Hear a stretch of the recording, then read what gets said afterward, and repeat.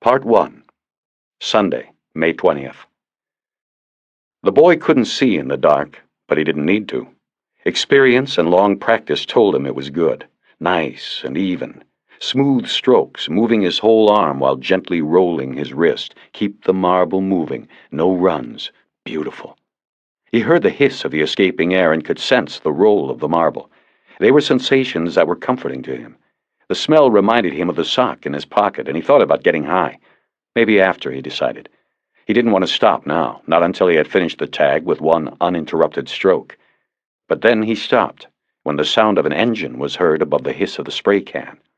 He looked around but saw no light, save for the moon's silvery white reflection on the reservoir and the dim bulb above the door of the pump house, which was midway across the dam.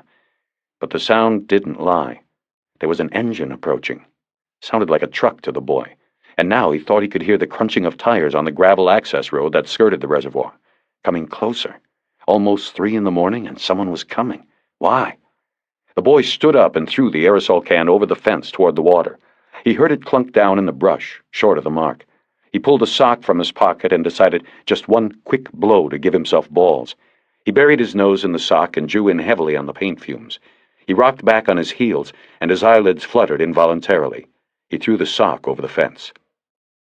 The boy stood his motorbike up and wheeled it across the road, back toward the tall grass and the bottle brush and pine trees at the base of the hill. It was good cover, he thought, and he'd be able to see what was coming. The sound of the engine was louder now. He was sure it was just a few seconds away, but he didn't see the glow of headlights.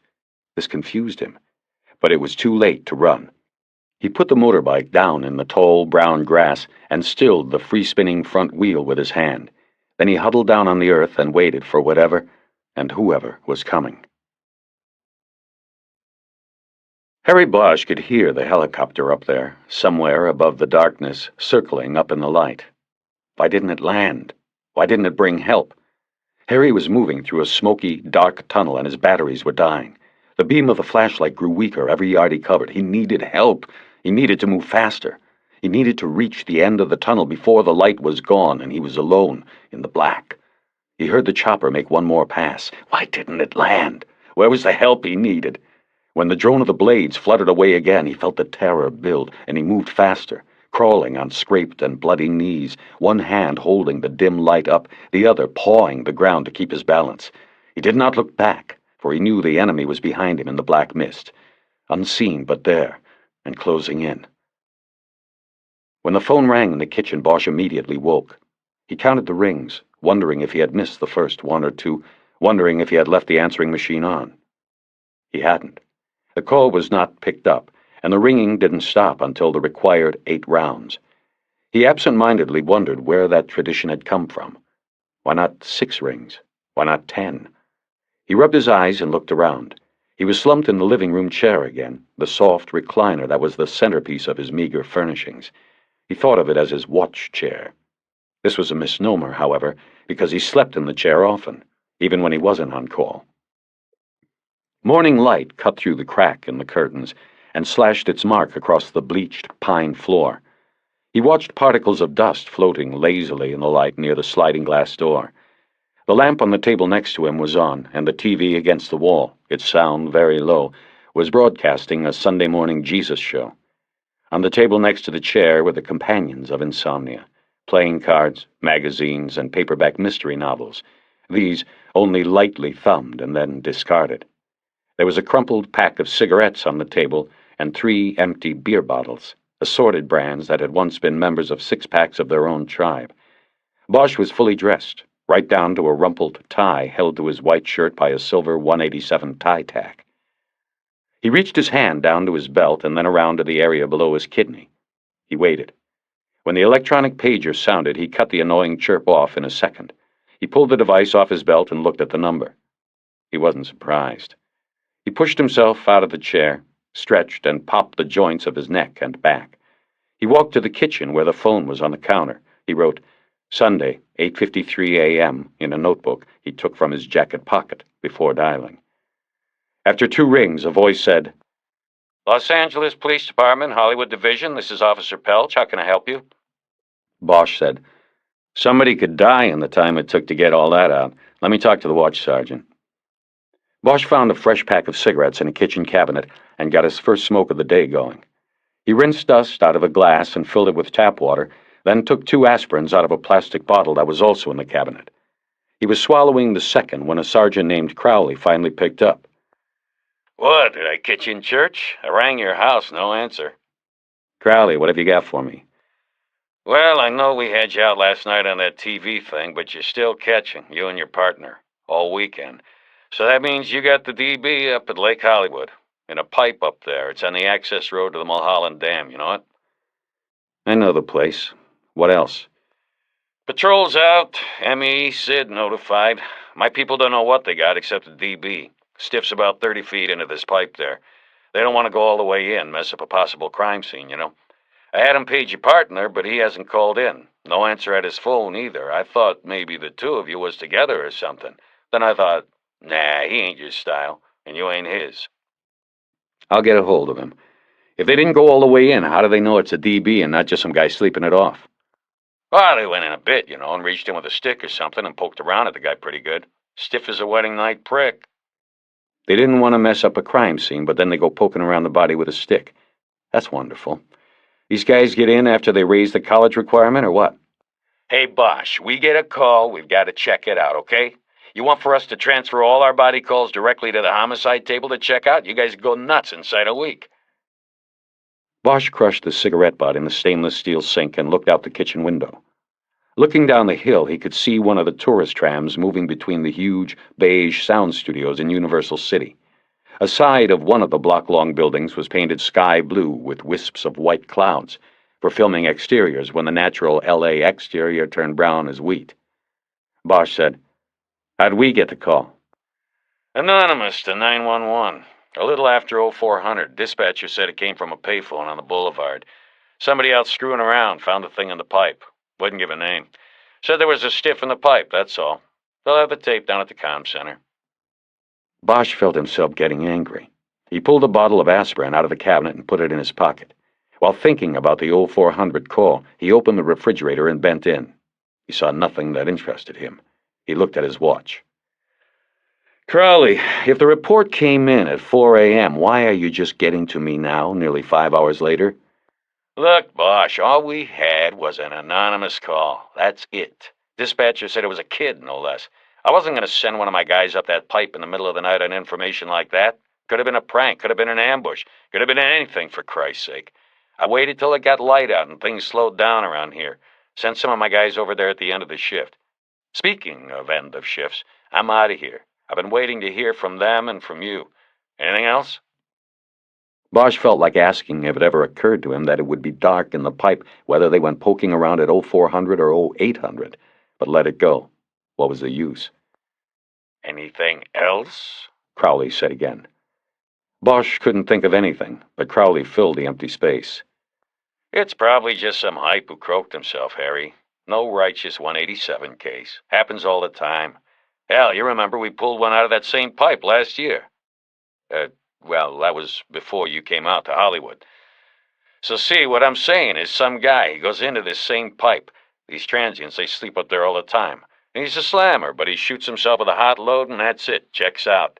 Except we didn't find him so fast that time, and with his son and all beating on the pipe a couple days, he gets cooked in there, roasted like a tom turkey. But it didn't smell as good.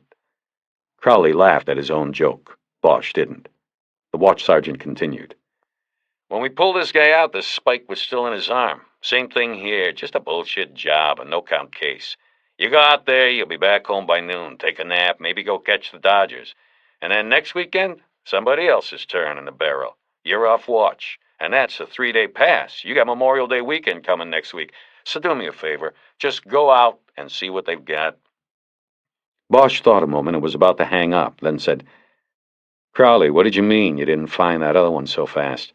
What makes you think we found this one fast?" My guys out there, they say they can't smell a thing off this stiff, other than a little piss. Must be fresh. "Tell your guys I'll be there in 15 minutes. Tell them not to fuck anymore with anything at my scene." Bosch knew Crowley was going to defend his men again, but hung up before he had to hear it. He lit another cigarette as he went to the front door to get the Times off the step. He spread the 12 pounds of Sunday paper out on the kitchen counter, wondering how many trees died. He found the real estate supplement and paged through it until he saw a large display ad for Valley Pride Properties. He ran his finger down a list of open houses until he found one address and description marked Cole Jerry. He dialed the number. Valley Pride Properties, can I help you? Jerry Edgar, please.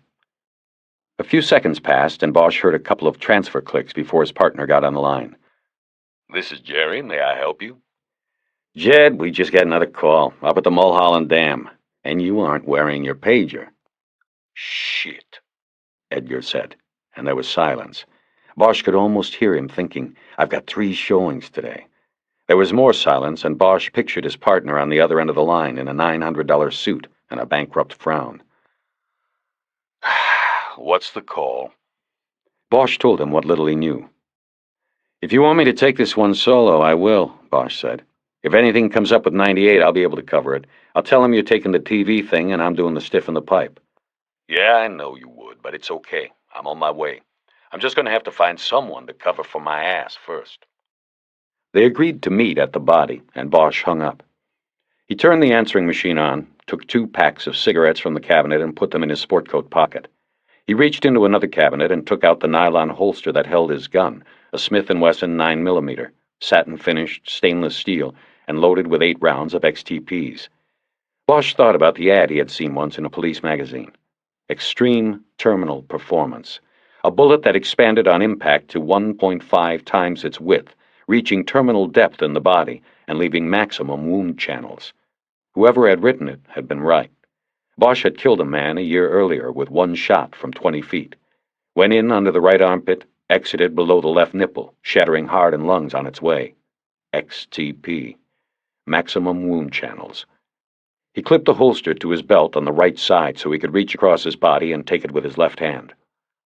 He went into the bathroom and brushed his teeth without toothpaste. He was out and had forgotten to go by the store. He dragged a wet comb through his hair and stared at his red-rimmed 40-year-old eyes for a long moment. Then he studied the gray hairs that were steadily crowding out the brown in his curly hair. Even the mustache was going gray. He had begun seeing flecks of gray in the sink when he shaved. He touched a hand to his chin, but decided not to shave. He left his house then without changing even his tie. He knew his client wouldn't mind. Bosch found a space where there were no pigeon droppings and leaned his elbows on the railing that ran along the top of the Mulholland Dam. A cigarette dangled from his lips, and he looked through the cleft of the hills to the city below. The sky was gunpowdered gray, and the smog was a form-fitted shroud over Hollywood. A few of the far-off towers in downtown poked up through the poison, but the rest of the city was under the blanket. It looked like a ghost town. There was a slight chemical odor on the warm breeze, and after a while he pegged it. Malathion. He'd heard on the radio that the fruit fly helicopters had been up the night before, spraying North Hollywood down through the Cahuenga Pass. He thought of his dream and remembered the chopper that did not land. To his back was the blue-green expanse of the Hollywood Reservoir, 60 million gallons of the city's drinking water trapped by the venerable old dam in a canyon between 2 of the Hollywood hills. A 6-foot band of dried clay ran the length of the shoreline, a reminder that L.A. was in its 4th year of drought. Farther up the reservoir bank was a 10-foot-high chain-link fence that girded the entire shoreline. Bosch had studied this barrier when he first arrived, and wondered if the protection was for the people on one side of the fence or the water on the other. Bosch was wearing a blue jumpsuit over his rumpled suit. His sweat had stained through the underarms and back of both layers of clothing. His hair was damp and his mustache drooped. He had been inside the pipe. He could feel the slight, warm tickle of a Santa Ana wind drying the sweat on the back of his neck. They had come early this year. Harry was not a big man. He stood a few inches short of 6 feet and was built lean. The newspapers, when they described him, called him wiry. Beneath the jumpsuit, his muscles were like nylon cords, strength concealed by economy of size. The gray that flecked his hair was more partial to the left side. His eyes were brown-black and seldom betrayed emotion or intention. The pipe was located above ground and ran for 50 yards alongside the reservoir's access road. It was rusted inside and out, and was empty and unused except by those who sought its interior as a shelter or its exterior as a canvas for spray paint. Bosch had had no clue to its purpose until the reservoir caretaker had volunteered the information. The pipe was a mud break. Heavy rain, the caretaker said, could loosen earth and send mud sliding off the hillsides and into the reservoir. The 3-foot-wide pipe, left over from some unknown district project or boondoggle, had been placed in a predicted slide area as the reservoir's first and only defense. The pipe was held in place by half-inch thick iron rebar that looped over it and was embedded in concrete below. Bosch had put on the jumpsuit before going into the pipe. The letters LAPD were printed in white across the back. After taking it out of the trunk of his car and stepping into it, he realized it was probably cleaner than the suit he was trying to protect. But he wore it anyway because he had always worn it. He was a methodical, traditional, superstitious detective.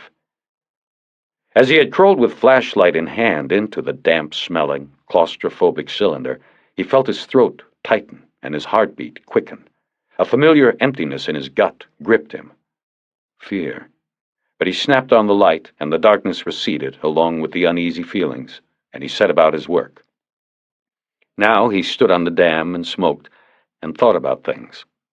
Crowley, the watch sergeant, had been right. The man in the pipe was certainly dead. But he had also been wrong. This would not be an easy one. Harry would not be home in time for an afternoon nap or to listen to the Dodgers on KABC. Things were wrong here. Harry wasn't 10 feet inside the pipe before he knew that. There were no tracks in the pipe. Or rather, there were no tracks that were of use.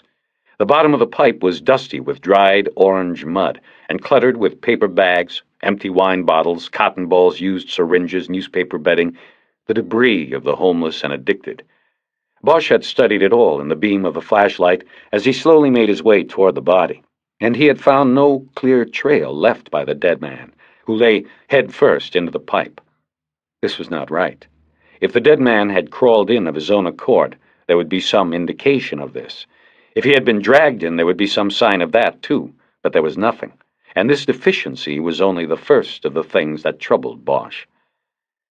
When he reached the body, he found the dead man's shirt, a black, open-collar crew shirt, pulled up over his head with his arms tangled inside. Bosch had seen enough dead people to know that literally nothing was impossible during the last breaths. He had worked a suicide in which a man who had shot himself in the head had then changed pants before dying, apparently because he did not want his body to be discovered soaked in human waste. But the shirt and the arms on the dead man in the pipe did not seem acceptable to Harry. It looked to Bosch as if the body had been dragged into the pipe by someone who had pulled the dead man by the collar. Bosch had not disturbed the body or pulled the shirt away from the face. He noted that it was a white male. He detected no immediate indication of the fatal injury. After finishing his survey of the body, Bosch carefully moved over the corpse, his face coming within a half-foot of it, and then continued through the pipe's remaining 40 yards. He found no tracks and nothing else of evidentiary value. In 20 minutes, he was back in the sunlight. He then sent a crime scene tech named Donovan in to chart the location of debris in the pipe and video the body in place. Donovan's face had betrayed his surprise at having to go into the pipe on a case he'd already written off as an OD. He had tickets to the Dodgers, Bosch figured. After leaving the pipe to Donovan, Bosch had lit a cigarette and walked to the dam's railing to look down on the fouled city and brood. At the railing, he could hear the sound of traffic filtering up from the Hollywood freeway. It almost sounded gentle from such a distance, like a calm ocean. Down through the cleft of the canyon, he saw blue swimming pools and Spanish tile roofs. A woman in a white tank top and lime green jogging shorts ran by him on the dam. A compact radio was clipped to her waistband, and a thin yellow wire carried sound to the earphones clamped to her head. She seemed to be in her own world, unaware of the grouping of police ahead of her until she reached the yellow crime scene tape stretched across the end of the dam. It told her to stop in 2 languages. She jogged in place for a few moments, her long blonde hair clinging to sweat on her shoulders, and watched the police, who were mostly watching her. Then she turned and headed back past Bosch. His eyes followed her, and he noticed that when she went by the pump house, she deviated her course to avoid something. He walked over and found glass on the pavement. He looked up and saw the broken bulb in the socket above the pump house door. He made a mental note to ask the caretaker if the bulb had been checked lately. When Bosch returned to his spot at the railing, a blur of movement from below drew his attention. He looked down and saw a coyote sniffing among the pine needles and trash that covered the earth below the trees in front of the dam. The animal was small, and its coat was scruffy and completely missing some patches of hair. There were only a few of them left in the city's protected areas, left to scavenge among the debris of the human scavengers. "They're pulling it out now," a voice said from behind. Bosch turned and saw one of the uniforms that had been assigned to the crime scene. He nodded and followed him off the dam, under the yellow tape, and back to the pipe. A cacophony of grunts and heavy gasps echoed from the mouth of the graffiti-scarred pipe. A shirtless man, with his heavily muscled back scratched and dirty, emerged backward, towing a sheet of heavy, black plastic on top of which lay the body. The dead man was still face up, with his head and arms mostly obscured in the wrapping of the black shirt. Bosch looked around for Donovan and saw him stowing a video recorder in the back of the blue crime scene van. Harry walked over. "Now I'm going to need you to go back in. All the debris in there. Newspapers, cans, bags. I saw some hypos, cotton, bottles. I need it all bagged." "You got it," Donovan said. He waited a beat and added, "I'm not saying anything, but Harry, you really think this is the real thing? Is it worth busting our balls on?" "I guess we won't know until after the cut." He started to walk away, but stopped. "Look, Donnie, I know it's Sunday, and thanks for going back in." "No problem. It's straight old teeth for me." The shirtless man and a coroner's technician were sitting on their haunches, huddled over the body. They both wore white rubber gloves. The technician was Larry Sakai, a guy Bosch had known for years, but never liked. He had a plastic fishing tackle box open on the ground next to him. He took a scalpel from the box and made a 1-inch long cut into the side of the body, just above the left hip. No blood came from the slice. From the box, he then removed a thermometer and attached it to the end of a curved probe. He stuck it into the incision, expertly though roughly turning it and driving it up into the liver. The shirtless man grimaced, and Bosch noticed he had a blue tear tattooed at the outside corner of his right eye. It somehow seemed appropriate to Bosch. It was the most sympathy the dead man would get here. "Time of death is going to be a pisser," Sakai said. He did not look up from his work. "That pipe, with the heat rising, it's going to skew the temperature loss in the liver. Aceto took a reading in there and it was 81. 10 minutes later it was 83. We don't have a fixed temp in the body or the pipe." "So?" Bosch said. "So, I am not giving you anything here. I got to take it back and do some calculating." "You mean give it to somebody else who knows how to figure it?" Bosch said. "You'll get it when you come in for the autopsy. Don't worry, man." "Speaking of which, who's doing the cutting today?" Sakai didn't answer. He was busy with the dead man's legs. He grabbed each shoe and manipulated the ankles. He moved his hands up the legs and reached beneath the thighs, lifting each leg and watching as it bent at the knee. He then pressed his hands down on the abdomen as if feeling for contraband. Lastly, he reached inside the shirt and tried to turn the dead man's head. It didn't move. Bosch knew rigor mortis worked its way from the head through the body and then into the extremities. "This guy's neck is locked but good," Sakai said. "Stomach's getting there, but the extremities still have good movement." He took a pencil from behind his ear and pressed the eraser end against the skin on the side of the torso. There was purplish blotching on the half of the body closest to the ground, as if the body were half full of red wine. It was post-mortem lividity. When the heart stops pumping, the blood seeks the low ground. When Sakai pressed the pencil against the dark skin, it did not blanch white, a sign the blood had fully clotted. The man had been dead for hours. "The pulmolividity is steady," Sakai said. "That and the rig makes me estimate that this dude's been dead maybe 6 to 8 hours. That's going to have to hold you, Bosch, until we can work with the temps." Sakai didn't look up as he said this. He and the one called Aceto began pulling the pockets on the dead man's green fatigue pants inside out. They were empty, as were the large, baggy pockets on the thighs. They rolled the body to one side to check the back pockets. As they did this, Bosch leaned down to look closely at the exposed back of the dead man. The skin was purplish with lividity and dirty, but he saw no scratches or marks that allowed him to conclude that the body had been dragged. "Nothing in the pants, Bosch, no ID," Sakai said, still not looking up. Then they began to gently pull the black shirt back over the head and onto the torso. The dead man had straggly hair that had more gray in it than the original black. His beard was unkempt, and he looked to be about 50, which made Bosch figure him at about 40. There was something in the breast pocket of the shirt, and Sakai fished it out, looked at it a moment, and then put it into a plastic bag held open by his partner. "Bingo," Sakai said, and handed the bag up to Bosch. "One set of works makes our jobs all a lot easier." Sakai next peeled the dead man's cracked eyelids all the way open. The eyes were blue, with a milky caul over them. Each pupil was constricted to about the size of a pencil lead.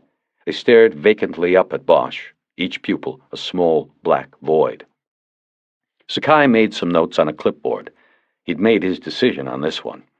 Then he pulled an ink pad and a print card from the tackle box by his side. He inked the fingers of the left hand and began pressing them on the card. Bosch admired how quickly and expertly he did this. But then Sakai stopped. "Hey, check it out."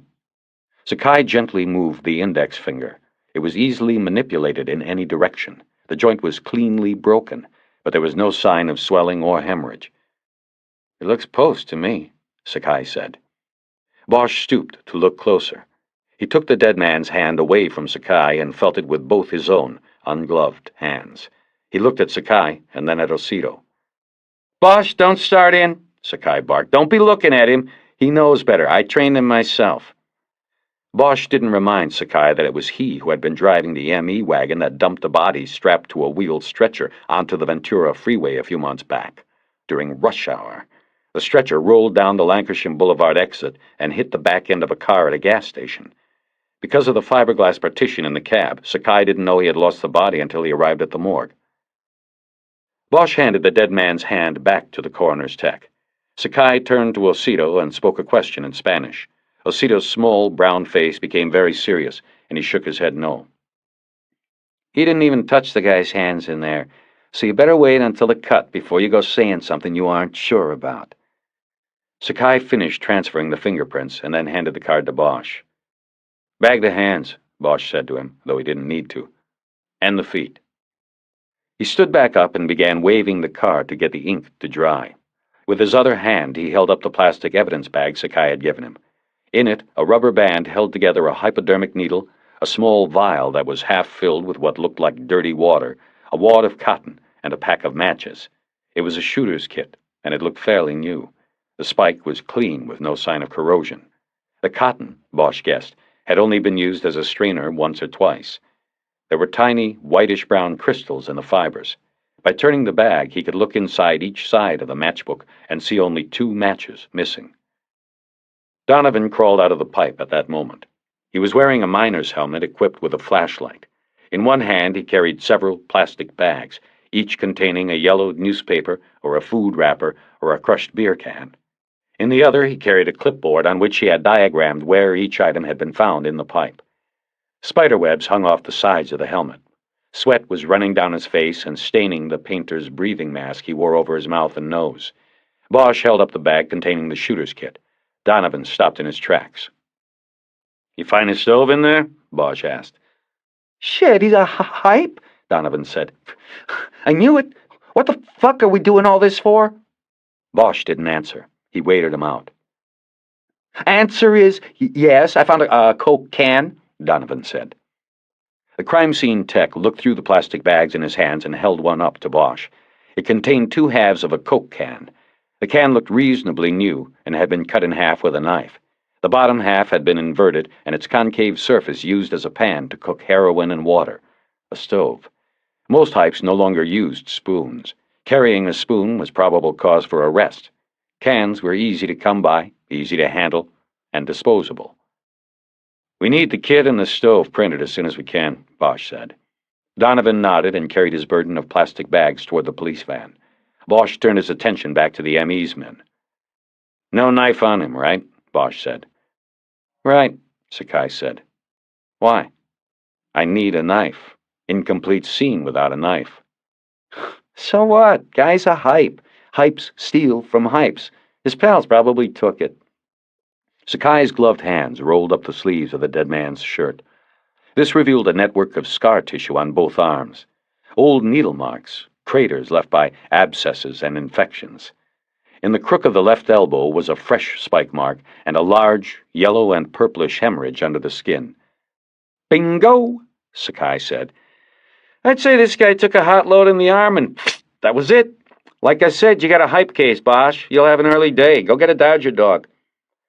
Bosch crouched down again to look closer. That's what everybody keeps telling me," he said.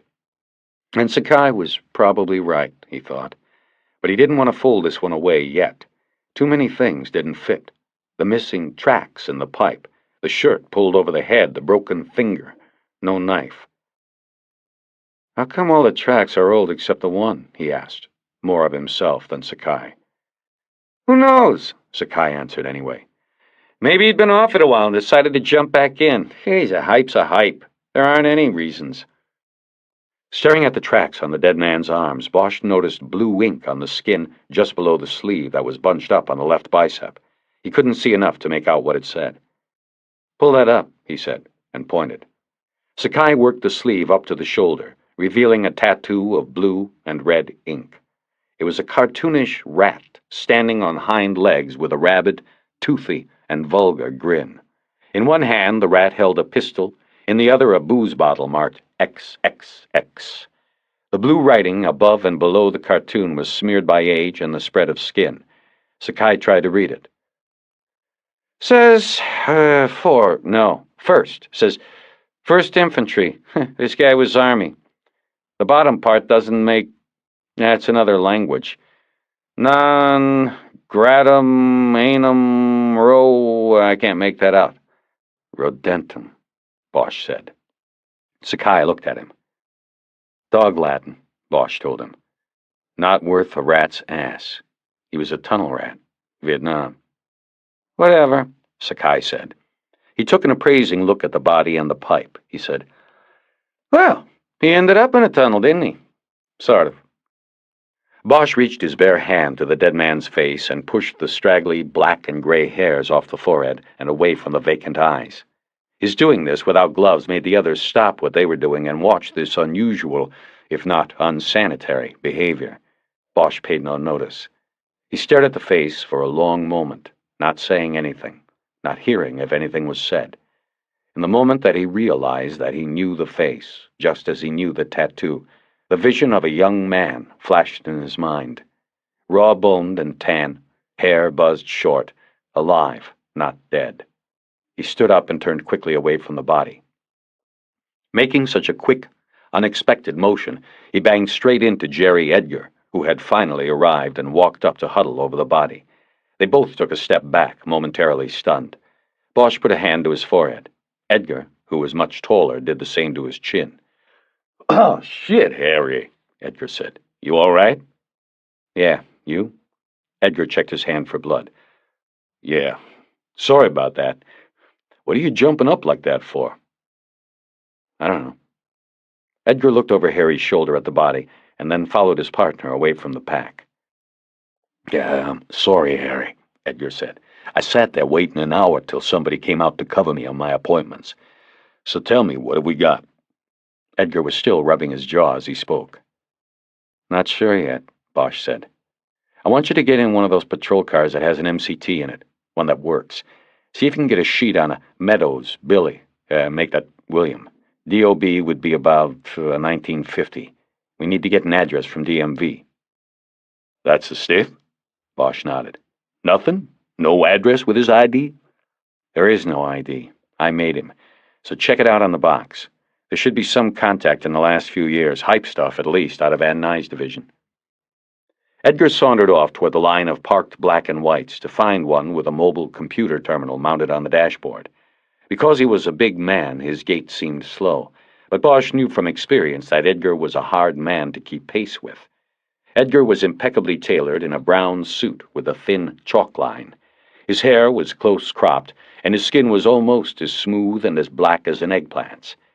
Bosch watched Edgar walk away and couldn't help but wonder if he had timed his arrival to be just late enough to avoid having to wrinkle his ensemble by stepping into a jumpsuit and crawling into the pipe. Bosch went to the trunk of his car and got out the Polaroid camera. He then went back to the body, straddled it, and stooped to take photographs of the face. 3 would be enough, he decided, and he placed each car that was ejected from the camera on top of the pipe while the photo developed. He couldn't help but stare at the face, at the changes made by time. He thought of that face and the inebriated grin that creased it on the night that all of the 1st Infantry rats had come out of the tattoo parlor in Saigon. It had taken the burned-out Americans 4 hours, but they had all been made blood brothers by putting the same brand on their shoulders. Bosch remembered Meadows' joy in the companionship and fear they all shared. Harry stepped away from the body while Sakai and Osito unfolded a black, heavy plastic bag with a zipper running up the center. Once the body bag was unfolded and opened, the coroner's men lifted Meadows and placed him inside. "Looks like Rip Van Fucking Winkle," Edgar said as he walked up. Sakai zipped the bag up, and Bosch saw a few of Meadows' curling gray hairs had been caught in the zipper. Meadows wouldn't mind. He had once told Bosch that he was destined for the inside of a body bag. He said everybody was. Edgar held a small notepad in one hand, a gold cross pen in the other. "William Joseph Meadows, 7/21/50. That sound like him, Harry?" "Yeah, that's him." "Well, you were right. We have multiple contacts, but not just hype shit. We got bank robbery, attempted robbery, possession of heroin. We got a loitering right here at the dam a year or so ago. And he did have a couple hype beefs. The one in Van Nuys you were talking about. What was he to you, a CI?" "No. Get an address?" "Lives up in the valley. Sepulveda, up by the brewery. Tough neighborhood to sell a house in. So if he wasn't an informant, how'd you know this guy?" "I didn't know him. At least recently. I knew him in a different life." "What does that mean? When did you know the guy?" "Last time I saw Billy Meadows was 20 years ago, or thereabouts. He was in Saigon." "Yeah, that'd make it about 20 years. Edgar walked over to the Polaroids and looked down at the 3 faces of Billy Meadows. "You know him good?" "Not really. About as well as anybody got to know somebody there. You learn to trust people with your life, then when it's over you realize you didn't really even know most of them. I never saw him once I got back here. Talked to him once on the phone last year, that's all." "How'd you make him?" "I didn't at first. Then I saw the tattoo on his arm. That brought the face back. I guess you remember guys like him. I do, at least." "I guess." They let the silence sit there a while. Bosch was trying to decide what to do, but could only wonder about the coincidence of being called to a death scene to find Meadows. Edgar broke the reverie. "So you want to tell me what you got that looks hinky here? Donovan over there looks like he's getting ready to shit his pants, all the work you're putting him through." Bosch told Edgar about the problems, the absence of distinguishable tracks in the pipe, the shirt pulled over the head, the broken finger, and that there was no knife. "No knife," his partner said.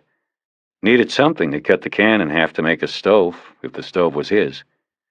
"Well, could have brought the stove with him. Could have been that somebody went in there and took the knife after the guy was dead, if there was a knife." "Yeah, it could have been. No tracks to tell us anything." "Well, we know from his sheet he was a blown-out junkie. Was he like that when you knew him?" "To a degree. A user and seller." "Well, there you go, long-time addict. You can't predict what they're going to do, when they're going to get off the shit or on it. They're lost people, Harry."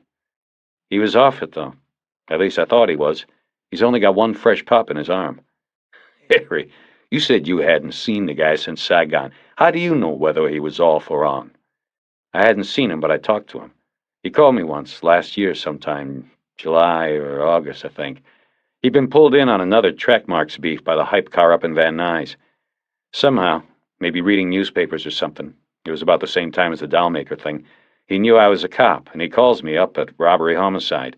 He calls me from Van Nuys jail and asks if I could help him out. He would have only done, 30 days in county, but he was bottomed out, he said.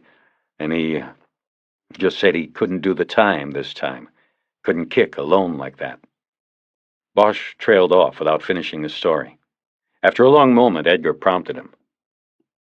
"And? Come on, Harry, what did you do?" And I believed him.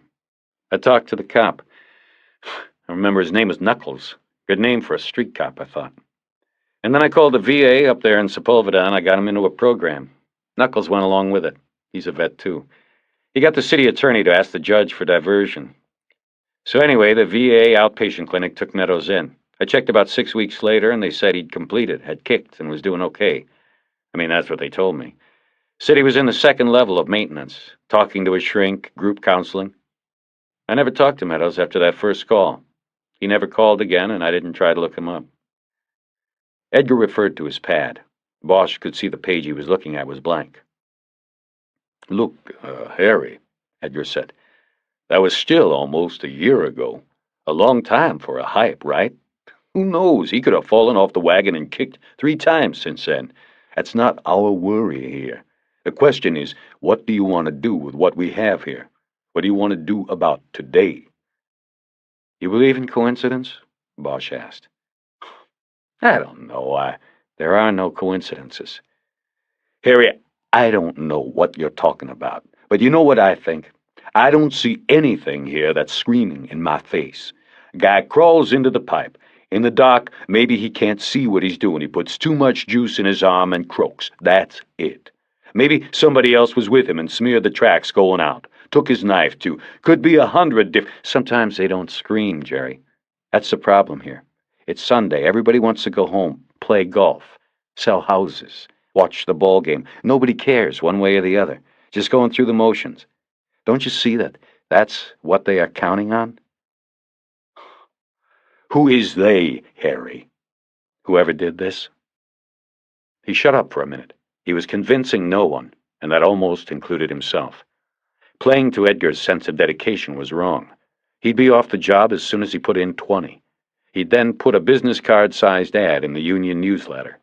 LAPD retired, will cut commission for brother officers, and make $250,000 a year selling houses to cops or for cops in the San Fernando Valley or the Santa Clarita Valley or the Antelope Valley or whatever valley the bulldozers aimed at next. Why go in the pipe? Bosch said then. You said he lived up in the valley, Sepulveda. Why come down here? Harry, who knows? The guy was a junkie. Maybe his wife kicked him out. Maybe he croaked himself up there and his friends dragged his dead ass down here because they didn't want to be bothered with explaining it. That's still a crime. Yeah, that's a crime, but let me know when you find a DA that'll file it for you. His kit looked clean, new. The other tracks on his arm look old. I don't think he was slamming again. Not regularly. Something isn't right. Well, I don't know. You know, AIDS and everything, they're supposed to keep a clean kit. Bosch looked at his partner as if he didn't know him. Harry, listen to me. What I'm telling you is that he may have been your foxhole buddy 20 years ago, but he was a junkie this year. You'll never be able to explain every action he took. I don't know about the kit or the tracks, but I do know that this does not look like one we should bust our humps on. This is a 9-to-5-er, weekends and holidays excluded. Bosch gave up for the moment. I'm going up to Sepulveda, he said. Are you coming, or are you going back to your open house? I'll do my job, Harry, Edgar said softly. Just because we don't agree on something doesn't mean I'm not going to do what I'm paid to do. It's never been that way, never will be. But if you don't like the way I do business, we'll go see 98 tomorrow morning and see about a switch. Bosch was immediately sorry for the cheap shot, but didn't say so. He said, Okay, you go on up there, see if anybody's home. I'll meet you after I sign off on the scene. Edgar walked over to the pipe and took one of the Polaroid photos of Meadows. He slipped it into his coat pocket, then walked down the access road toward his car without saying another word to Bosch. After Bosch took off his jumpsuit and folded it away in the trunk of his car, he watched Sakai and Osito slide the body roughly onto a stretcher and then into the back of a blue van. He started over, thinking about what would be the best way to get the autopsy done as a priority, meaning by at least the next day instead of 4 or 5 days later. He caught up with the coroner's tech as he was opening the driver's door. We're out of here, Bosch. Bosch put his hand on the door, holding it from opening enough for Sakai to climb in. Who's doing the cutting today? On this one? Nobody. Come on, Sakai, who's on? Sally, but he's not going near this one, Bosch. Look, I just went through this with my partner, not you two, okay? Bosch, you look. You listen. I've been working since 6 last night, and this is the 7th scene I've been to. We got drive-bys, floaters, a sex case. People are dying to meet us, Bosch. There is no rest for the weary, and that means no time for what you think might be a case. Listen to your partner for once. This one is going on the routine schedule. That means we'll get to it by Wednesday, maybe Thursday, I promise Friday at the latest. And tox results is at least a 10-day wait anyway. You know that. So what's your goddamn hurry? Tox results are at least a 10-day wait. Fuck off. Just tell Sally I need the prelim done today. I'll be by later. Christ, Bosch, listen to what I'm telling you. We've got bodies on gurneys stacked in the hall that we already know are 187s and need to be cut. Salazar is not going to have time for what looks to me and everybody else around here except you like a hype case. Cut and dried, man. What am I going to say to him that's going to make him do the cut today? Show him the finger? Tell him there were no tracks in the pipe? Think of something. Tell him the DB was a guy who knew needles too well to have OD'd. Sakai put his head back against the van's side panel and laughed loudly. Then he shook his head as if a child had made a joke. And you know what he'll say to me? He'll say that it doesn't matter how long he'd been spiking, they all fuck up. Bosch, how many 65-year-old junkies do you see around? None of them go the distance. The needle gets them all in the end, just like this guy in the pipe. Bosch turned and looked around to make sure none of the uniforms were watching and listening. Then he turned back to Sakai's face. Just tell him I'll be by there later, he said quietly. If he doesn't find anything on the prelim, then fine. You can stick the body at the end of the line in the hall, or you can park it down at the gas station on Lancashire. I won't care then, Larry. But you tell him. It's his decision, not yours. Bosch dropped his hand from the door and stepped back. Sakai got in the van and slammed the door. He started the engine and looked at Bosch through the window for a long moment before rolling it down. Bosch, you're a pain in the ass. Tomorrow morning. It's the best I can do. Today is no way. First cut of the day? Just leave us alone today, okay? First cut? Yeah. First cut. Sure, I'll leave you alone. See you tomorrow, then. Not me, man. I'll be sleeping. Sakai rolled the window back up, and the van moved away. Bosch stepped back to let it pass, and when it was gone, he was left staring at the pipe. It was really for the first time, then, that he noticed the graffiti. Not that he hadn't seen that the exterior of the pipe was literally covered with painted messages, but this time he looked at the individual scrawls. Many were old, faded together, a tableau of letters spelling threats either long forgotten or since made good. There were slogans, Abandon L.A. There were names, Ozone, Bomber, Striker, many others. One of the fresher tags caught his eye. It was just 3 letters about 12 feet from the end of the pipe. Shah. The 3 letters had been painted in one fluid motion. The top of the S was jagged and then contoured, giving the impression of a mouth, a gaping maw. There were no teeth, but Bosch could sense them. It was as though the work wasn't completed. Still, it was good work, original and clean. He aimed the Polaroid at it and took a photo.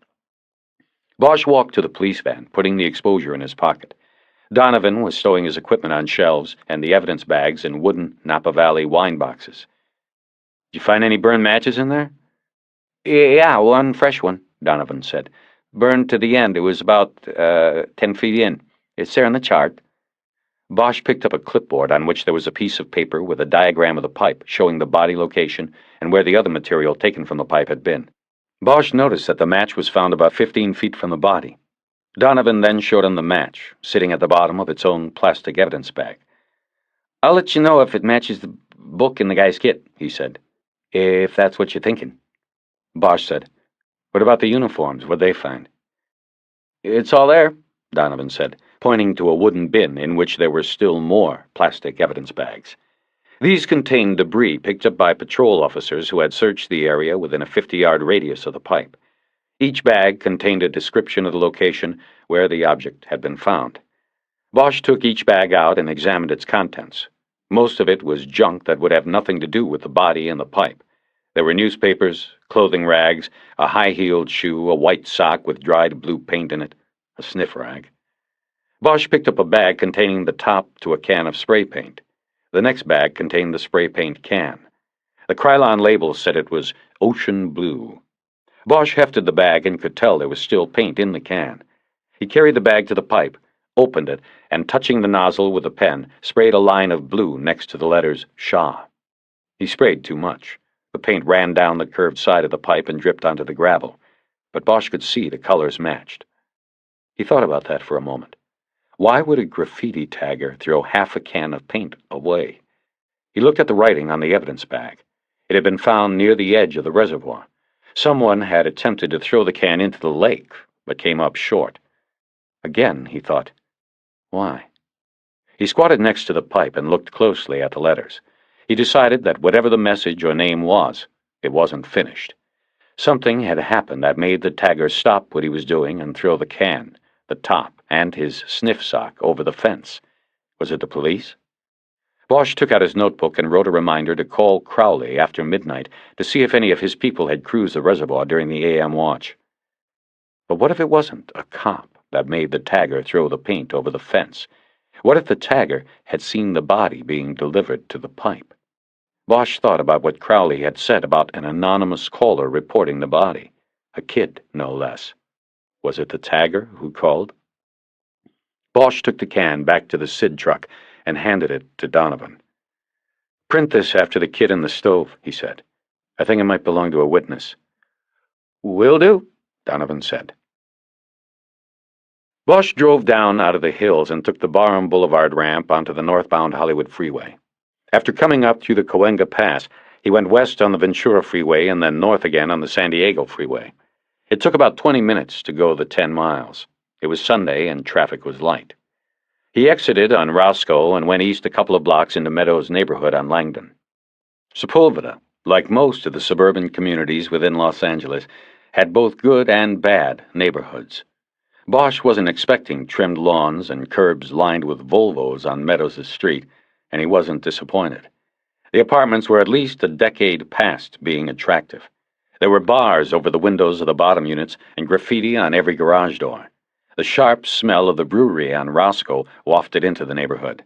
The place smelled like a 4 a.m. bar. Meadows had lived in a U-shaped apartment building that had been built in the 1950s, when the smell of hops wasn't yet in the air, gangbangers weren't on the street corner, and there was still hope in the neighborhood. There was a pool in the center courtyard, but it had long been filled in with sand and dirt. Now the courtyard consisted of a kidney-shaped plot of brown grass surrounded by dirty concrete. Meadows had lived in an upstairs corner apartment. Bosch could hear the steady drone of the freeway as he climbed the stairs and moved along the walkway that fronted the apartments. The door to 7B was unlocked, and it opened into a small living room, dining room, kitchen. Edgar was leaning against the counter writing in his notebook. He said, "Nice place, huh?" "Yeah," Bosch said and looked around. "Nobody home?" "Nah. I checked with the neighbor next door, and she hadn't seen anybody around since the day before yesterday. Said the guy that lived here told her his name was Fields, not Meadows." Cute, huh? "She said he lived all by himself, been here about a year, kept to himself mostly, that's all she knew." "You show her the picture?" "Yeah, she made him. Didn't like looking at a picture of a dead guy, though." Bosch walked into a short hallway that led to a bathroom and a bedroom. He said, "You picked the door?" "Nah, it was unlocked." "No shit. I knock a couple times, and I'm fixing to get my pouch out of the car and finesse the lock when, for the hell of it, I try the door." "And it opens?" "It opens." "You talk to the landlord?" "Landlady's not around. Supposed to be, but maybe she went out to eat lunch or score some horse. I think everybody I've seen around here is a spiker." Bosch came back into the living room and looked around. There wasn't much. A couch covered with green vinyl was pushed against one wall. A stuffed chair was against the opposite wall, with a small color television on the carpet next to it. There was a formica-topped table with 3 chairs around it in the dining room. The 4th chair was by itself against the wall. Bosch looked at an old, cigarette-scarred coffee table in front of the couch. On it were an overloaded ashtray and a crossword puzzle book. Playing cards were laid out in an unfinished game of solitaire. There was a TV guide. Bosch had no idea if Meadows smoked, but he knew that no cigarettes had been found on the body. He made a mental note to check on it later. Edgar said, "Harry, this place was turned. Not just the door being open and all, but, there are other things. The whole place has been searched. They did a halfway decent job, but you can tell. It was rushed. Go check out the bed in the closet. You'll see what I mean. I'm going to get landlady another try. Edgar left, and Bosch walked back through the living room to the bedroom. Along the way, he noted the smell of urine. In the bedroom, he found a queen-sized bed without a backboard, pushed against one wall. There was a greasy discoloration on the white wall at about the level where Meadows would have leaned his head while sitting up in bed. Opposite the bed was an old six-drawer dresser against the wall. A cheap rattan night table with a lamp on it stood next to the bed. Nothing else was in the room, not even a mirror. Bosch studied the bed first. It was unmade, with pillows and sheets in a pile in the center. Bosch noticed that a corner of one of the sheets was folded between the mattress and the box spring, in the midsection of the left side of the bed. The bed would not have been made that way, obviously. Bosch pulled the corner out from under the mattress and let it hang loosely off the side of the bed. He lifted the mattress as if to search underneath it, then lowered it back into place. The corner of the sheet was back between the mattress and the box spring. Edgar was right. He next opened the 6 bureau drawers. What clothes there were, underwear, white and dark socks, and several t-shirts, were neatly folded and seemed undisturbed. When he closed the bottom left drawer, he noticed that it slid unevenly and would not close all the way. He pulled it all the way out of the bureau. Then he pulled another drawer completely out of the dresser, then the rest. When he had all the drawers out, he checked the underside of each to see if something was or had been taped to it. He found nothing. He put them back in, but kept changing their order until each one slid easily into place and closed completely. When he was done, the drawers were in a different order. The right order. He was satisfied that someone had pulled the drawers out to search beneath and behind them, and had then put them back in the wrong order. He went into the walk-in closet. He found only a quarter of the available space used.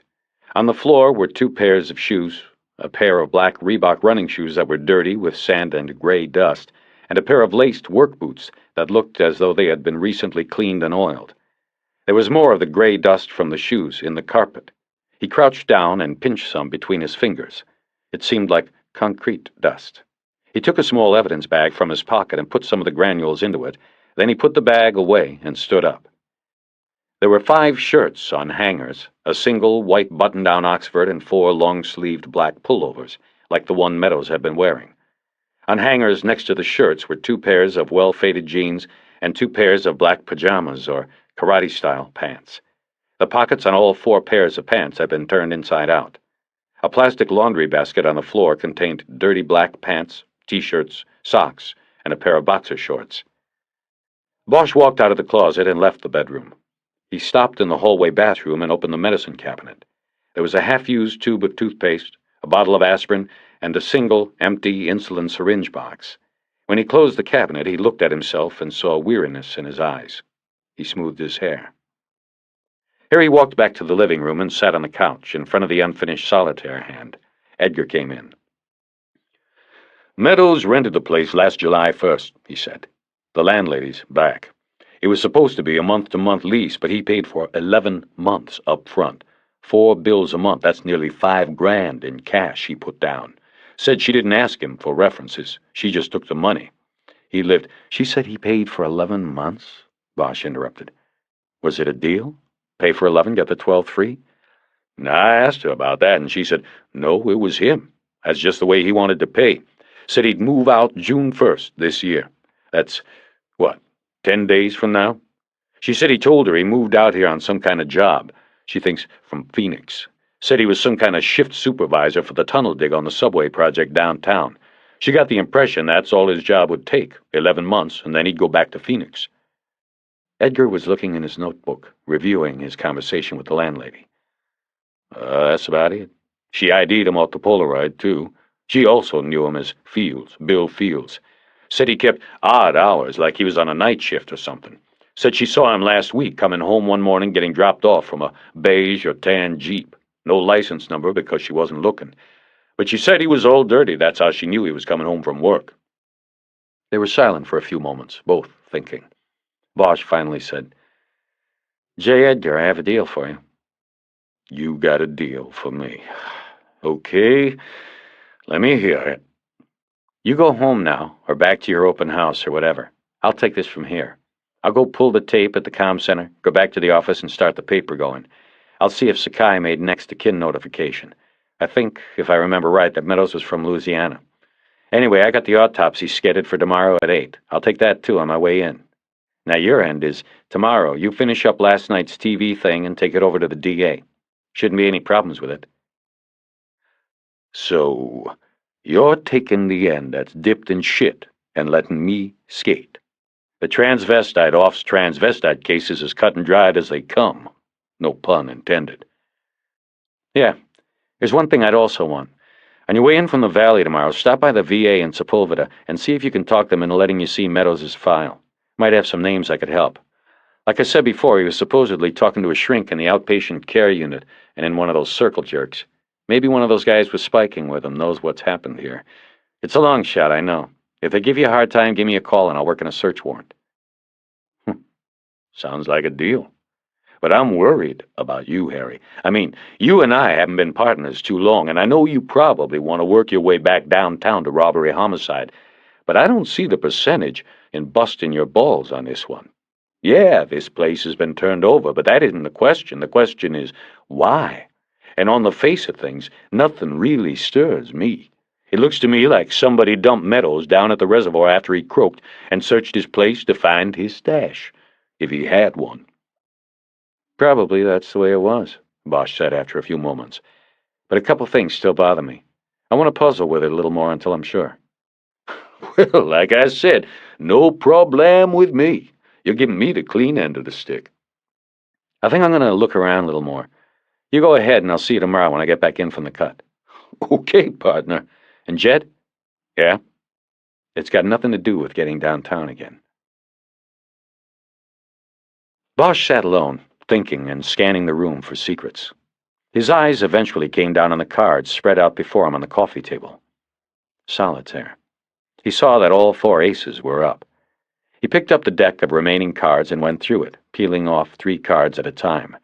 In the course of going through, he came across the 2 and 3 of spades and the 2 of hearts. The game hadn't stalled. It had been interrupted and never finished. He became restless. He looked down into the green glass ashtray and saw that all the butts were non-filtered Camels. Was that Meadows' brand or his killer's? He got up and walked around the room. The faint smell of urine hit him again. He walked back into the bedroom. He opened the drawers of the bureau and stared at the contents once more. Nothing turned in his mind.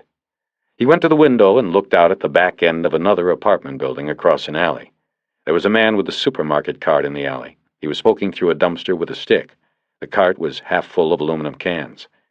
Bosch walked away and sat down on the bed and put his head back against the wall where the headboard should have been, and the white paint was a dingy gray.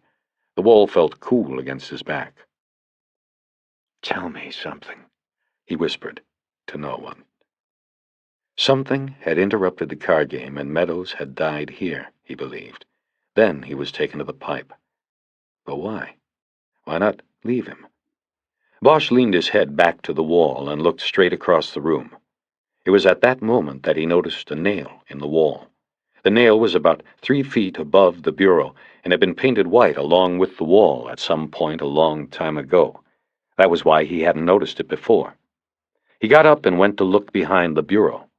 In the 3-inch space between it and the wall, he saw the edge of a fallen picture frame. With his shoulder, he pushed the heavy bureau away from the wall and picked up the frame. He stepped backward and sat on the edge of the bed, studying it. The glass was cracked into an intricate spiderweb that had probably occurred when the frame fell. The damaged glass partially obscured an 8x10 black and white photograph. It was grainy and fading to a brownish yellow around the edges. The photo was more than 20 years old. Bosch knew this because between 2 cracks in the glass, he saw his own young face staring out and smiling. Bosch turned the frame over and carefully bent back the tin prongs that kept the cardboard backing in place. As he was sliding the yellowed photo out, the glass finally gave way and the pieces dropped to the floor in shatters. He moved his feet away from the glass, but didn't get up. He studied the photograph. There were no markings on front or back to tell where or when it had been taken, but he knew it must have been sometime in late 1969 or early 1970, because some of the men in the picture were dead after that. There were 7 of them in the photo, all tunnel rats, all shirtless and proudly displaying their T-shirt, tan lines, and tattoos, each man's dog tags taped together to keep them from jangling while they crawled through the tunnels. They had to have been in the Echo sector of Ku Chi district, but Bosch could not tell or remember what village. The soldiers stood in a trench, positioned on both sides of a tunnel entrance no wider than the pipe in which Meadows would later be found dead. Bosch looked at himself and thought that his smile in the photograph was foolish. He was embarrassed by it now, in light of what was still to come after the moment was captured. Then he looked at Meadows in the photo and saw the thin smile and vacant stare. The others had always said Meadows would have a 1,000-yard stare in an 8x8 room. Bosch looked down at the glass between his feet and saw a pink piece of paper about the size of a baseball card. He picked it up by its edges and studied it. It was a pawn ticket from a shop downtown. The customer name on it was William Fields. It listed 1 item pawned, an antique bracelet, gold with jade inlay. The ticket was dated 6 weeks earlier. Fields had gotten $800 for the bracelet. Bosch slipped it into an evidence envelope from his pocket and stood up. The trip downtown took an hour because of the traffic heading to Dodger Stadium. Bosch spent the time thinking about the apartment. It had been searched, but Edgar was right, it was a rush job. The pants pockets were the obvious tip, but the bureau drawers should have been put back in correctly, and the photo and the hidden pawn slip should not have been missed. What had been the hurry? He concluded it was because Meadows' body was in the apartment. It had to be moved. Bosch exited on Broadway and headed south past Times Square to the pawn shop located in the Bradbury Building. Downtown L.A. was as quiet as Forest Lawn on most weekends, and he didn't expect to find the Happy Hawker open. He was curious and just wanted to drive by and take a look at the place before heading to the communications center. But when he drove past the storefront, he saw a man outside with an aerosol can painting the word "Open" in black on a sheet of plywood. The board stood in place of the shop's front window. Bosch could see shards of glass on the dirty sidewalk below the plywood. He pulled to the curb. The spray painter was inside by the time he got to the door. He stepped through the beam of an electric eye, which sounded a bell from somewhere above all the musical instruments hanging from the ceiling. "I'm not open, not Sundays," a man called from the back. He was standing behind a chrome cash register that was atop a glass counter. "That's not what the sign you just painted says." "Yes, but that is for tomorrow. People see boards over your windows, they think you're out of business. I'm not out of business, I'm open for business, except for weekends. I just have a board out there for a few days. I paint it open so people will know, you see? Starting tomorrow." "You own this business?" Bosch said as he pulled his ID case out and flipped open his badge. "This'll only take a couple minutes." "Oh, police! Why didn't you say? I've been waiting all day for you, police." Bosch looked around, confused, then put it together. "You mean the window? I'm not here about that." "What do you mean? The patrol police said to wait for detective police. I waited. I've been here since 5 a.m. this morning." Bosch looked around the shop. It was filled with the usual array of brass musical instruments, electronic junk, jewelry, and collectibles. "Look, Mr. Obina, Oscar Obina Pawn Shops of Los Angeles and Culver City."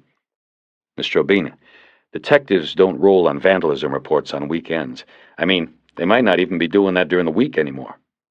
"What vandalism? This was a breakthrough. Grand robbery." "You mean a break-in? What was taken?" Obina gestured to 2 glass counter cases that flanked the cash register. The top plate in each case had been smashed into 1,000 pieces. Bosch walked up closer and could see small items of jewelry, cheap-looking earrings and rings nestled among the glass. But he also saw velvet-covered jewelry pedestals, mirrored plates, and wood ring pegs where pieces should have been, but weren't. He looked around and saw no other damage in the store. "Mr. Obina, I can call the duty detective and see if anyone is going to come out today, and if so, when they will be here. But that is not what I've come for." Bosch then pulled out the clear plastic envelope with the pawn ticket in it. He held it up for Obina to see. "Can I see this bracelet, please?" The moment he said it, he felt a bad premonition come over him. The pawnbroker, a small, round man with olive skin and dark hair noodled over a bare cranium, looked at Bosch incredulously, his dark, bushy eyebrows knitted together. "You're not going to take the report on my cases?" "No, sir, I'm investigating a murder. Can you please show me the bracelet pawned on this ticket? Then I will call the Detective Bureau and find out if anyone is coming today on your break-in. Thank you for your cooperation. You people! I cooperate. I send my lists each week, even take pictures for your pawnmen. Then all I ask is for one detective to investigate a robbery, and I get a man who says his job is murder. I've been waiting now since 5 a.m. in the morning. Give me your phone. I'll get somebody over. Obina took the receiver off a wall phone behind one of the damaged counters and handed it across. Bosch gave him the number to dial. While Bosch talked to the duty detective at Parker Center, the shopkeeper looked up the pawn ticket in a logbook. The duty detective, a woman Bosch knew had not been involved in a field investigation during her entire career with the robbery-homicide division, asked Bosch how he had been, then told him that she had referred the pawnshop break-in to the local station, even though she knew there would be no detectives there today. The local station was Central Division. Bosch walked around the counter and dialed the detective bureau there anyway. There was no answer. While the phone rang on, unanswered, Bosch began a one-sided conversation. Yeah, this is Harry Bosch, Hollywood Detectives. I'm just trying to check on the status of the break-in over at the Happy Hawker on Broadway. He is? You know when? Uh-huh. You're right. Obina. Obinna? He looked over, and Obina nodded at the correct spelling. Yeah, he's here waiting. Right. Yeah, I'll tell him. Thank you. He hung up the phone. Obina looked at him, his bushy eyebrows arched. It's been a busy day, Mr. Obina, Bosch said. The detectives are out, but they'll get here. Shouldn't be too much longer. I gave the watch officer your name and told him to get him over here as soon as possible. Now, can I see the bracelet? No. Bosch dug a cigarette out of a package he pulled from his coat pocket. He knew what was coming before Obina spread his arm across one of the damaged display cases. Your bracelet? It is gone, the pawnbroker said. I looked it up here in my record. I see that I had it here in the case because it was a fine piece, very valuable to me. Now, it is gone. We are both victims of the robber, yes? Obina smiled, apparently happy to share his woe. Bosch looked into the glitter of sharp glass in the bottom of the case. He nodded and said, Yes. You are a day late, Detective. A shame. Did you say only these two cases were robbed? Yes, a smash and grab. Quick. What time? Police called me at 4:30 a.m. in the morning. That is the time of the alarm. I came at once. The alarm. When the window was smashed, the alarm went off. The officers found no one. They stayed until I came. Then, I begin to wait for detectives that do not come. I cannot clean up my cases until they get here to investigate this crime. Bosch was thinking of the time scheme. The body dumped sometime before the anonymous 911 call at 4 a.m. The pawn shop broken into about the same time. A bracelet pawned by the dead man taken. There are no coincidences, he told himself. You said something about pictures, lists and pictures for the pawn detail? Yes, LAPD, that is true. I turn over lists of everything I take in to the pawn detectives. It is law. I cooperate fully. Obina nodded his head and frowned mournfully into the broken display case. What about the pictures? Bosch said. Yes, pictures. These pawn detectives, they asked me to take pictures of my best acquisitions, help them better identify for stolen merchandise. It's not the law, but I say, sure, I cooperate fully. I bought a Polaroid kind of camera. I keep pictures if they want to come and look. They never do. It's bullshit. You have a picture of this bracelet? Obina's eyebrows arched again as he considered the idea for the first time. I think, he said, and then he disappeared through a black curtain in a doorway behind the counter. He came out a few moments later with a shoebox full of Polaroid photos with yellow carbon slips paper-clipped to them. He rustled through the photos, occasionally pulling one out, raising his eyebrows, and then sliding it back into place. Finally, he found what he wanted. Here, there it is. Bosch took the photo and studied it. Antique gold with carved jade. Very nice, Obina said. I remember it. Top line. No wonder the shitheel that broke through my window took it. Made in the 1930s, Mexico. I gave the man $800. I have not often paid such a price for a piece of jewelry. I remember, very big man. He came here with the ring for the Super Bowl, 1983. Very nice. I gave him $1,000. He did not come back for it. He held out his left hand to display the oversized gold ring, which seemed even larger on his small finger. "The guy who pawned the bracelet, you remember him as well?" Bosch asked. Obina looked puzzled. Bosch decided that watching his eyebrows was like watching two caterpillars charging each other. He took one of the Polaroids of Meadows out of his pocket and handed it to the pawnbroker. He studied it closely. "The man is dead," Obina said after a moment. The caterpillars seemed to quiver with fear. "The man looks dead." "I don't need your help for that," Bosch said. "I want to know if he pawned the bracelet." Obina handed the photo back. He said, "I think yes." "He ever come in here and pawn anything else before or after the bracelet?" "No, I think I'd remember him. I'll say no." "I need to take this," Bosch said, holding up the Polaroid of the bracelet. "If you need it back, give me a call." He put one of his business cards on the cash register. The card was one of the cheap kind, with his name and phone number handwritten on a line. As he walked to the front door, crossing under a row of banjos, Bosch looked at his watch. He turned to Obina, who was looking through the box of Polaroids again. "Mr. Obina, the watch officer, he said to tell you that if the detectives didn't get here in a half hour, you should go home, and they'll be by in the morning." Obina looked at him without saying a word. The caterpillars charged and collided. Bosch looked up and saw himself in the polished brass elbow of a saxophone that hung overhead, a tenor. Then he turned and walked out the door, heading to the comm center to pick up the tape. The watch sergeant in the comm center beneath City Hall let Bosch record the 911 call off one of the big reel-to-reels that never stopped rolling and recording the cries of the city. The voice of the emergency operator was female and black. The caller was male and white. The caller sounded like a boy. 911 emergency, what are you reporting? Can I help you? What are you reporting? Yeah, I'm reporting you have a dead guy in a pipe. You said you are reporting a dead body? Yeah, that's right. What do you mean by a pipe, sir? He's in a pipe up by the dam. What dam is that? You know where they got the water reservoir and everything? The Hollywood sign? Is that the Mulholland Dam, sir, above Hollywood? Yeah, that's it. You got it, Mulholland. I couldn't remember the name. Where is the body? They have a big old pipe up there. You know, the one that people sleep in? The dead guy's in the pipe. He's there. Do you know this person? No, man, no way. Is he sleeping? Shit, no. He's dead. How are you sure? I'm sure. I'm just telling you. If you don't want to... What is your name, sir? What is this? What do you need my name for? I just saw it. I didn't do it. How am I to know this is a legitimate call? Check the pipe, you'll know. I don't know what else to tell you.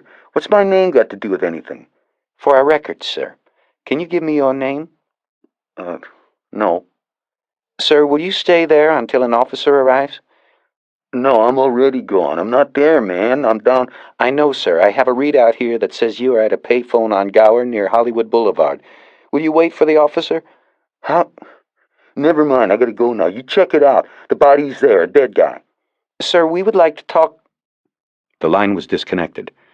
Bosch put the cassette tape in his pocket and headed out of the comm center the way he had come in. It had been 10 months since Harry Bosch had been on the 3rd floor at Parker Center. He had worked in RHD, the Robbery Homicide Division, for almost 10 years, but never came back after his suspension and transfer from the Homicide Special Squad to Hollywood Detectives. On the day he got the word, his desk was cleared by 2 goons from Internal Affairs named Lewis and Clark. They dumped his stuff on the homicide table at Hollywood Station, then left a message on his phone tape at home saying that's where he would find it. Now, 10 months later, he was back on the hallowed floor of the department's elite detective squad, and he was glad it was Sunday. There would be no faces he knew, no reason to look away. Room 321 was empty except for the weekend duty detective, whom Bosch didn't know. Harry pointed to the back of the room and said, "Bosch, Hollywood Detectives. I have to use the box." The duty man, a young guy with a haircut he had kept when he split the Marine Corps, had a gun catalog open on his desk. He looked back at the computers along the back wall as if to make sure they were still there, and then back at Bosch. "Supposed to use the one in your own division," he said. Bosch walked by him. "I don't have the time to go out to Hollywood. I got an autopsy in 20 minutes, he lied. You know, I've heard of you, Bosch. Yeah, the TV show and all of that. You used to be on this floor. Used to. The last line hung in the air like smog, and Bosch tried to ignore it. As he went back to the computer terminals, he couldn't help but let his eyes wander over his old desk. He wondered who used it now. It was cluttered, and he noticed the cards on the Rolodex were crisp and unworn at the edges. New. Harry turned around and looked at the duty man who was still watching him. Is your desk when you aren't pulling Sundays? The kid smiled and nodded his head. You deserve it, kid. You're just right for the part. That hair, that stupid grin. You're gonna go far. Just 'cause you got busted out of here for being a one-man army, fuck you, Bosch, you has-been. Bosch pulled a chair on casters away from a desk and pushed it in front of the IBM PC sitting on a table against the rear wall. He hit the switch, and in a few moments the amber-colored letters appeared on the screen. Homicide Information Tracking Management Automated Network. For a moment, Bosch smiled at the department's unceasing need for acronyms. It seemed to him that every unit, task force, and computer file had been christened with a name that gave its acronym the sound of eliteness. To the public, acronyms meant action, large numbers of manpower applied to vital problems. There was Hitman, Cobra, Crash, Bad Cats, Dare, 100 others. Somewhere in Parker Center there was someone who spent all day making up catchy acronyms, he believed. Computers had acronyms, even ideas had acronyms. If your special unit didn't have an acronym, then you weren't shit in this department. Once he was in the Hitman system, a template of case questions appeared on the screen and he filled in the blanks. He then typed in 3 search keys: Mulholland Dam, overdose, and staged overdose. He then pushed the execute key. Half a minute later, the computer told him that a search of 8,000 homicide cases, about 10 years' worth, stored on the computer's hard disk had come up with only 6 hits. Bosch called them up one by one. The first 3 were unsolved slayings of young women who were found dead on the dam in the early 1980s. Each was strangled. Bosch glanced quickly at the information and went on. The 4th case was a body found floating in the reservoir 5 years earlier. Cause of death was not drowning, but otherwise unknown. The last 2 were drug overdoses, the first of which occurred during a picnic at the park above the reservoir. It looked pretty straightforward to Bosch, and he went on. The last hit was a DB found in the pipe 14 months earlier. Cause of death was later determined to be heart stoppage due to an overdose of tar heroin. Decedent known to frequent area of the dam and sleep in pipe, the computer readout said. No further follow-up. It was the death that Crowley, the Hollywood watch sergeant, had mentioned when he woke Bosch up that morning. Bosch pushed a key and printed out the information on the last death, though he didn't think it figured into his case. He signed off and shut down the computer. Then he sat there a moment, thinking. Without getting out of the chair, he rolled over to another PC. He turned it on and fed his password in. He took the Polaroid out of his pocket, looked at the bracelet, and typed in its description for a stolen property record search. This in itself was an art. He had to describe the bracelet the way he believed other cops would, cops who might be typing in descriptions of a whole inventory of jewelry taken in a robbery or burglary. He described the bracelet simply as antique gold bracelet with carved jade dolphin design. He pressed the search key, and in 30 seconds the computer screen said, no hit. He tried it again, typing gold and jade bracelet, and then punching the search key. This time there were 436 hits. Too many. He needed to thin the herd. He typed, gold bracelet with jade fish, and pressed search. 6 hits. That was more like it. The computer said a gold bracelet with carved jade fish had turned up on 4 crime reports and 2 departmental bulletins that had been entered into the computer system since its development in 1983. Bosch knew that because of the immense duplication of records in any police department, all 6 entries could be and probably were from the same case or report of a missing or stolen bracelet. He called the abbreviated crime reports up on the computer screen and found that his suspicion was correct. The reports were generated by a single burglary in September at 6th and Hill, downtown. The victim was a woman named Harriet Beecham, age 71, of Silver Lake. Bosch tried to place the location in his mind, but could not think of what building or business was there. There was no summary of the crime on the computer. He would have to go to records and pull a hard copy. But there was a limited description of the gold and jade bracelet and several other pieces of jewelry taken from Beecham. The bracelet Beecham reported lost could or could not have been the one that Meadows had pawned. The description was too vague. There were several supplementary report numbers given on the computer report, and Bosch wrote them all down in his notebook. It seemed to him as he did this that Harriet Beecham's loss had generated an unusual amount of paper. He next called up the information on the two bulletins. Both had come from the FBI, the first issued 2 weeks after Beecham had been burglarized. It was then reissued 3 months later when Beecham's jewelry had still not turned up. Bosch wrote down the bulletin number and turned off the computer. He went across the room to the robbery commercial burglary section. On a steel shelf that ran along the back wall were dozens of black binders that held the bulletins and bolos from past years. Bosch took down the one marked September and began looking through it. He quickly realized that the bulletins were not in chronological order and weren't all issued in September. In fact, there was no order. He might have to look through all 10 months since Beecham's burglary to find the bulletin he needed. He pulled an armful of the binders off the shelf and sat down at the burglary table. A few moments later, he felt the presence of someone across the table from him. "What do you want?" he said without looking up. What do I want? The duty detective said. I want to know what the fuck you are doing, Bosch. This isn't your place anymore. You can't just come in here like you're running the crew. Put that shit back on the shelf, and if you want to look through it, come back down here tomorrow and ask, goddammit. And don't give me any bullshit about an autopsy. You've already been here a half hour. Bosch looked up at him. He put his age at 28, maybe 29, even younger than Bosch had been when he made it to robbery homicide. Either standards had dropped, or RHD wasn't what it was. Bosch knew it was actually both. He looked back down at the bulletin binder. "I'm talking to you, asshole!" the detective boomed. Bosch reached his foot up under the table and kicked the chair that was across from him. The chair shot out from the table and its backrest hit the detective in the crotch. He doubled over and made an oomph sound, grabbing the chair for support. Bosch knew he had his reputation going for him now. Harry Bosch, a loner, a fighter, a killer. "Come on, kid," he was saying. "Do something." But the young detective just stared at Bosch, his anger and humiliation in check. He was a cop who could pull the gun, but maybe not the trigger. And once Bosch knew that, he knew the kid would walk away. The young cop shook his head, waved his hands like he was saying, "Enough of this," and walked back to the duty desk. "Go ahead, write me up, kid," Bosch said to his back. "Fuck you," the kid feebly returned. Bosch knew he had nothing to worry about. IAD wouldn't even look at an officer-on-officer beef without a corroborating witness or tape recording. One cop's word against another's was something they wouldn't touch in this department. Deep down, they knew a cop's word by itself was worthless.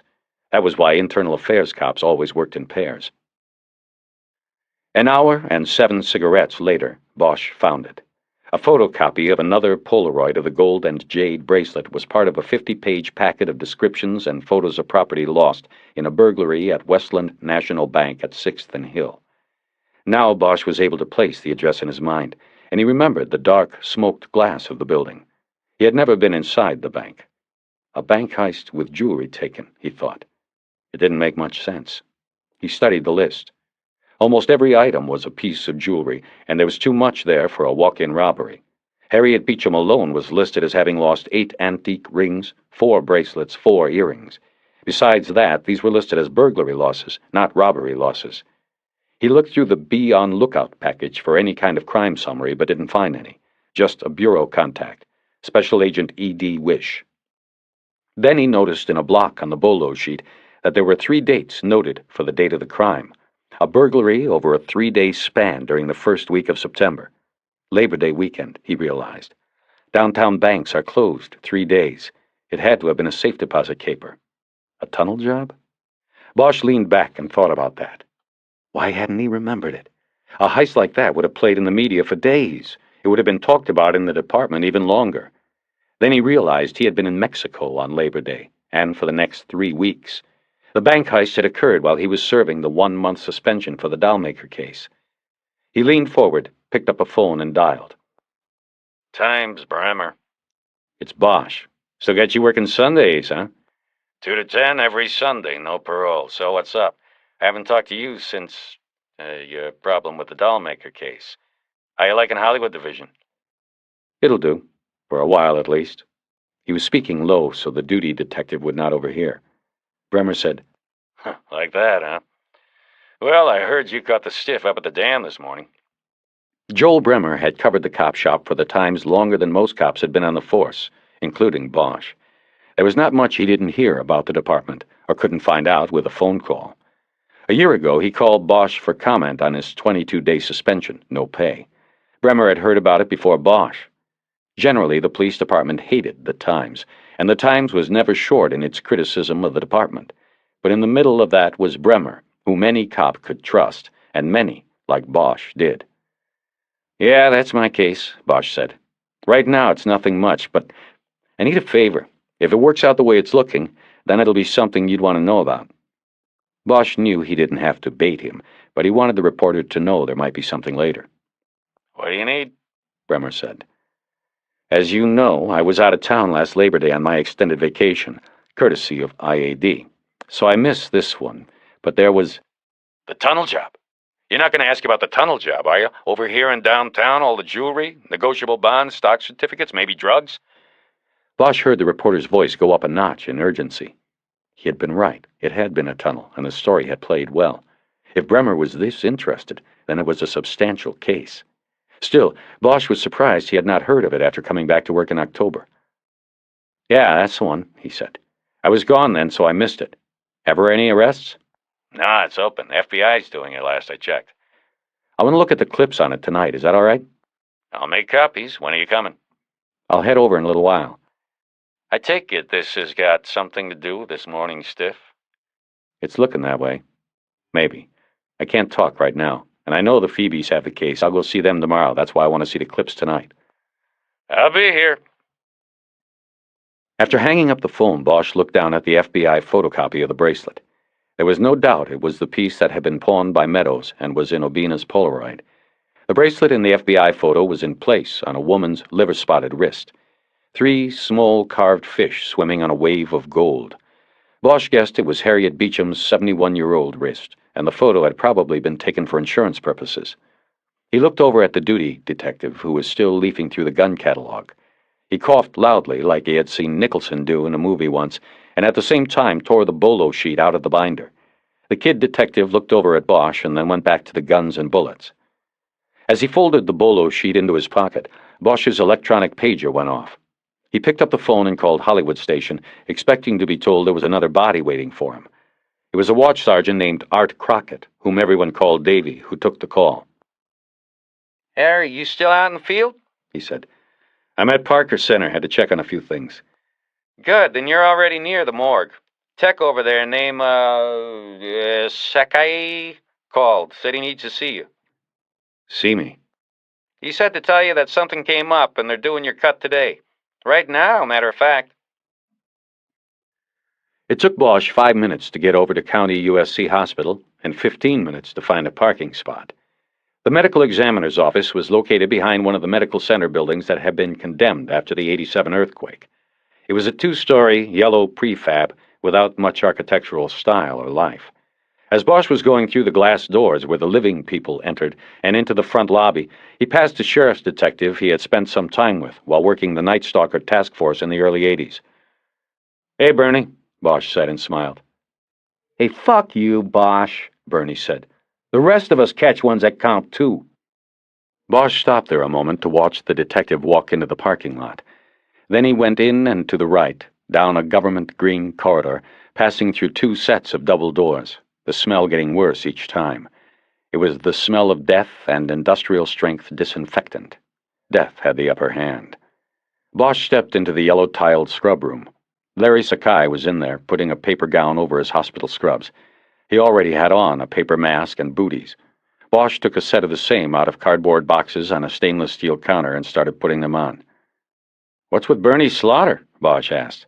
"What happened in here to piss him off?" "You're what happened, Bosch," Sakai said without looking at him. "He got a call out yesterday morning. Some 16-year-old shoots his best friend up in Lancaster. Looks like accidental, but Bernie's waiting on us to check the bullet track and powder stippling. He wants to close it. I told him we'd get to it late today, so he came in. Only we aren't going to get to it at all today, 'cause Sally's got a bug up his ass about doing yours. Don't ask me why. He just checked the stiff out when I brought it in and said we'd do it today. I told him we'd have to bump somebody, and he said bump Bernie, but I couldn't get him on the line in time to stop him from coming in, so that's why Bernie's pissed. You know, he lives all the way down to Diamond Bar. Long ride in for nothing. Bosch had the mask, gown, and booties on, and followed Sakai down the tiled hall to the autopsy suite. Then maybe he ought to be pissed at Sally, not me, he said. Sakai didn't answer. They walked to the first table where Billy Meadows lay on his back, naked, his neck braced against a short cut of 2x4 wood. There were 6 of the stainless steel tables in the room. Each had gutters running alongside its edges and drain holes in the corners. There was a body on each. Dr. Jesus Salazar was huddled over Meadows' chest, with his back to Bosch and Sakai. "Afternoon, Harry. I've been waiting," Salazar said, still not looking. "Larry, I'm going to need slides on this." The medical examiner straightened up and turned. In his rubber-gloved hand he held what looked like a square plug of flesh and pink muscle tissue. He placed it in a steel pan, the kind brownies are cooked in, and handed it to Sakai. "Give me verticals, 1 at the puncture track, then 2 on either side for comparison." Sakai took the pan and left the room to go to the lab. Bosch saw that the plug of meat had been cut from Meadows' chest, about an inch above the left nipple. "What did you find?" Bosch asked. "I'm not sure yet. We'll see. The question is, what did you find, Harry? My field tech told me you were demanding an autopsy on this today. Why is that?" "I told him I needed it today because I wanted to get it done tomorrow. I thought that was what we had agreed on, too." "Yes, he told me so, but I got curious about it. I love a good mystery, Harry. What made you think this was hinky, as you detectives say?" "We don't say it anymore," Bosch thought. "Once it's said in the movies, and people like Salazar pick it up, it's ancient." "Just some things didn't fit at the time," Bosch said. "There are more things now. From my end, it looks like a murder. No mystery." What things?" Bosch got out his notebook and started flipping through the pages as he talked. He listed the things he had noticed wrong at the death scene: the broken finger, the lack of distinct tracks in the pipe, the shirt pulled over the head. "He had a hype kit in his pocket, and we found a stove in the pipe, but it doesn't look right. Looks like a plant to me. Looks like the pop that killed him is in the arm there. Those other scars on his arms are old. He hasn't been using his arms in years." "You're right about that. Aside from the one recent puncture in the arm, the groin area is the only area where punctures are fresh. The inside thighs, an area usually used by people going to great lengths to hide their addiction. But then again, this could have just been his first time back on the arms. What else you got, Harry?" "He smoked, I'm pretty sure. There was no pack of cigarettes with the body." "Couldn't somebody have taken them off the body before it was discovered as scavenger?" "True. But why take the smokes and not the kit? There's also his apartment. Somebody searched the place." "Could have been someone who knew him, someone looking for his stash." "True again." Bosch flipped through a few more pages in the notebook. "The kit on the body had whitish-brown crystals in the cotton. I've seen enough tar heroin to know it turns the straining cotton dark brown, sometimes black. So it looks like it was some fine stuff, probably overseas, that was put on his arm. That doesn't go with the way he was living. That's uptown stuff." Salazar thought a moment before saying, "It's all a lot of supposition, Harry." "The last thing, though, is, and I'm just starting to work on this, he was involved in some kind of caper." Bosch gave him a brief synopsis of what he knew about the bracelet, its theft from the bank vault, and then from the pawn shop. Salazar's domain was the forensic detail of the case, but Bosch had always trusted Sally, and found that it sometimes helped to bounce other details of a case off him. The two had met in 1974, when Bosch was a patrolman and Sally was a new assistant coroner. Bosch was assigned guard duty and crowd control on East 54th and South Central, where a firefight with the Symbionese Liberation Army had left a house burned to the ground and 5 bodies in the smoking rubble. Sally was assigned to see if there was a 6th, Patty Hearst, somewhere in the char. The two of them spent 3 days there, and when Sally finally gave up, Bosch had won a bet that she was still alive, somewhere. When Bosch was finished with the story about the bracelet, it seemed to have mollified Sally's worries about the death of Billy Meadows not being a mystery. He seemed energized. He turned to a cart on which his cutting tools were piled and rolled it next to the autopsy table. He switched on a sound-activated tape recorder and picked up a scalpel and a pair of regular gardening shears. He said, "Well, let's get to work." Bosch moved back a few steps to avoid any spatter and leaned against a counter on which there was a tray full of knives and saws and scalpels. He noticed that a sign taped to the side of the tray said, "To be sharpened." Salazar looked down at the body of Billy Meadows and began. The body is that of a well-developed Caucasian male measuring 69 inches in length, weighing 165 pounds and appearing generally consistent with the stated age of 40 years. The body is cold and unembalmed with full rigor and posterior dependent fixed lividity. Bosch watched him start, but then noticed the plastic bag containing Meadows's clothes on the counter next to the tool pan. He pulled it over and opened it up. The smell of urine immediately assaulted his nostrils, and he thought for a moment of the living room at Meadows's apartment. He pulled on a pair of rubber gloves as Salazar continued to describe the body. The left index finger shows a palpable fracture without laceration or petechial contusion or hemorrhage. Bosch glanced over his shoulder and saw that Salazar was wiggling the broken digit with the blunt end of the scalpel as he spoke to the tape recorder. He concluded his external description of the body by mentioning the skin punctures. There are hemorrhagic puncture wounds, hypodermic type, on the upper inside thighs and interior side of the left arm. The arm puncture exudes a bloody fluid and appears to be most recent. No scabbing. There is another puncture in the upper left chest which exudes a small amount of bloody fluid and appears to be slightly larger than that caused by hypodermic puncture. Salazar put his hand over the tape recorder speaker and said to Bosch, I'm having Sakai get slides of this chest puncture. It looks very interesting. Bosch nodded and turned back to the counter and began spreading out Meadows's clothes. Behind him, he heard Salazar using the shears to open up the dead man's chest. The detective pulled each pocket out and looked at the lint. He turned the socks inside out and checked the inside lining of the pants and shirt. Nothing. He took a scalpel out of the to-be-sharpened pan and cut the stitches out of Meadows's leather belt and pulled it apart. Again, nothing. Over his shoulder, he heard Salazar saying, The spleen weighs 190 grams. The capsule is intact and slightly wrinkled, and the parenchyma is pale purple and trabecular. Bosch had heard it all hundreds of times before. Most of what a pathologist said into his tape recorder meant nothing to the detective who stood by. It was the bottom line the detective waited for. What killed the person on the cold steel table? How? Who? The gallbladder is thin-walled, Salazar was saying. It contains a few cc's of greenish bile with no stones. Bosch shoved the clothes back into the plastic bag and sealed it. Then he dumped the leather work shoes Meadows had been wearing out of a second plastic bag. He noticed reddish-orange dust fall from inside the shoes, another indication the body had been dragged into the pipe. The heels had scraped on the dried mud at the bottom of the pipe, drawing the dust inside the shoes. Salazar said, The bladder mucosa is intact, and there are only 2 ounces of pale yellow urine. The external genitalia and vagina are unremarkable. Bosch turned around. Salazar had his hand on the tape recorder mic. He said, Coroner's humor. Just wanted to see if you were listening, Harry.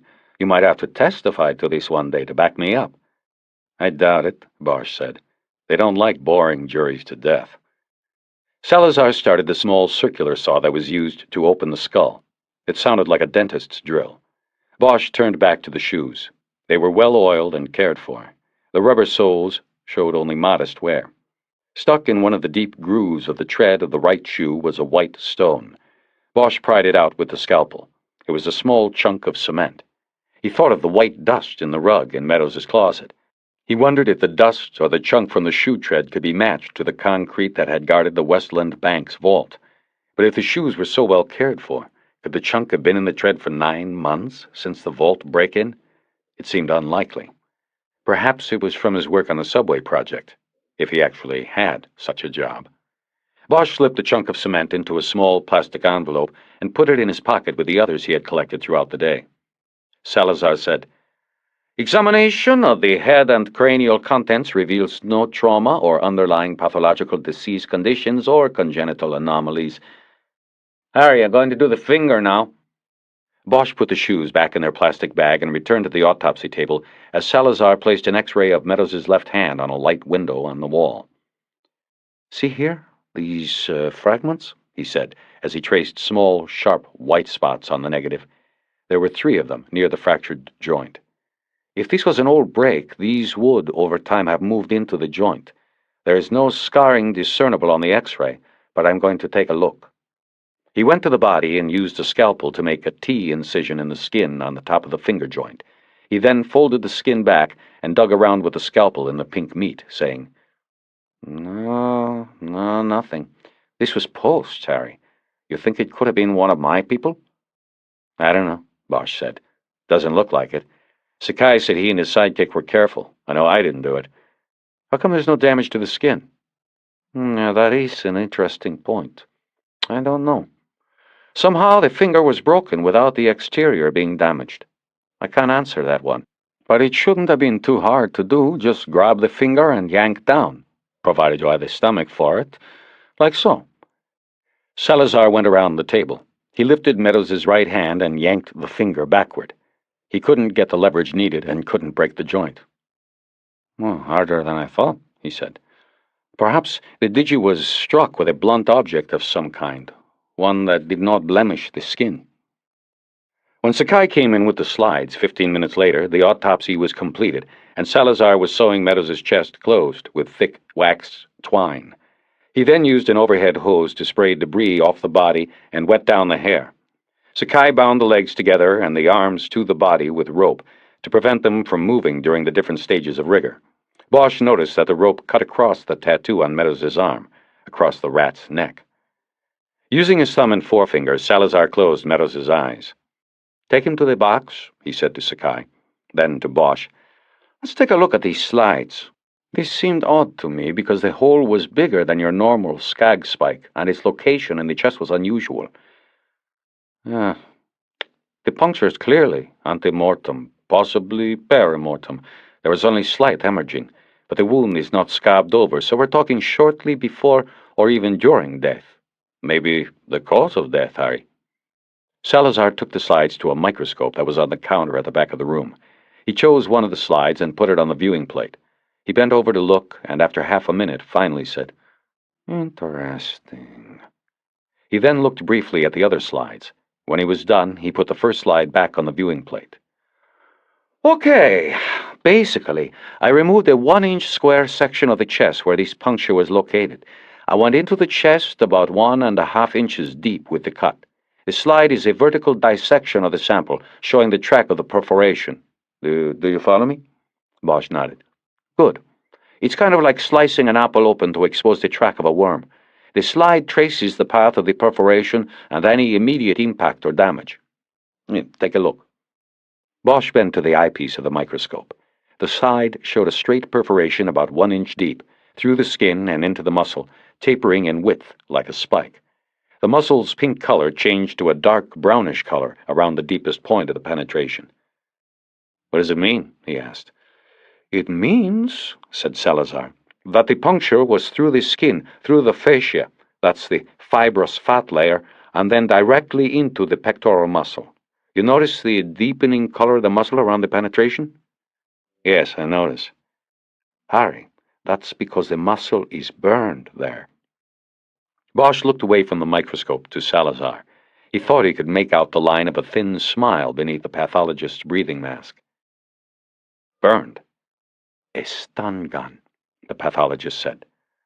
Look for one that fires its electrode dart deep into the skin tissue, about 3 to 4 centimeters deep. In this case, it is likely the electrode was manually pressed deeper into the chest. Bosch thought a moment.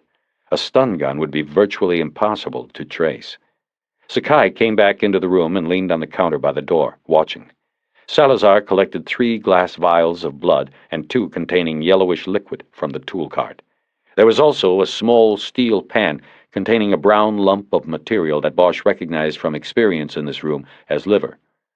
Larry, here are the tox samples, Salazar said. Sakai took them and disappeared from the room again. You're talking about torture. Electric shock, Bosch said. I would say it looks so, Salazar said. Not enough to kill him, the trauma is too small, but possibly enough to get information from him. An electric charge can be very persuasive. I think there is ample history on that.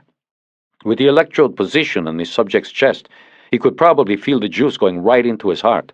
he would have been paralyzed. He'd tell them what they wanted and then could only watch while they put a fatal dosage of heroin into his arm. Can we prove any of this?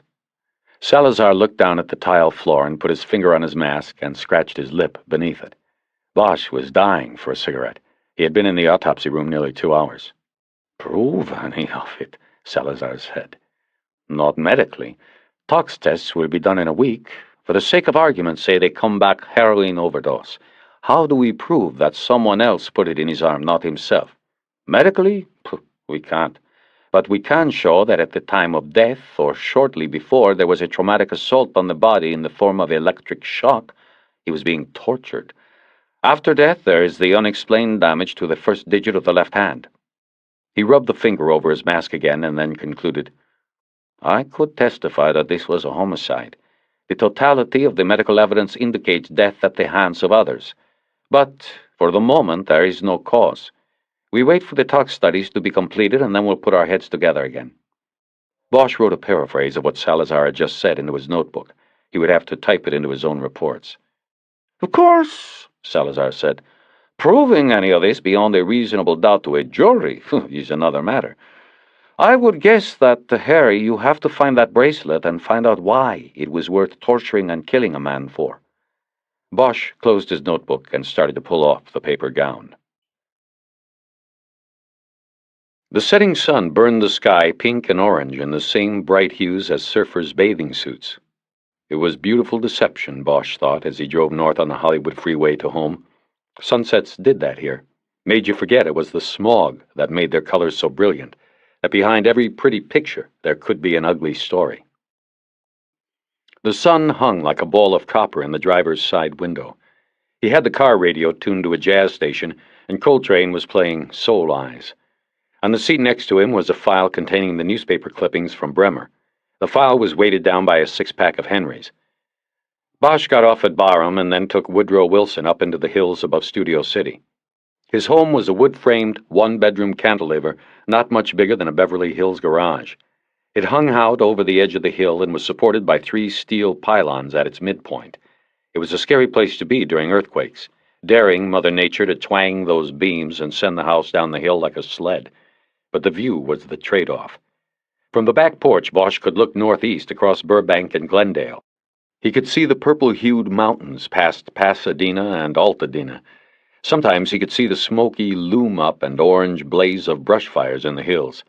At night, the sound of the freeway below softened, and the searchlights at Universal City swept the sky. Looking out on the valley never failed to give Bosch a sense of power which he could not explain to himself. But he did know that it was one reason, the main reason, he bought the place and would never want to leave it. Bosch had bought it 8 years earlier, before the real estate boom got seriously endemic, with a down payment of $50,000. That left a mortgage of $1,400 a month, which he could easily afford, because the only things he spent money on were food, booze, and jazz. The down payment money had come from a studio that gave it to him for the rights to use his name in a TV miniseries based on a string of murders of beauty shop owners in Los Angeles. Bosch and his partner during the investigation were portrayed by 2 mid-level TV actors. His partner took his $50,000 and his pension and moved to Ensenada. Bosch put his down on a house he wasn't sure could survive the next earthquake, but that made him feel as though he were prince of the city. Despite Bosch's resolve never to move, Jerry Edgar, his current partner and part-time real estate man, told him the house was now worth 3 times what he had paid for it. Whenever the subject of real estate came up, which was often, Edgar counseled Bosch to sell and trade up. Edgar wanted the listing. Bosch just wanted to stay where he was. It was dark by the time he reached the Hill House. He drank the first beer standing on the back porch, looking out at the blanket of lights below. He had a second bottle while sitting in his watch chair, the file closed on his lap. He hadn't eaten all day, and the beer hit him quickly.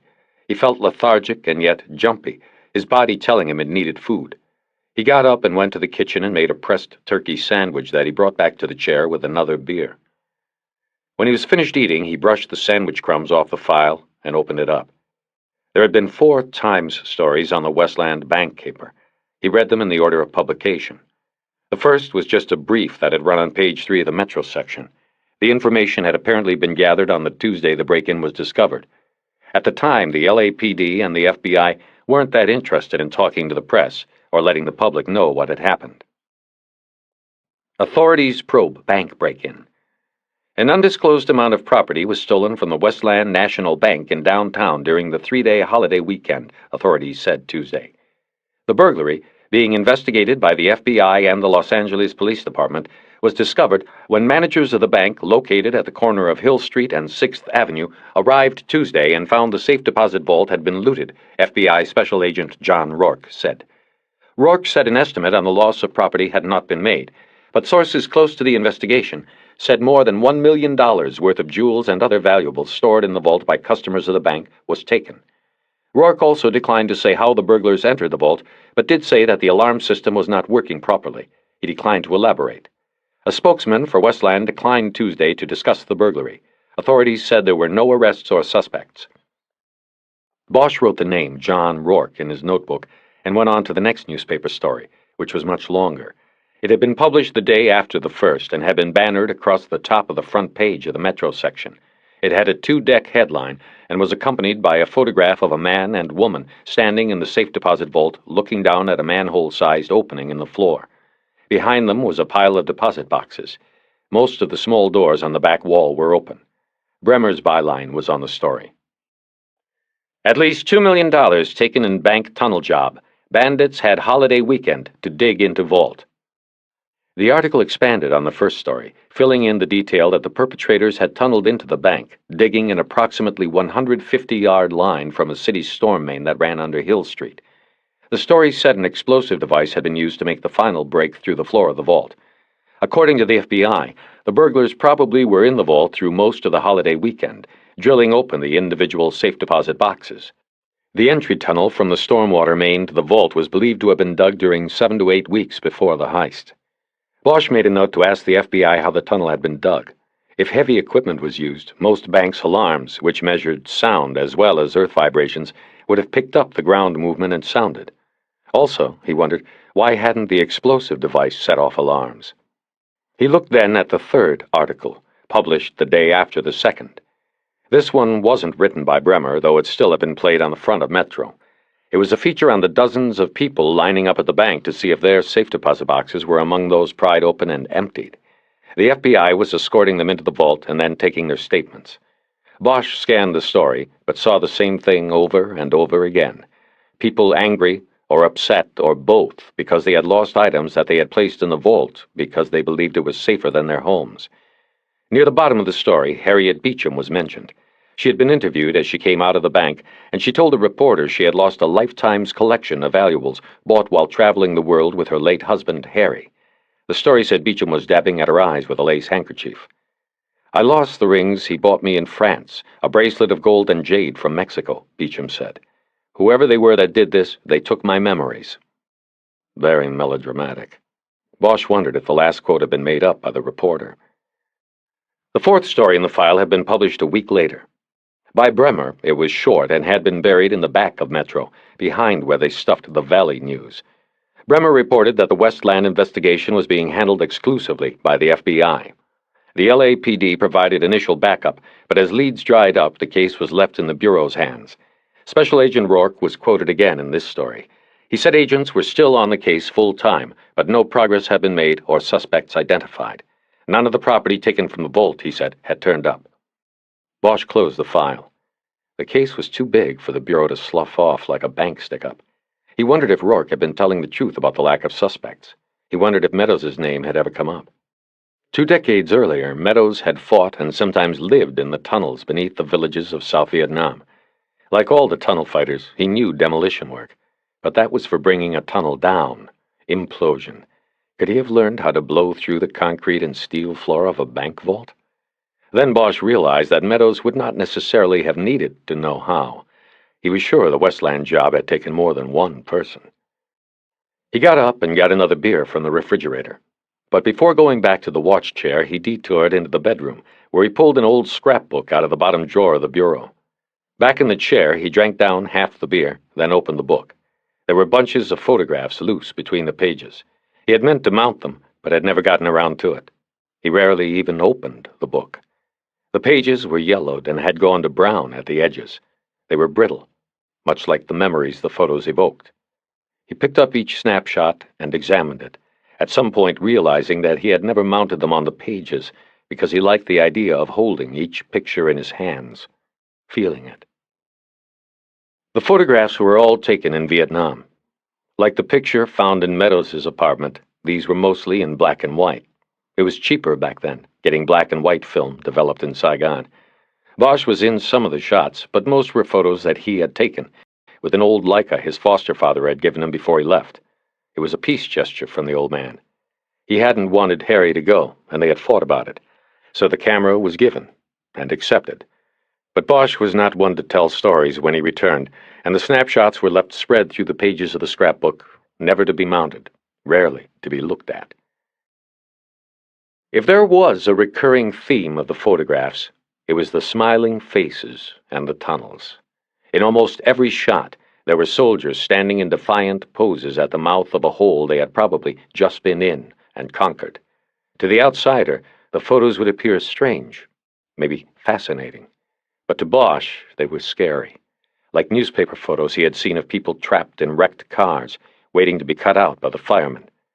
The photos were of the smiling faces of young men who had dropped down into hell and come back to smile into the camera.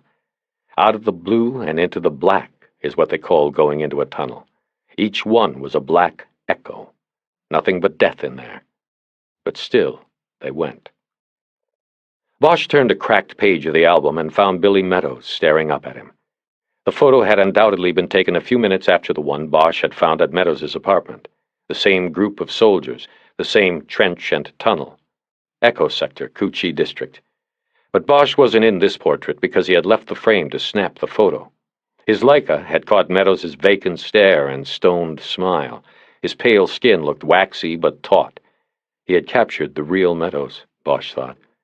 He put the photo back in the page and turned to the next one.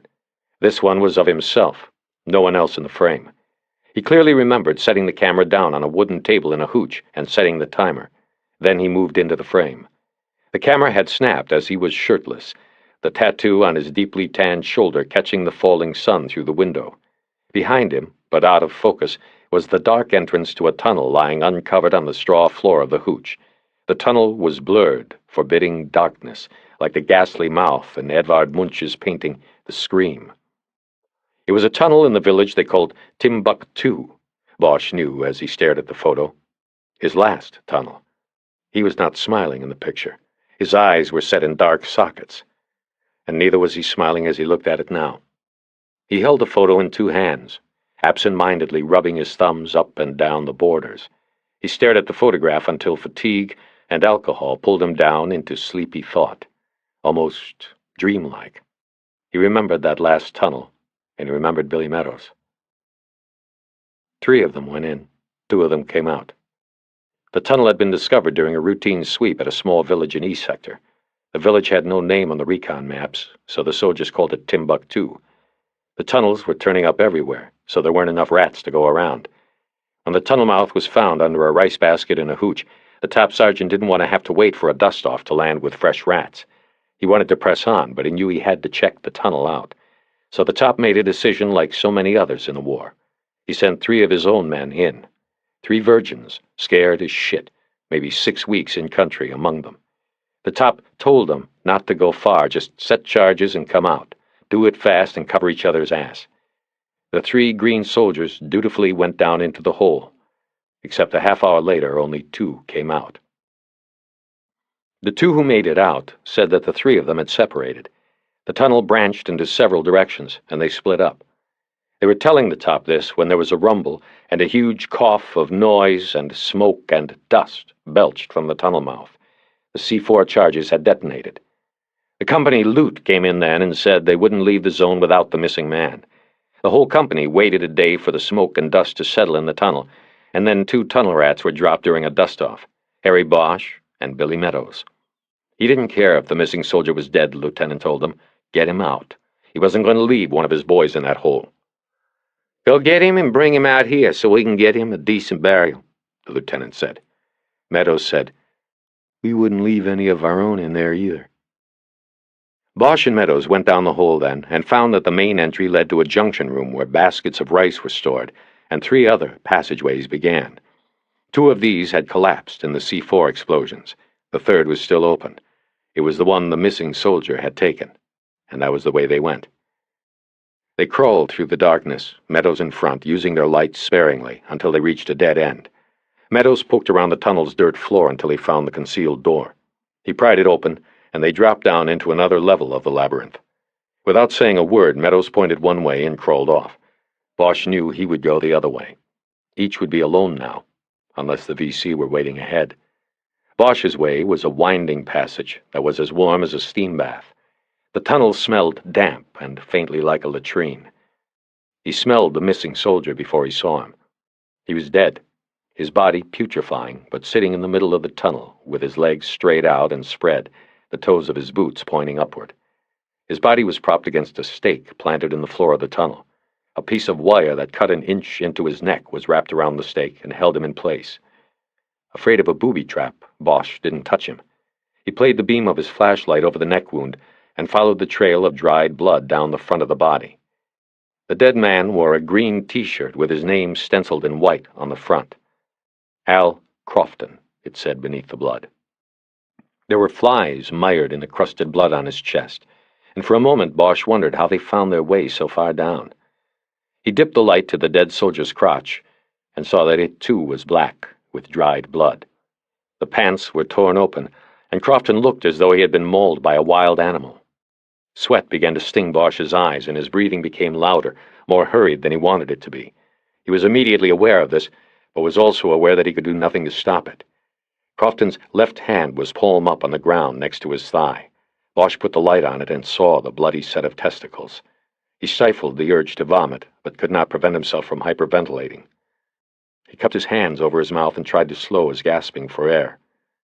It didn't work. He was losing it. He was panicking. He was 20 years old, and he was scared. The walls of the tunnel were closing tighter on him. He rolled away from the body and dropped the light, its beam still focused on Crofton. Bosch kicked at the clay walls of the tunnel and curled into a fetal position. The sweat in his eyes was replaced by tears. At first they came silently, but soon his sobs racked his entire body, and his noise seemed to echo in all directions in the darkness, right to where Charlie sat and waited.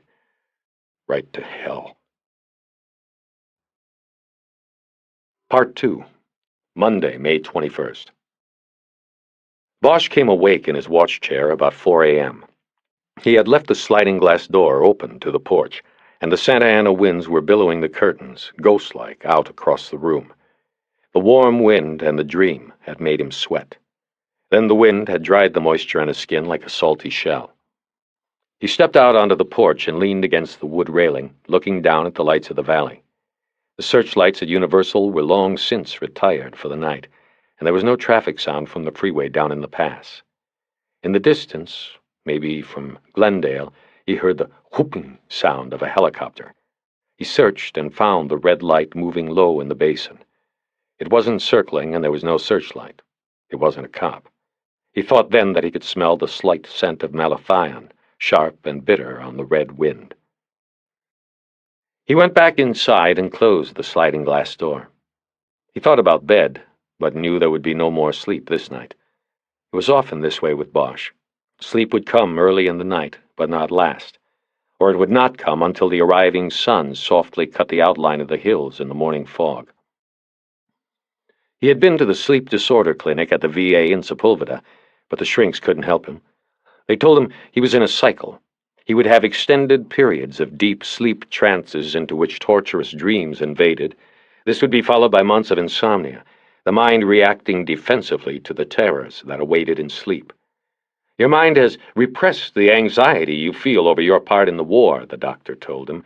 You must assuage these feelings in your waking hours before your sleep time can progress undisturbed. But the doctor didn't understand that what was done was done. There was no going back to repair what had happened. You can't patch a wounded soul with a Band-Aid. He showered and shaved, afterward studying his face in the mirror and remembering how unkind time had been to Billy Meadows. Bosch's hair was turning to gray, but it was full and curly. Other than the circles under his eyes, his face was unlined and handsome. He wiped the remaining shaving cream off and put on his beige summer suit with a light blue button-down Oxford. On a hanger in the closet, he found a maroon tie with little gladiator helmets on it that was not unreasonably wrinkled or stained. He pegged it in place with a 187 tie pin, clipped his gun to his belt, and then headed out into the pre-dawn dark. He drove into downtown for an omelet, toast, and coffee at the pantry on Figueroa. Open 24 hours a day since before the Depression. A sign boasted that the place had not gone 1 minute in that time without a customer. Bosch looked around from the corner and saw that at the moment he was personally carrying the record on his shoulders. He was alone. The coffee and cigarettes got Bosch ready for the day. After, he took the freeway back up to Hollywood, passing a frozen sea of cars already fighting to get downtown. Hollywood Station was on Wilcox, just a couple of blocks south of the boulevard where most of its business came from. He parked at the curb out front because he was only staying a while and didn't want to get caught in the backlot traffic jam at the change of watch. As he walked through the small lobby, he saw a woman with a blackened eye who was crying and filling out a report with the desk officer. But down the hall to the left, the detective bureau was quiet. The night man must have been out on a call or up in the bridal suite, a storage room on the second floor where there were 2 cots, first come, first served. The detective bureau's hustle and bustle seemed to be frozen in place. No one was there, but the long tables assigned to burglary, auto, juvenile, robbery, and homicide were all awash in paperwork and clutter. The detectives came and went. The paper never changed. Bosch went to the back of the bureau to start a pot of coffee. He glanced through a rear door and down the back hallway where the lockup benches and the jail were located. Halfway down the hall to the holding tank, a young white boy with blonde dreadlocks sat handcuffed to a bench. A juvie, maybe 17 at most, Bosch figured. It was against California law to put them in a holding tank with adults, which was like saying it might be dangerous for coyotes to be put in a pen with Dobermans. "What are you looking at, fuckhead?"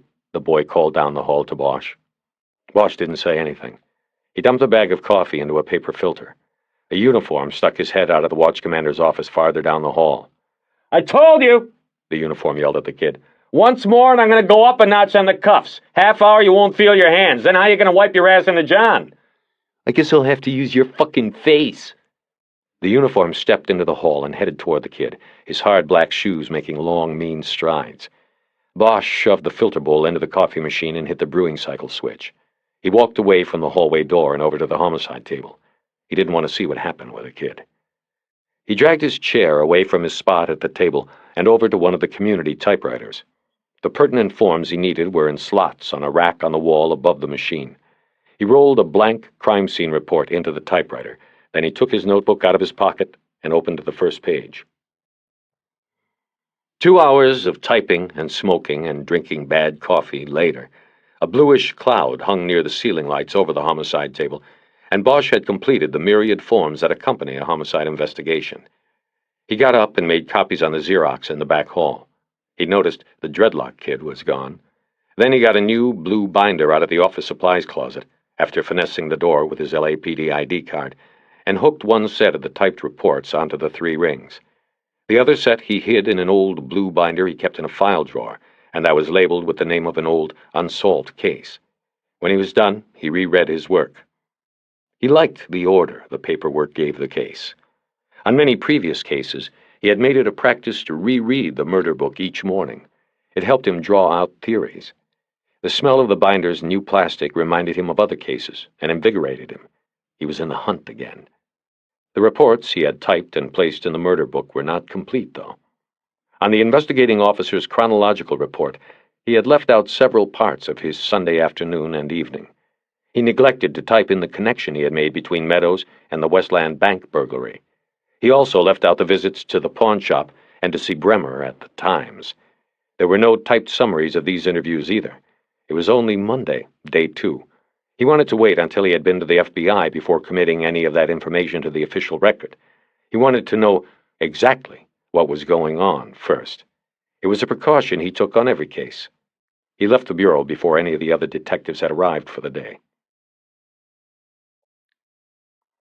By 9, Bosch had driven to Westwood and was on the 17th floor of the Federal Building on Wilshire Boulevard. The FBI waiting room was austere. The usual plastic-covered couches and scarred coffee table with old copies of the FBI bulletin fanned across its fake wood-grain veneer. Bosch didn't bother to sit down or read. He stood before the sheer white curtains that covered the floor-to-ceiling windows and looked out at the panorama. The northern exposure offered a view that stretched from the Pacific eastward around the rim of the Santa Monica Mountains to Hollywood. The curtains served as a layer of fog over the smog. He stood with his nose almost touching the soft gauze fabric and looked down across Wilshire at the Veterans Administration Cemetery. Its white stones sprouted in the manicured grass like row after row of baby teeth. Near the cemetery's entrance, a funeral was in progress, with a full honor guard at attention, but there wasn't much of a crowd of mourners. Farther north, at the top of a rise where there were no tombstones, Bosch could see several workers removing sod and using a backhoe to dig up a long slice of the earth. He checked their progress from time to time as he scanned the view, but he could not figure out what they were doing. The clearing was far too long and wide for a grave. By 10:30, the soldier's funeral was done, but the cemetery workers were still toiling on the hill, and Bosch was still waiting at the curtain. A voice finally hit him from behind. All those graves, such neat rows. I try never to look out the windows here. He turned. She was tall and lithesome, with brown, wavy hair about to the shoulder with blonde highlights, a nice tan, and little makeup. She looked hard shell, and maybe a little weary for so early in the day, the way lady cops and hookers get. She wore a brown business suit and a white blouse with a chocolate-brown western bow. He detected the unsymmetrical curves of her hips beneath the jacket. She was carrying something small on the left side, maybe a Ruger, which was unusual. Bosch had always known female detectives to carry their weapons in their purses. That's the Veterans Cemetery, she said to him. I know. He smiled, but not at that. It was that he had expected Special Agent E.D. Wish to be a man. No reason other than that was what most of the Bureau agents assigned to the bank detail were. Women were part of the newer image of the Bureau and weren't usually found in the heavy squads. It was a fraternity largely made up of dinosaurs and cast-outs, guys who couldn't or wouldn't cut it in the Bureau's hard-charging focus on white-collar espionage and drug investigations. The days of Melvin Purvis, G-Man, were just about over. Bank robbery wasn't flashy anymore. Most bank robbers weren't professional thieves.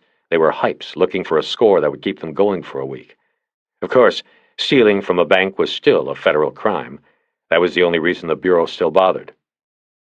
Of course, she said. You must know that. How can I help you, Detective Bosch? I'm Agent Wish. They shook hands, but Wish made no movement toward the door she had come through.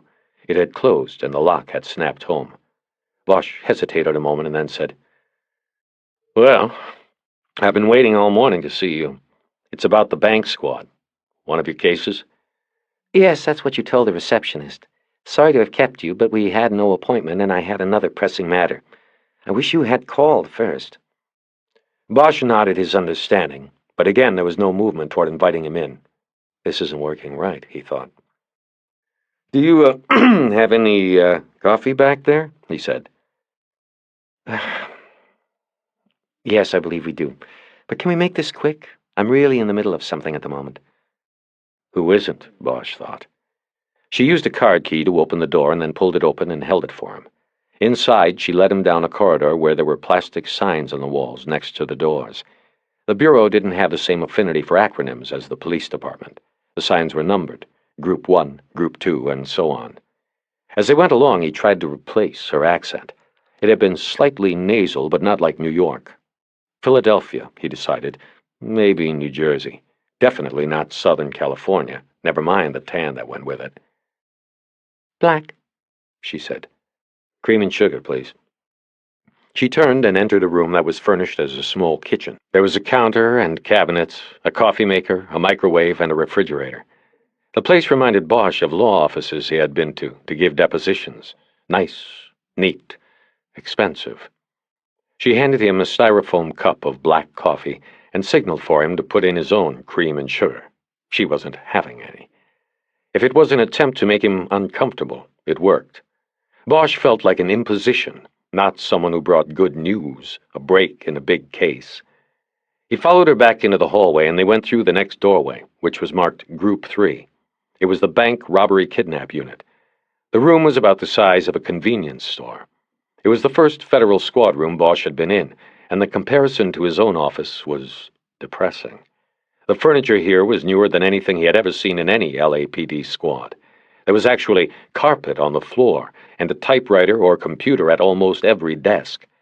There were 3 rows of 5 desks, and all of them but one were empty. A man in a gray suit sat at the first desk in the middle row, holding a phone to his ear. He didn't look up as Bosch and Wish walked in. Except for the background noise of a tactical channel coming from a scanner on a file cabinet in the back, the place could have passed for a real estate office. Wish took a seat behind the first desk in the first row and gestured for Bosch to take the seat alongside it. This put him directly between Wish and Gray Suit on the phone. Bosch put his coffee down on her desk and began to figure right away that Gray Suit wasn't really on the phone, even though the guy kept saying, or every few moments or so. Wish opened a file drawer in her desk and pulled out a plastic bottle of water, some of which she poured into a paper cup. We had a 211 at a savings and loan in Santa Monica. Just about everybody's out on it, she explained as he scanned the almost empty room. I was coordinating from here. That's why you had to wait out there. Sorry. No problem. Get him? What makes you say it was a him? Bosch shrugged his shoulders. Percentages? Well, it was 2 of them, 1 of each. And yes, we got them. They were in a stolen from receipt reported yesterday. Female went in and took care of business. Male was the wheel. They took the 10 to the 405, then into LAX, where they left the car in front of the Skycap at United. Then they took the escalator to the arrivals level, got on a shuttle bus to the flyaway station in Van Nuys, and then took a cab all the way back down to Venice, to a bank. We had an LAPD copter over them the whole time. They never looked up. When she went into the second bank, we thought we were going to see another 211, so we rushed her while she was waiting in line for a teller. Got him in the parking lot. Turned out she was going to deposit the take from the first bank, an interbank transfer, the hard way. See, some dumb people in this business, Detective Bosch. What can I do for you? You can call me Harry. As I am doing what for you? Interdepartmental cooperation, he said. Kind of like you and our helicopter this morning. Bosch drank some of his coffee and said, Your name is on a bolo I came across yesterday. Euro case out of downtown. I'm interested in it. I work homicide out of Hollywood. Yes, I know, Agent Wish interrupted. Vision. The receptionist showed me the card you gave. By the way, do you need it back? That was a cheap shot. He saw his sad-looking business card on her clean green blotter. It had been in his wallet for months, and its corners were curled up at the edges. It was one of the generic cards the department gave detectives who worked out in the bureaus. It had the embossed police badge on it and the Hollywood Division phone number, but no name. You could buy yourself an ink pad and order a stamp and sit at your desk at the beginning of each week and stamp out a couple of dozen cards, or you could just write your name on the line with a pen and not give out too many. Bosch had done the latter. Nothing the department could do could embarrass him anymore. No, you can keep it. By the way, you have one? In a quick, impatient motion, she opened the top middle drawer of the desk, took a card out of a little tray, and put it down on the desktop next to the elbow Bosch had leaned there. He took another sip of coffee while glancing down at it. The E stood for Eleanor. So anyway, you know who I am and where I come from, he began. And I know a little about you. For instance, you investigated, or are investigating, a bank caper from last year in which the perps came in through the ground. A tunnel job, Westland National. He noticed her attention immediately pick up with that, and even thought he sensed Graysuit's breathing catch. Bosch had a line in the right water. Your name is on the bulletins. I'm investigating a homicide I believe is related to your case, and I want to know... Basically, I want to know what you've got. Can we talk about suspects, possible suspects? I think we might be looking for the same people. I think my guy might have been one of your perps. Wish was quiet for a moment and played with a pencil she'd picked up off the blotter. She pushed Bosch's card around on the green square with the eraser end. Graysuit was still acting like he was on the phone. Bosch glanced over at him, and their eyes briefly connected. Bosch nodded, and Graysuit looked away. Bosch figured he was looking at the man whose comments had been in the newspaper articles, Special Agent John Rourke. You can do better than that, can't you, Detective Bosch? Wish said. I mean, you just walk in here and wave the flag of cooperation and you expect me to just open up our files? She tapped the pencil 3 times on the desk and shook her head like she was disciplining a child. How about a name? She said. How about giving me some reason for the connection? We usually handle this kind of request through channels. We have liaisons that evaluate requests from other law enforcement agencies to share files and information. You know that. I think it might be best. Bosch pulled the FBI bulletin with the insurance photo of the bracelet out of his pocket. He unfolded it and laid it on the blotter. Then he took the pawn shop Polaroid out of the other pocket and also dropped that on the desk.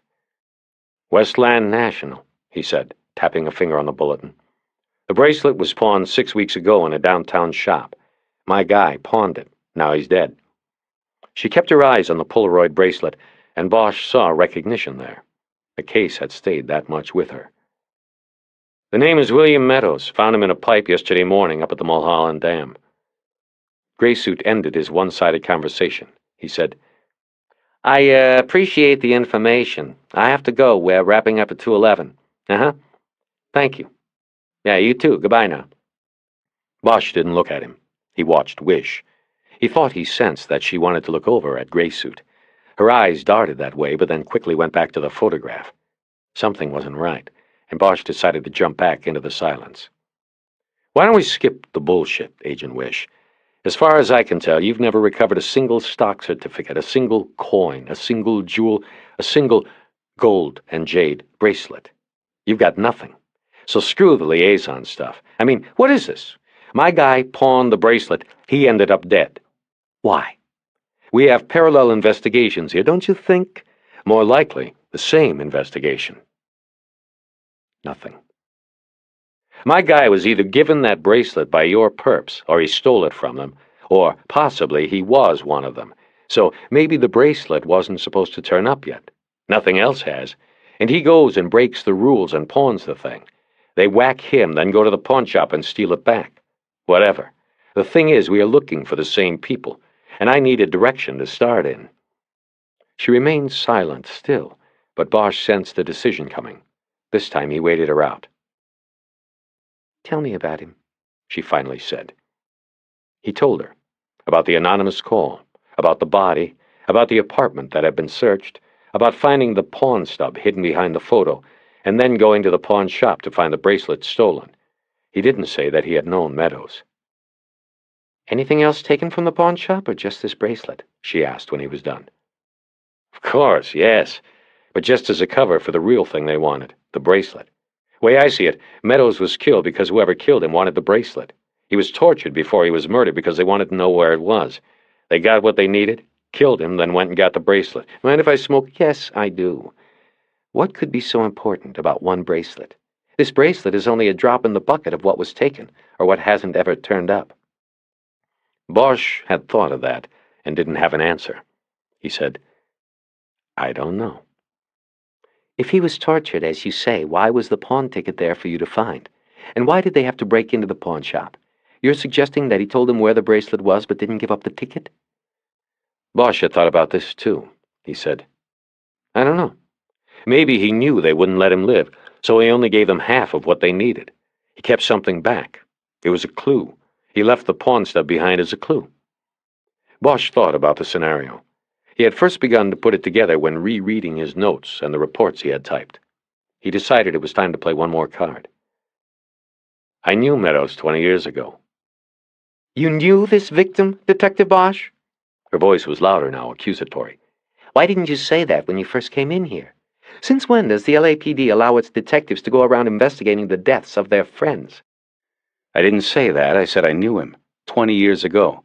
And I didn't ask for the case. It was my turn in the bucket. I got the call out. It was, he didn't want to say, coincidence. This is all very interesting, Wish said. It is also irregular.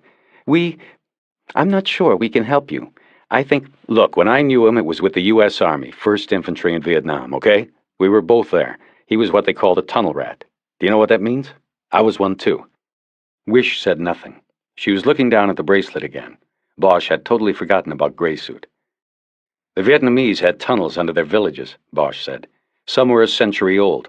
The tunnels went from hooch to hooch, village to village, jungle to jungle. They were under some of our own camps, everywhere. And that was our job, the tunnel soldiers, to go down into those things. There was a whole other war under the ground. Bosch realized that aside from a shrink and a circle group at the VA in Sepulveda, he had never told anyone about the tunnels and what he did. And Meadows, he was good at it. As much as you could like going down into that blackness with just a flashlight and a .45, well, he did. Sometimes we'd go down and it would take hours, and sometimes it would take days. And Meadows, well, he was the only one I ever knew over there that wasn't scared of going down there. It was life above ground that scared him. She didn't say anything. Bosch looked over at Graysuit, who was writing on a yellow tablet Bosch couldn't read. Bosch heard someone report on the TAC channel that he was transporting 2 prisoners to the Metro lockup. So now, 20 years later, you've got a tunnel caper, and I've got a dead tunnel fighter. He was found in a pipe, a tunnel. He had property from your caper. Bosch felt around in his pockets for cigarettes, then remembered she had said no. We have to work together on this one, right now. He knew by her face it hadn't worked. He emptied his coffee cup, ready for the door. He didn't look at Wish now. He heard Graysuit pick up the phone again and punch a number out. He stared down at the residue of sugar in the bottom of his cup. He hated sugar in his coffee. Detective Bosch, Wish began, I am sorry you had to wait in the hall so long this morning. I am sorry this fellow soldier you knew, Meadows, is dead. Whether it was 20 years ago or not, I am. I have sympathy for him and you and what you may have had to go through. But I am also sorry that I can't help you at the moment. I will have to follow established protocol and talk to my supervisor. I will get back to you as soon as possible. That is all I can do at the moment. Bosch dropped the cup into a trash can next to her desk and reached over to pick up the Polaroid and the bulletin page. Can we keep the photo here? Agent Wish asked. I need to show it to my supervisor. Bosch kept the Polaroid. He got up and stepped in front of Graysuit's desk. He held the Polaroid up to the man's face. He's seen it, he said over his shoulder as he walked out of the office. Deputy Chief Irvin Irving sat at his desk, bruxing his teeth and working the muscles of his jaw into hard rubber balls. He was disturbed, and this clenching and gnashing of teeth was his habit when disturbed or in solitary contemplative moods. As a result, the musculature of his jaw had become the most pronounced feature of his face. When looked at head-on, Irving's jawline was actually wider than his ears, which were pinned flat against his shaven skull and had a wing-like shape to them. The ears and the jaw gave Irving an intimidating, if not odd, visage. He looked like a flying jaw, as though his powerful molars could crush marbles, and Irving did all he could to promote this image of himself as a fearsome junkyard dog who might sink his teeth into a shoulder or leg and tear out a piece of meat the size of a softball. It was an image that had helped overcome his one impediment as a Los Angeles policeman, his silly name, and could only aid him in his long-planned ascendancy to the chief's office on the 6th floor. So he indulged the habit, even if it did cost him a new set of $2,000 molar implants every 18 months. Irving pulled his tie tight against his throat and ran his hand over his gleaming scalp. He reached to the intercom buzzer. Though he could have easily pushed the speaker button then and barked his command, he waited for his new adjutant's reply first. This was another of his habits. Yes, Chief? He loved hearing that. He smiled, then leaned forward until his great, wide jaw was inches from the intercom speaker.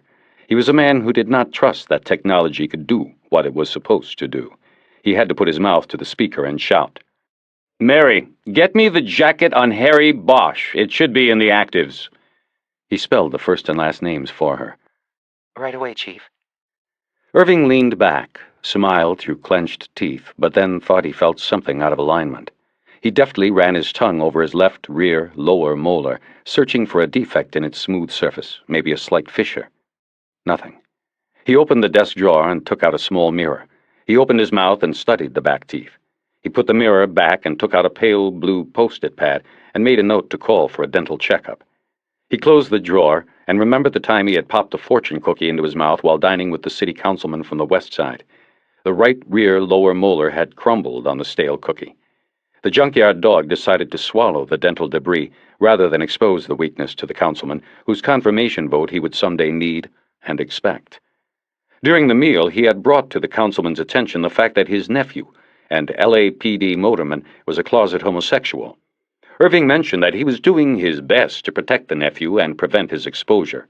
The department was as homophobic as a Nebraska church, and if the word leaked to the rank and file, Irving explained to the councilman, the officer could forget any hope for advancement. He could also expect brutal harassment from the rest of LA's finest. Irving didn't need to mention the consequences if a scandal broke publicly. Even on the liberal West Side, it wouldn't help a councilman's mayoral ambitions. Irving was smiling at the memory when Officer Mary Grosso knocked and then walked into the office with a 1-inch thick file in her hand. She placed it on Irving's glass-topped desk. There was nothing else on its gleaming surface, not even a phone.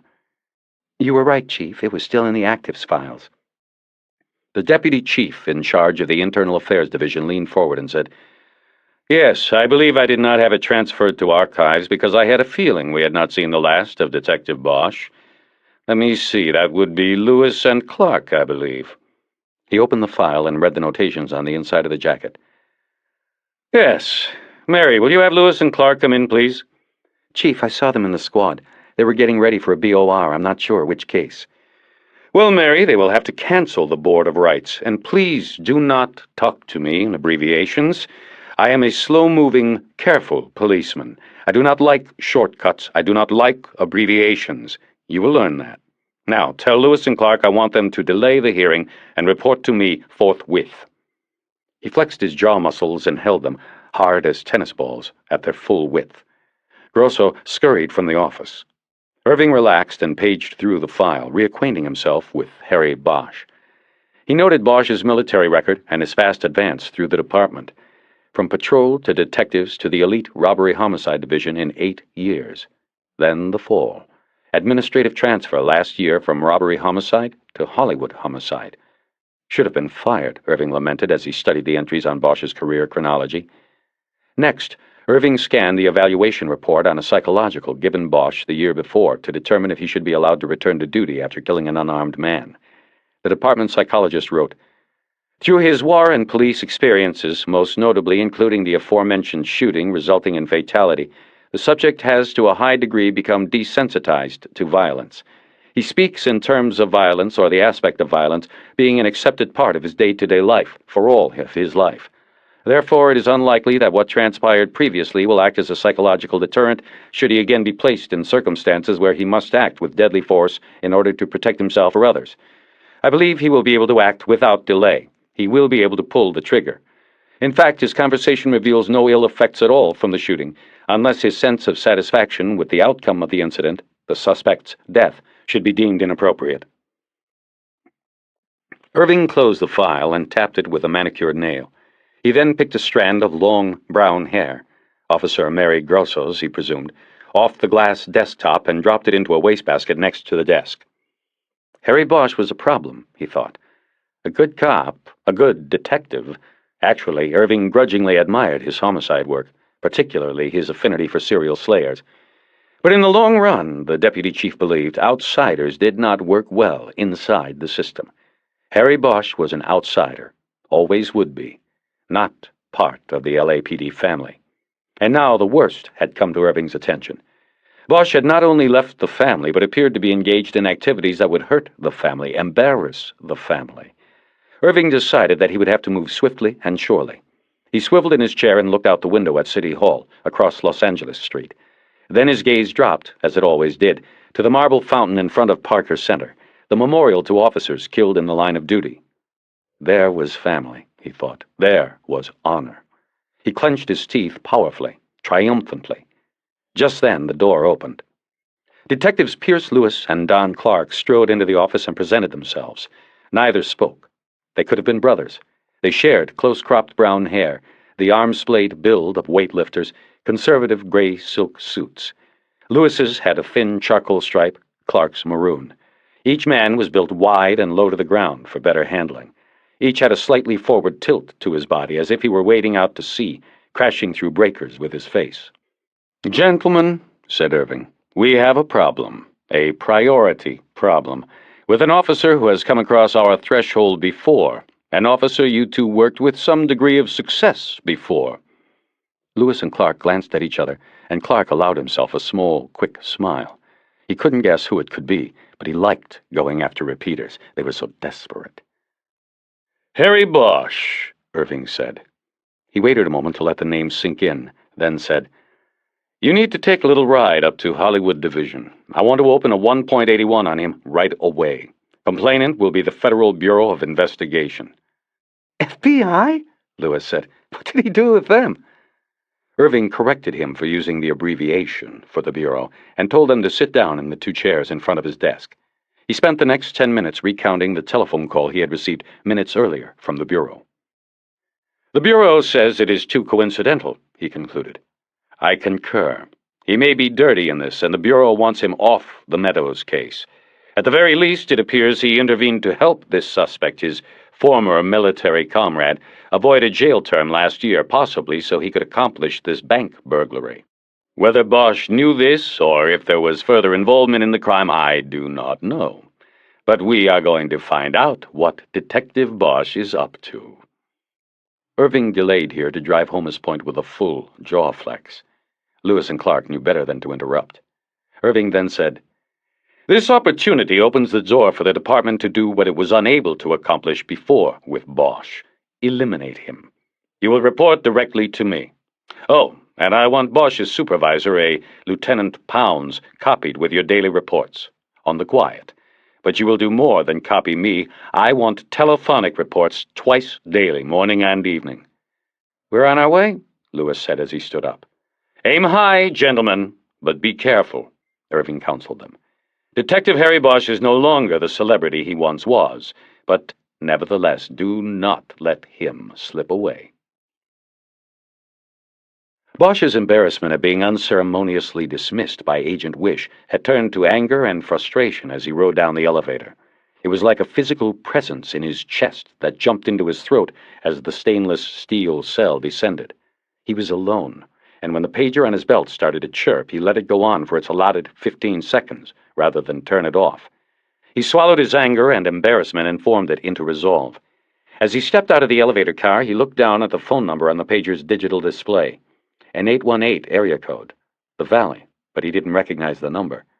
He stepped to a pod of payphones in the courtyard in front of the Federal Building and dialed the number. 90 cents, an electronic voice said. Luckily, he had the loose change. He dumped it in, and the call was picked up on a half ring by Jerry Edgar. "Harry," he began without a hello. "I'm still up here at the VA, and I'm getting the runaround, man. They don't have any files on Meadows. They say I have to go through D.C. or I got to get a warrant. I tell them I know there is a file, on account of what you told me. I say, look, if I was to get a search warrant, can you look and make sure you know where this file is?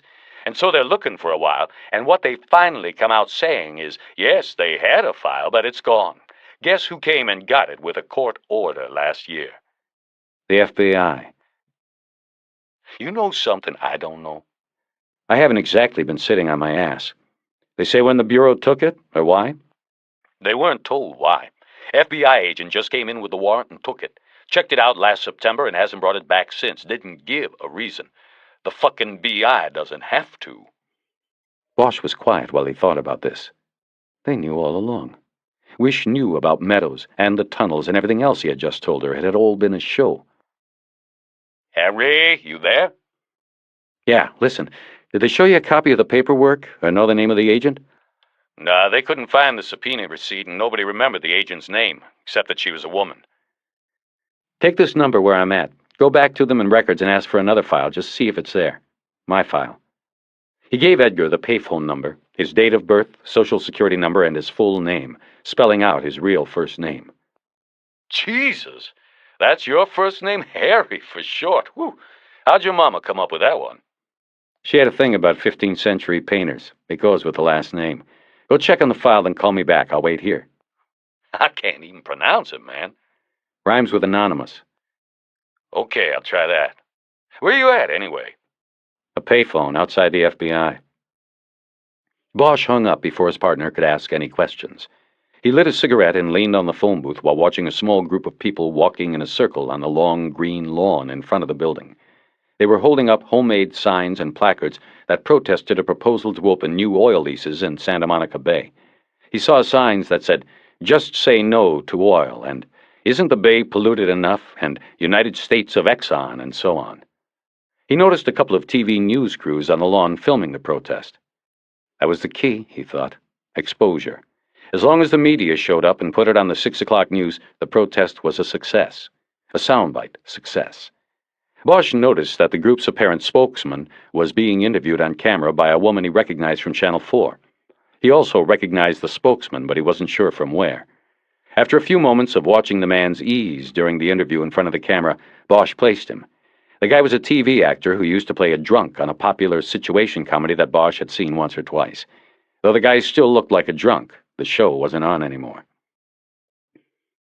Bosch was on his second cigarette, leaning on the phone booth and beginning to feel the heat of the day, when he looked up at the glass doors of the building and saw Agent Eleanor Wish walking through.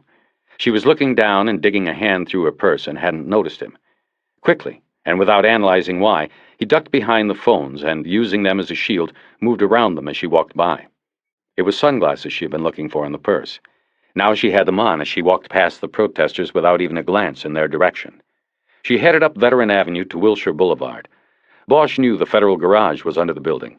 Wish was walking in the opposite direction. She was going somewhere nearby. The phone rang. Harry, they have your file, too. The FBI. What's going on? Edgar's voice was urgent and confused. He didn't like waves. He didn't like mysteries. He was a straight 9-to-5 man. I don't know what's going on. They wouldn't tell me, Bosch replied. You head into the office. We'll talk there. If you get there before me, I want you to make a call over the subway project. Personnel. See if they had Meadows working there. Try under the name Fields, too. Then just do the paper on the TV stabbing, like we said. Keep your end of our deal. I'll meet you there. Harry, you told me you knew this guy, Meadows. Maybe we should tell 98 it's a conflict, that we ought to turn the case over to RHD or somebody else on the table. We'll talk about it in a little while, Jed. Don't do anything or talk to anybody about it till I get there. Bosch hung up the phone and walked off toward Wilshire. He could see Wish already had turned east toward Westwood Village. He closed the distance between them, crossed to the other side of the street, and followed behind. He was careful not to get too close, so that his reflection would not be in the shop windows she was looking in as she walked. When she reached Westwood Boulevard, she turned north and crossed Wilshire, coming to Bosch's side of the street. He ducked into a bank lobby. After a few moments, he went back out on the sidewalk, and she was gone. He looked both ways and then trotted up to the corner. He saw her a half-block up Westwood, going into the village. Wish slowed in front of some shop windows and came to a stop in front of a sporting goods store. Bosch could see female mannequins in the window, dressed in lime green running shorts and shirts. Last year's fad, on sale today. Wish looked at the outfits for a few moments and then headed off, not stopping until she was in the theater district. She turned into Stratton's Bar and Grill. Bosch, on the other side of the street, passed the restaurant without looking and went up to the next corner. He stood in front of the Bruin, below the old theater's marquee, and looked back. She hadn't come out. He wondered if there was a rear door. He looked at his watch. It was a little early for lunch, but maybe she liked to beat the crowd. Maybe she liked to eat alone. He crossed the street to the other corner and stood below the canopy of the Fox Theater. He could see through the front window of Stratton's, but didn't see her. He walked through the parking lot next to the restaurant and into the rear alley. He saw a public access door at the back. Had she seen him and used the restaurant to slip away? It had been a long while since he had been on a one-man tail, but he didn't think she had made him. He headed down the alley and went in the back door. Eleanor Wish was sitting alone in a row of wooden booths along the restaurant's right wall. Like any careful cop, she sat facing the front door, so she didn't see Bosch until he slid onto the bench across from her and picked up the menu she had already scanned and dropped on the table. He said, "Never been here. Anything good?" "What is this?" she said, surprise clearly showing on her face. "I don't know. I thought you might want some company." "Did you follow me? You followed me." "At least I'm being upfront about it. You know, you made a mistake back at the office. You played it too cool. I walk in with the only lead you've had in 9 months, and you want to talk about liaisons and bullshit. Something wasn't right, but I couldn't figure out what. Now I know." "What are you talking about?" "Never mind. I don't want to know." She made a move to slide out of the booth, but Bosch reached across the table and firmly put his hand on her wrist. Her skin was warm and moist from the walk over. She stopped and turned and smoked him with brown eyes so angry and hot they could have burned his name on a tombstone. "Let go," she said, her voice tightly controlled, but carrying enough of an edge to suggest she could lose it. He let go. Don't leave, please." She lingered a moment, and he worked quickly. He said, "It's all right. I understand the reasons for the whole thing, the cold reception back there, everything. I have to say, it actually was good work, what you did. I can't hold it against you." Bosch, listen to me. I don't know what you are talking about. I know you already knew about Meadows, the tunnels, the whole thing. You pulled his military files, you pulled mine. You probably pulled files on every rat that made it out of that place alive. There had to have been something in the Westland job that connected to the tunnels back there." She looked at him for a long moment and was about to speak when a waitress approached with a pad and pencil. "If for now, just one coffee, black, and an Evian. Thank you," Bosch said, before Wish or the waitress could speak. The waitress walked away, writing on the pad. "I thought you were a cream and sugar cop," Wish said. "Only when people try to guess what I am." Her eyes seemed to soften then, but only a bit. "Detective Bosch, look, I don't know how you know what you think you know, but I am not going to discuss the Westland case. It is exactly as I said at the Bureau. I can't do it. I'm sorry. I really am." Bosch said, "I guess maybe I should resent it, but I don't. It was a logical step in the investigation. I would have done the same. You take anybody who fit the profile, tunnel rat, and sift them through the evidence." "You're not a suspect, Bosch, okay? So drop it." "I know I'm not a suspect." He gave a short, forced burst of laughter. "I was serving a suspension down in Mexico and can prove it. But you already know that. So for me, fine, I'll drop it. But I need what you have on Meadows. You pulled his files back in September. You must have done a workup on him. Surveillance, known associates background, maybe. I bet you even pulled him in and talked to him. I need it all, now, today, not in 3-4 weeks when some liaison puts a stamp on it."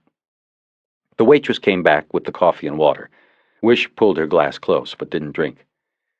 "Detective Bosch, you are off the case. I'm sorry. I shouldn't be the one to tell you, but you're off. You go back to your office and you'll find out. We made a call after you left." He was holding his coffee with 2 hands, elbows on the table. He carefully put the cup down on the saucer in case his hands began to shake. "What did you do?" Bosch asked. "I'm sorry," Eleanor Wish said. "After you left, Rourke, the guy you shoved the picture in front of, he called the number on your card and talked to a Lieutenant Pounds. He told him about your visit today and suggested there was a conflict, you investigating a friend's death. He said some other things and—" "What other things?" "Look, Bosch, I know about you. I'll admit we pulled your files, we checked you out. Hell, but to do that, all we had to do was read the newspapers back then. You and that dollmaker thing. So I know what you have been through with the internal people, and this isn't going to help, but it was Rourke's decision. What other things did he tell?" He told the truth. He said both your name and Meadows's had come up in our investigation. He said you both knew each other. He asked that you be taken off the case, so all of this doesn't matter." Bosch looked off out of the booth. "I want to hear you answer," he said. "Am I a suspect?" "No. At least you weren't until you walked in this morning. Now, I don't know. I'm trying to be honest. I mean, you have to look at this from our standpoint. One guy we looked at last year comes in and says he's investigating the murder of another guy we looked very hard at. This first guy says, 'Let me see your files.'" She didn't have to tell him as much as she had. He knew this, and knew she was probably going out on a limb saying anything at all. For all the shit he had just stepped in or been put in, Harry Bosch was beginning to like cold, hard Eleanor Wish. "If you won't tell me about Meadows, tell me one thing about myself. You said I was looked at and then dropped. How'd you clear me? You go to Mexico?" "That and other things." She looked at him a moment before going on. "You were cleared early on. At first, we got excited. I mean, we looked through the files of people with tunnel experience in Vietnam, and there, sitting on the top, was the famous Harry Bosch, detective superstar, a couple of books written about his cases, TV movie, a spin-off series, and the guy the newspapers just happened to have been filled with, the guy whose star crashed with a 1-month suspension and transfer from the elite robbery homicide division to—" She hesitated. "The sewer." He finished it for her. She looked down into her glass and continued. "So, right away, Rourke started figuring that maybe that's how you spent your time, digging this tunnel into the bank. From hero to heel, this was your way to get back at society, something crazy like that. But when we backgrounded you and asked around quietly, we heard you went down to Mexico for the month. We sent someone down to Ensenada and checked it out. You were clear. Around then, we also had gotten your medical files from the VA up at Sepulveda. Oh, that's it. That's who you checked with this morning, isn't it? He nodded. She continued. Anyway, in the medical, there were the psychiatrist's reports. I'm sorry, this seems like such an invasion. I want to know. The therapy for PTS. I mean, you are completely functional, but you have infrequent manifestation of post-traumatic stress in forms of insomnia and other things. Claustrophobia. A doctor even wrote once that you wouldn't go into a tunnel like that never again. Anyway, we put a profile of you through our behavioral sciences lab in Quantico. They discounted you as a suspect, said it was unlikely that you would cross the line for something like financial gain. She let all of that sink in a few moments. Those VA files are old, Bosch said. The whole story is old. I'm not going to sit here and present a case for why I should be a suspect, but that VA stuff is old. I haven't seen a shrink, VA or otherwise, in 5 years. And as far as that phobia shit goes, I went into a tunnel to look at Meadows yesterday. What do you think your shrinks in Quantico would write about that? He could feel his face turn red with embarrassment. He had said too much. But the more he tried to control and hide it, the more blood rushed into his face. The wide-hipped waitress chose that moment to come back and freshen his coffee. Ready to order? She said. No, Wish said without taking her eyes off Bosch. not yet. Hon, we have a big lunch crowd coming in here, and we're going to need the table for people what want to eat. I make my living off the hungry ones, not the ones too angry to eat. She walked away with Bosch thinking that waitresses were probably better observers of human behavior than most cops. Wish said, I am sorry about all of this. You should have let me get up when I first wanted to. The embarrassment was gone, but the anger was still there. He wasn't looking out of the booth anymore. He was looking right at her. You think you know me from some papers in a file? You don't know me. Tell me what you know. I don't know you. I know about you, she said. She stopped a moment to gather her thoughts. You are an institutional man, Detective Bosch. Your whole life. Youth shelters, foster homes, the army, then the police. Never leave the system. One flawed societal institution after another. She sipped some water and seemed to be deciding whether to go on. She did. Hieronymus Bosch. The only thing your mother gave you was the name of a painter dead 500 years. But I imagine the stuff you've seen would make the bizarre stuff of dreams he painted look like Disneyland. Your mother was alone. She had to give you up. You grew up in foster homes, youth halls. You survived that, and you survived Vietnam, and you survived the police department. So far, at least. But you are an outsider in an insider's job. You made it to RHD and worked the headline cases, but you were an outsider all along. You did things your way, and eventually they busted you out for it. She emptied her glass, seemingly to give Bosch time to stop her from continuing. He didn't. It only took one mistake, she said. You killed a man last year. He was a killer himself, but that didn't matter. According to the reports, you thought he was reaching under a pillow on the bed for a gun.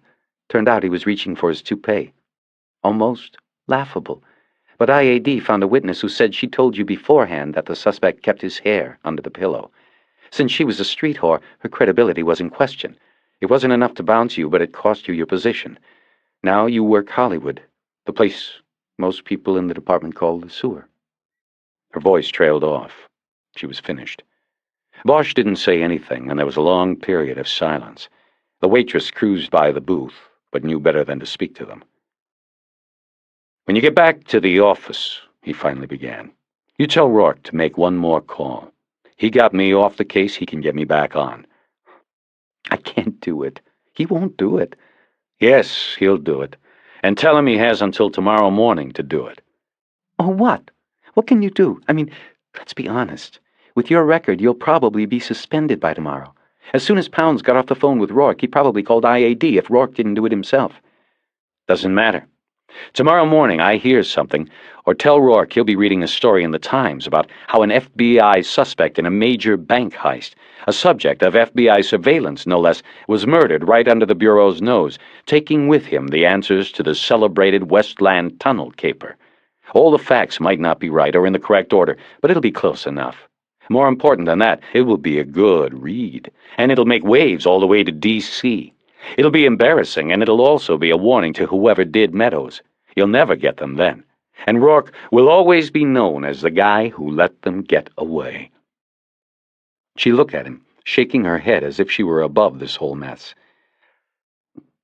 "It's not my call. I'll have to go back to him and let him decide what to do. But if it was me, I'd call your bluff. And I will tell you straight out, that's what I'll tell him to do." It's no bluff. You've checked me out. You know I'll go to the media, and the media will listen to me and like it. Be smart. You tell him it's no bluff. I'll have nothing to lose by doing it. He'll have nothing to lose by bringing me in. He began to slide out of the booth. He stopped and threw a couple of dollar bills on the table. "You've got my file. You know where you can reach me." "Yes, we do," she said, and then, "Hey, Bosch?" He stopped and looked back at her. "The street whore. Was she telling the truth about the pillow?" Don't they all? Bosch parked in the lot behind the station on Wilcox and smoked right up until he reached the rear door. He killed a butt on the ground and went in, leaving behind the odor of vomit that wafted from the mesh windows at the rear of the station holding tank. Jerry Edgar was pacing in the back hall waiting for him. "Harry, we've got a fourth whiff from 98. "Yeah? What about?" "I don't know, but he's been coming out of the glass box every 10 minutes looking for you. You got your beeper and the Motorola turned off, and I saw a couple of the IAD silks up from downtown go in there with him a while ago." Bosch nodded without saying anything comforting to his partner. "What's going on?" Edgar blurted. "If we've got a story, let's get it straight before we go in there. You've had experience with this shit, not me." "I'm not sure what's going on. I think they're kicking us off the case. Me, at least." He was very nonchalant about the whole thing. "Harry, they don't bring IAD in to do that. Something's on, and man, I hope whatever you did, you didn't fuck me up, too." Edgar immediately looked embarrassed. "Sorry, Harry. I didn't mean it that way." "Relax. Let's go see what the man wants." Bosch headed toward the detective's squad room. Edgar said he'd cut through the watch office and then come in from the front hall so it wouldn't look like they had collaborated on a story. When Bosch got to his desk, the first thing he noticed was that the blue murder book on the Meadows case was gone. But he also noticed that whoever had taken it had missed the cassette tape with the 911 call on it. Bosch picked up the cassette and put it in his coat pocket just as 98's voice boomed out of the glass office at the head of the squad room. He yelled just one word. "Bosch!" The other detectives in the squad room looked around. Bosch got up and slowly walked toward the glass box as the office of Lieutenant Harvey 98 Pounds was called. Through the windows he could see the backs of two suits sitting in there with Pounds. Bosch recognized them as the two IAD detectives who had handled the dollmaker case, Lewis and Clark. Edgar came into the squad through the front hallway just as Bosch passed, and they walked into the glass box together. Pounds sat dull-eyed behind his desk. The men from Internal Affairs did not move. "First thing, no smoking, Bosch. You got that?" Pounds said. "In fact, the whole squad stunk like an ashtray this morning. I'm not even going to ask if it was you." Department and city policy outlawed smoking in all community-shared offices, such as squad rooms. It was okay to smoke in a private office if it was your office, or if the office's occupant allowed visitors to smoke. Pounds was a reformed smoker, and militant about it. Most of the 32 detectives he commanded smoked like junkies. When 98 wasn't around, many of them would go into his office for a quick fix, rather than have to go out to the parking lot, where they'd miss phone calls and where the smell of piss and puke migrated from the rear windows of the drunk tank. Pounds had taken to locking his office door, even on quick trips up the hall to the station commander's office, but anybody with a letter opener could pop the door in 3 seconds. The lieutenant was constantly returning and finding his office space fouled by smoke. He had 2 fans in the 10-by-10 room and a can of Glade on the desk. Since the frequency of the fouling had increased with the reassignment of Bosch from Parker Center to Hollywood detectives, 98 Pounds was convinced Bosch was the major offender, and he was right, but he had never caught Bosch in the act. "Is that what this is about?" Bosch asked. "Smoking in the office?" "Just sit down," Pounds snapped. Bosch held his hands up to show there were no cigarettes between his fingers. Then he turned to the 2 men from Internal Affairs. "Well, Jed, it looks like we might be off on a Lewis and Clark expedition here. I haven't seen the great explorers on the move since they sent me on a no-expense-paid vacation to Mexico. Did some of their finest work on that one. Headlines, sound bites, the whole thing. The stars of Internal Affairs." The 2 IAD cops' faces immediately reddened with anger. This time you might do yourself a favor and keep your smart mouth shut, Clark said. You're in serious trouble, Bosch. You get it? Yeah, I get it. Thanks for the tip. I got one for you, too. Go back to the leisure suit you used to wear before you became Irving's Bendover. You know, the yellow thing that matched your teeth? The polyester does more for you than the silk. In fact, one of the guys out there in the bullpen mentioned that the ass end of that suit is getting shiny, all the work you do riding a desk. All right, Pounds cut in. Bosch, Edgar, sit down and shut up for a minute. This lieutenant, I didn't say one thing, Edgar began. Shut up! Everybody! Shut up a minute, Pounds barked. Jesus Christ. Edgar, for the record, these two are from Internal Affairs, if you didn't already know. Detectives Lewis and Clark. What this is... I want a lawyer, Bosch said. Well, me too, I guess, added Edgar. Oh, bullshit, Pounds said. We're going to talk about this and get some things straight, and we aren't bringing any Police Protective League bullshit into it. If you want a lawyer, you can get one later. Right now, you're going to sit here, the both of you, and answer some questions. If not, Edgar, you are going to be bounced out of that $800 suit and back into uniform. And Bosch, you'll probably go down for the count this time. For a few moments, there was silence in the small room, even though the tension among the 5 men threatened to shatter the windows. Pounds looked out at the squad room and saw about a dozen detectives acting as if they were working, but who were actually trying to pick up whatever they could through the glass. Some had been attempting to read the lieutenant's lips. He got up and lowered a set of Venetian blinds over the windows. He rarely did this. It was a signal to the squad that this was big. Even Edgar showed his concern, audibly exhaling. Pounds sat back down. He tapped a long fingernail on the blue plastic binder that lay closed on his desk. Okay, now let's get down to it, he began. You 2 guys are off the Meadows case. That's number 1. No questions, you're done. Now, from the top, you're going to tell us anything and everything. At that, Lewis snapped open a briefcase and pulled out a cassette tape recorder. He turned it on and put it on Pounds's spotless desk. Bosch had been partnered with Edgar only 8 months. He didn't know him well enough to know how he would take this kind of bullying, or how far he could hold out against these bastards, but he did know him well enough to know he liked him and didn't want him to get jammed up. His only sin in this whole thing was that he had wanted Sunday afternoon off to sell houses. This is bullshit, Bosch said, pointing to the recorder. Turn that off, Pounds said to Lewis, pointing to the recorder, which was actually closer to him than to Lewis. The Internal Affairs detective stood up and picked up the recorder. He turned it off, hit the rewind button, and replaced it on the desk. After Lewis sat back down, Pounds said, Jesus Christ, Bosch. The FBI calls me today and tells me they've got you as a possible suspect in a goddamn bank heist. They say this Meadows was a suspect in the same job, and by virtue of that, you should now be considered a suspect in the Meadows kill. You think we aren't going to ask questions about that? Edgar was exhaling louder now. He was hearing this for the first time. Keep the tape off and we'll talk, Bosch said. Pounds contemplated that for a moment and said, For now, no tape. Tell us. First off, Edgar doesn't know shit about this. We made a deal yesterday. I take the Meadows case and he goes home. He does the wrap-up on Spivey, the TV stabbed the night before. This FBI stuff, the bank job, he doesn't know for shit. Let him go.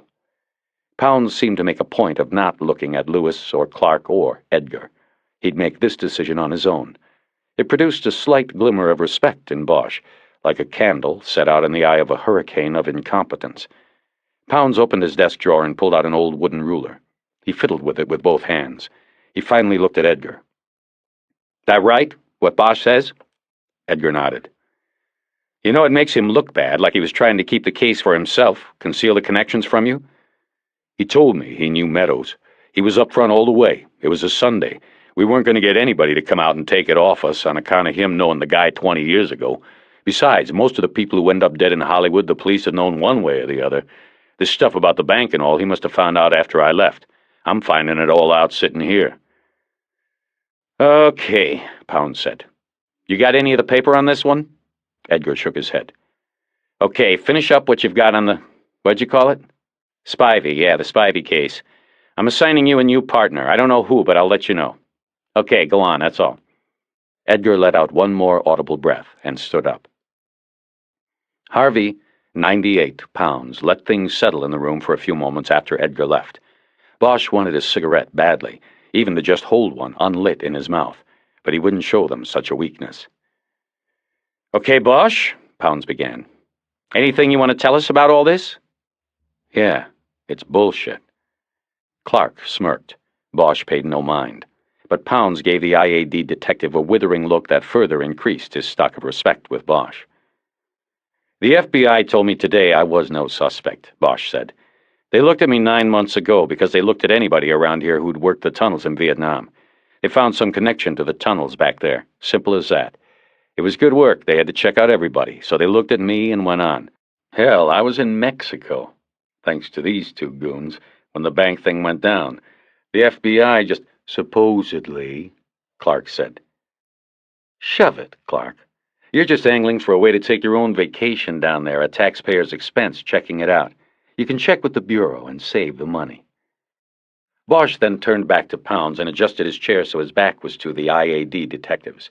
He spoke in a low voice to make it clear he was talking to Pounds, not them.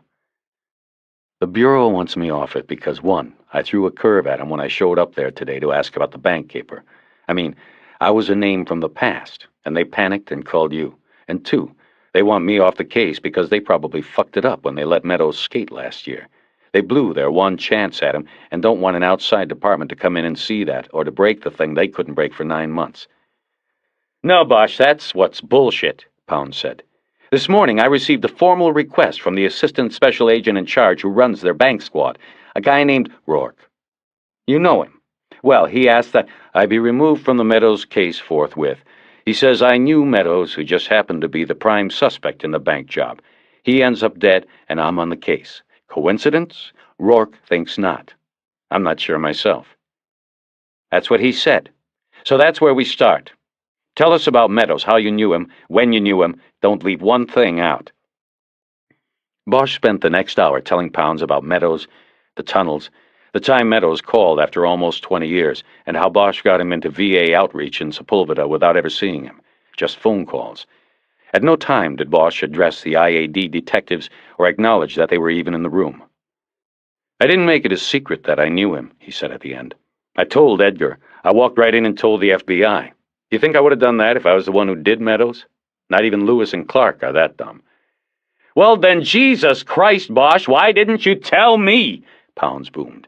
"Why isn't it in the reports in this book? Why do I have to hear it from the FBI? Why does Internal Affairs have to hear it from the FBI?" So Pounds hadn't made the call to IAD. Rourke had.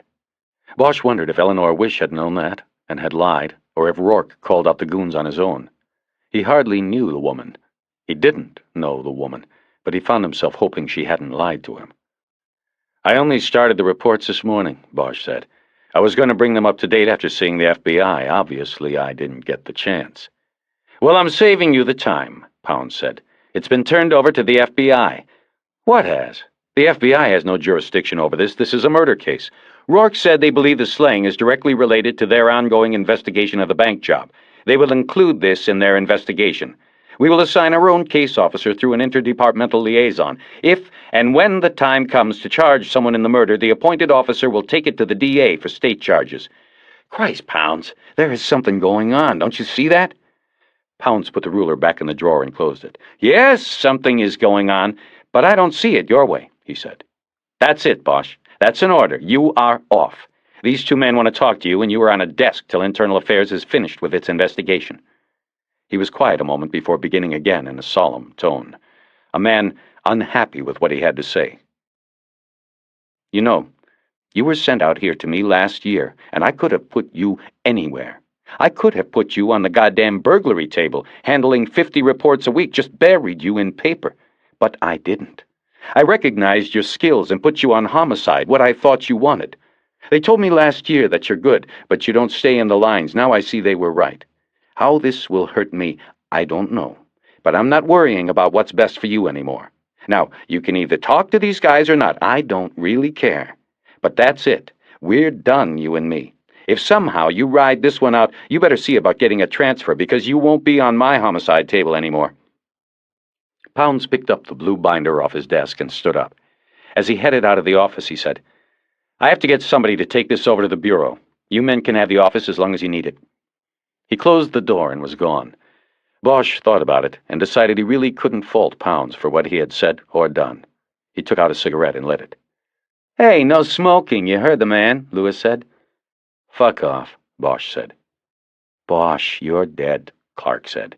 "We're going to toast your ass right this time. You aren't the hero you once were. No PR problems this time. Nobody's going to give a shit about what happens to you."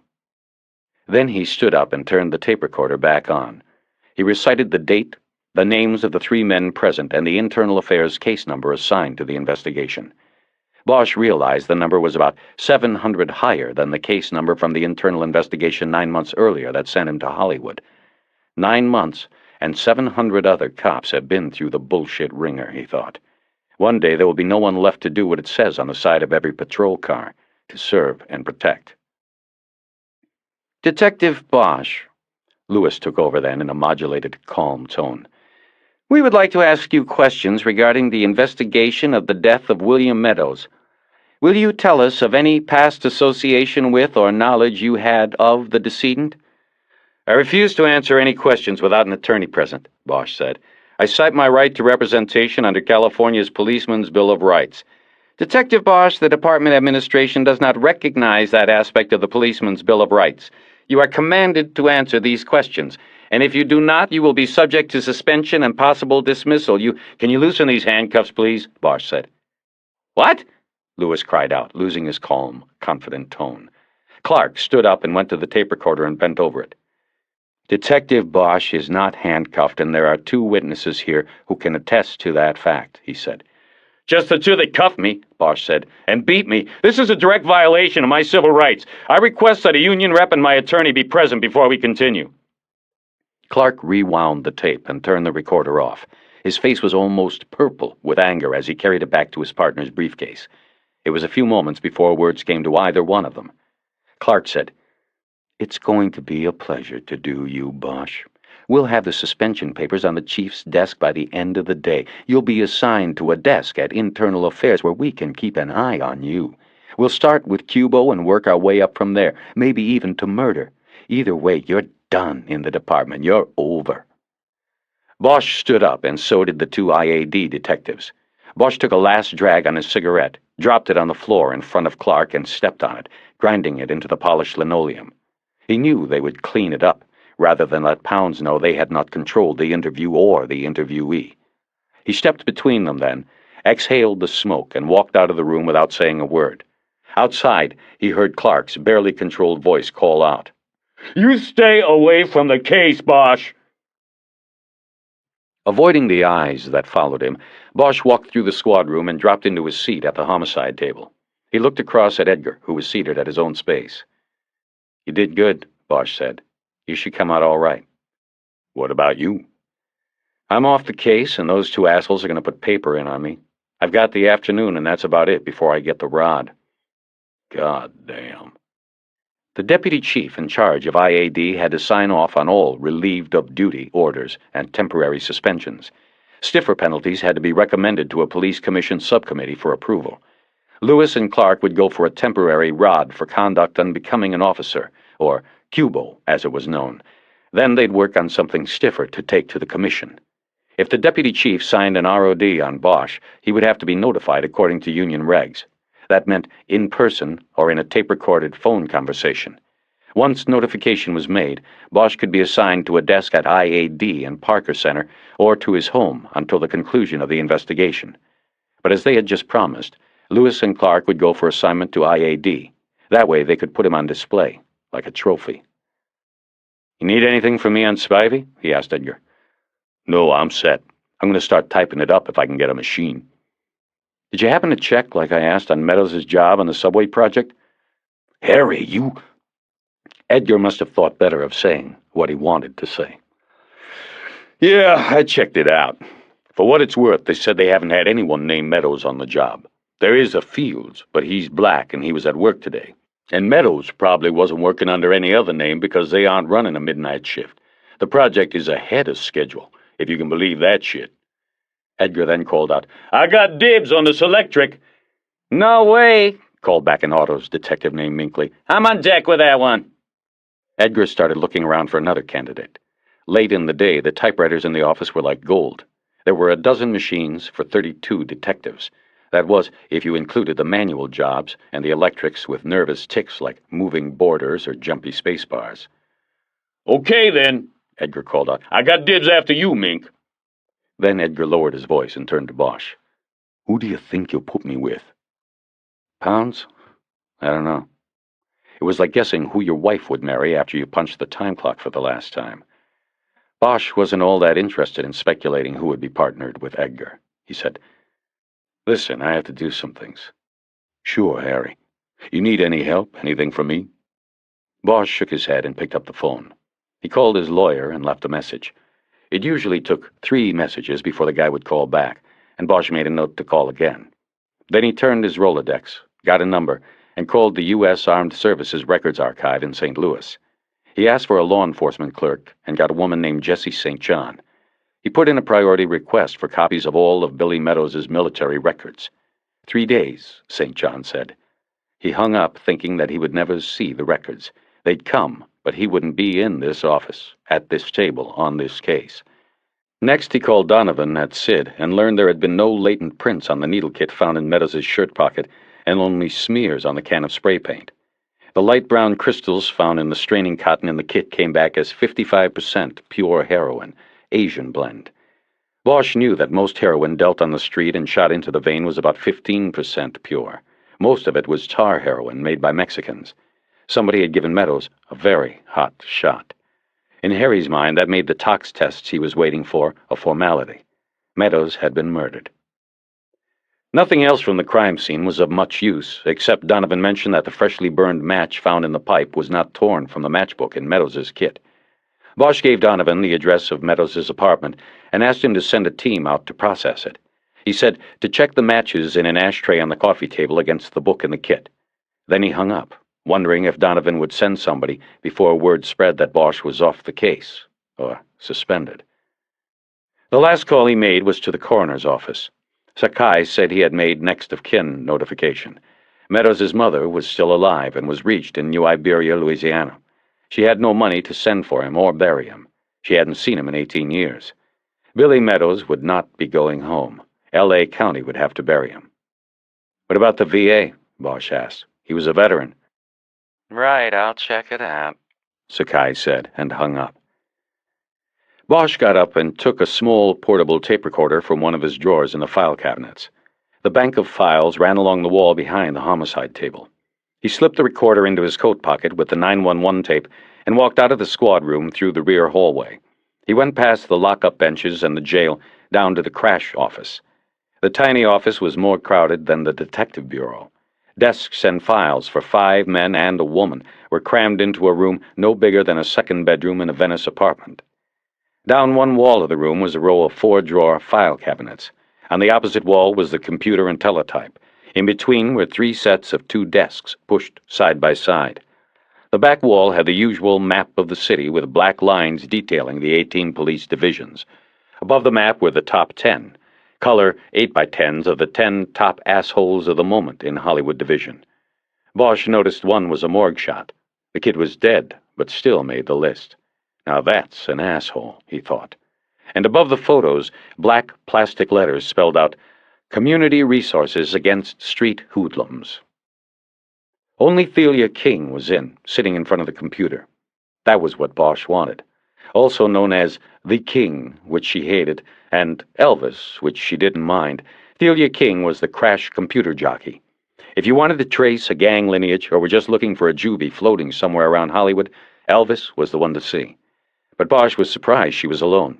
He looked at his watch, just after 2, too early for the gang troops to be on the street. Where's everybody at? Hey, Bosch, she said, looking away from the screen. Funerals. We got 2 different gangs, and I mean warring tribes, planting homeboys in the same cemetery today up in the valley. They got all hands up there to make sure things stay cool. And so why aren't you out there with the boys? Just got back from court. So, before you tell me why you are here, Harry, why don't you tell me what happened in 98 Pounds' office today? Bosch smiled. Word traveled faster through a police station than it did on the street. He gave her an abbreviated account of his time in the barrel and the expected battle with IAD. Boss, you take things too seriously, she said. Why don't you get yourself an outside gig, something to keep yourself sane, moving in the flow like your partner? Too bad that sucker's married. He's making 3 times selling houses on the side what we make busting heads full-time. I need a gig like that. Bosch nodded. But too much going with the flow is heading us into the sewer, he thought, but didn't say. Sometimes he believed that he took things just right, and everybody else didn't take them seriously enough. That was the problem. Everybody had an outside gig. What do you need? She said. I better do it now before they put your paper through. After that, you'll be a leper around here. Stay where you are, he said, and then he pulled over a chair and told her what he needed from the computer. The crash computer had a program called GRIT, an acronym within an acronym, this one for Gang-Related Information Tracking. The program files contained the vitals on the 55,000 identified gang members and juvenile offenders in the city. The computer also tied in with the gang computer at the sheriff's department, which had about 30,000 of its own gangbangers on file. One part of the GRIT program was the moniker file. This stored references to offenders by their street names and could match them with real names, DOBs, addresses, and so on. All monikers that came to police attention through arrests or shake cards, field interrogation reports, were fed into the computer program. It was said that the GRIT file had more than 90,000 monikers in it. You just needed to know which keys to push. And Elvis did. Bosch gave her the 3 letters he had. I don't know if that's the whole thing or a partial, he said. I think it's a partial. She typed in the commands to open the GRIT files, put in the letters S-H-A, and hit the prompt key. It took about 13 seconds. A frown creased Thelia King's ebony face. 343 hits, she announced. You might be hiding out here a while, hon. He told her to eliminate the blacks and Latinos. The 911 tape sounded white to him. She pressed more keys, then the computer screen's amber letters recomposed the list. That's better than 19 hits, King said. There was no moniker that was just the 3 letters, Shaw. There were 5 shadows, 4 Shaws, 2 Sharkies, E-Y-S, 2 Sharkies, I-E-S, and 1 each of Shark, Shabby, Shallow, Shank, Shabbat, and Shame. Bosch thought quickly about the graffito he had seen on the pipe up at the dam, the jagged S, almost like a gaping mouth. The mouth of a shark? Pull up the variations on shark, he said. King hit a couple of keys, and the top third of the screen filled with new amber letters. Shark was a valley boy, limited contact with police. He had gotten probation and graffiti cleanup after he was caught tagging bus benches along Ventura Boulevard in Tarzana. He was 15. It wasn't likely he would have been up at the dam at 3 o'clock on a Sunday morning, Bosch guessed. King pulled the first Sharky, I.E., up on the screen. He was currently in a Malibu fire camp for juvenile offenders. The second Sharky, I.E., was dead, killed in a gang war between the KGB, Kids Gone Bad, and the Vineland Boys in 1989. His name had not yet been purged from the computer records. When King called up the first Sharky, E.Y., the screen filled with information, and a blinking word at the bottom said, More. Here's a regular troublemaker, she said. The computer report described Edward Neese, a male white, 17 years of age, known to ride a yellow motorbike, tag number JVN138, and who had no known gang affiliation, but used Sharky as a graffiti tag. A frequent runaway from his mother's home in Chatsworth. 2 screens of police contacts with Sharky followed. Bosch could tell by the location of each arrest or questioning that this Sharky was partial to Hollywood and West Hollywood when he ran away. He scanned to the bottom of the second screen, where he saw a loitering arrest 3 months earlier at the Hollywood Reservoir. This is him, he said. Forget the last kid. Hard copy? She pushed keys to print the computer file and then pointed to the wall of file cabinets. He went over and opened the end drawer. He found the file on Edward Neese and pulled it. Inside was a color booking photo. Sharky was blond and seemed small in the picture. He had the look of hurt and defiance that was as common as acne on teenagers' faces these days. But Bosch was struck by a familiarity about the face. He couldn't place it. He turned the photo over. It was dated 2 years earlier. King handed him the computer printout, and he sat down at one of the empty desks to study it and the contents of the file. The most serious offenses the boy who called himself Sharky, E.Y., had committed and been caught at were shoplifting, vandalism, loitering, and possession of marijuana and speed. He had been held once, 20 days, at Sylmar Juvenile Hall after one of the drug arrests, but later released on home probation. All the other times he was popped, he was immediately released to his mother.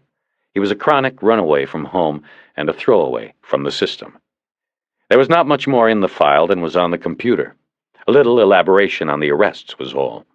Bosch shuffled through the papers until he found the report on the loitering charge. It went to pre-trial intervention and was dismissed when Sharkey agreed to go home to his mother and stay there. That apparently didn't last long. There was a report that the mother had reported him missing to his probation officer 2 weeks later.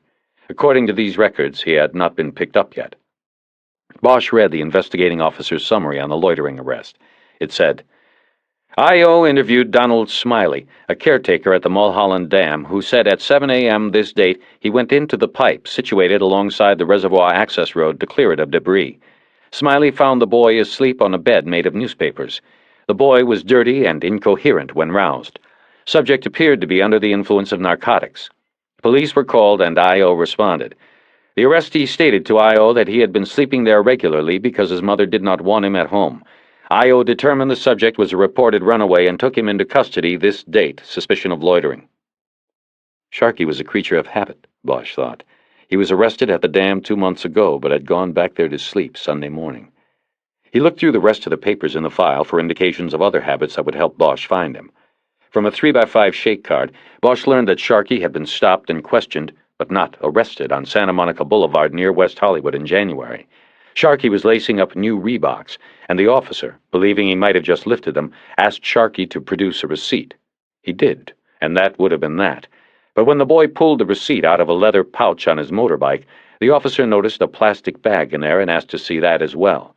The bag contained 10 photographs of Sharkey.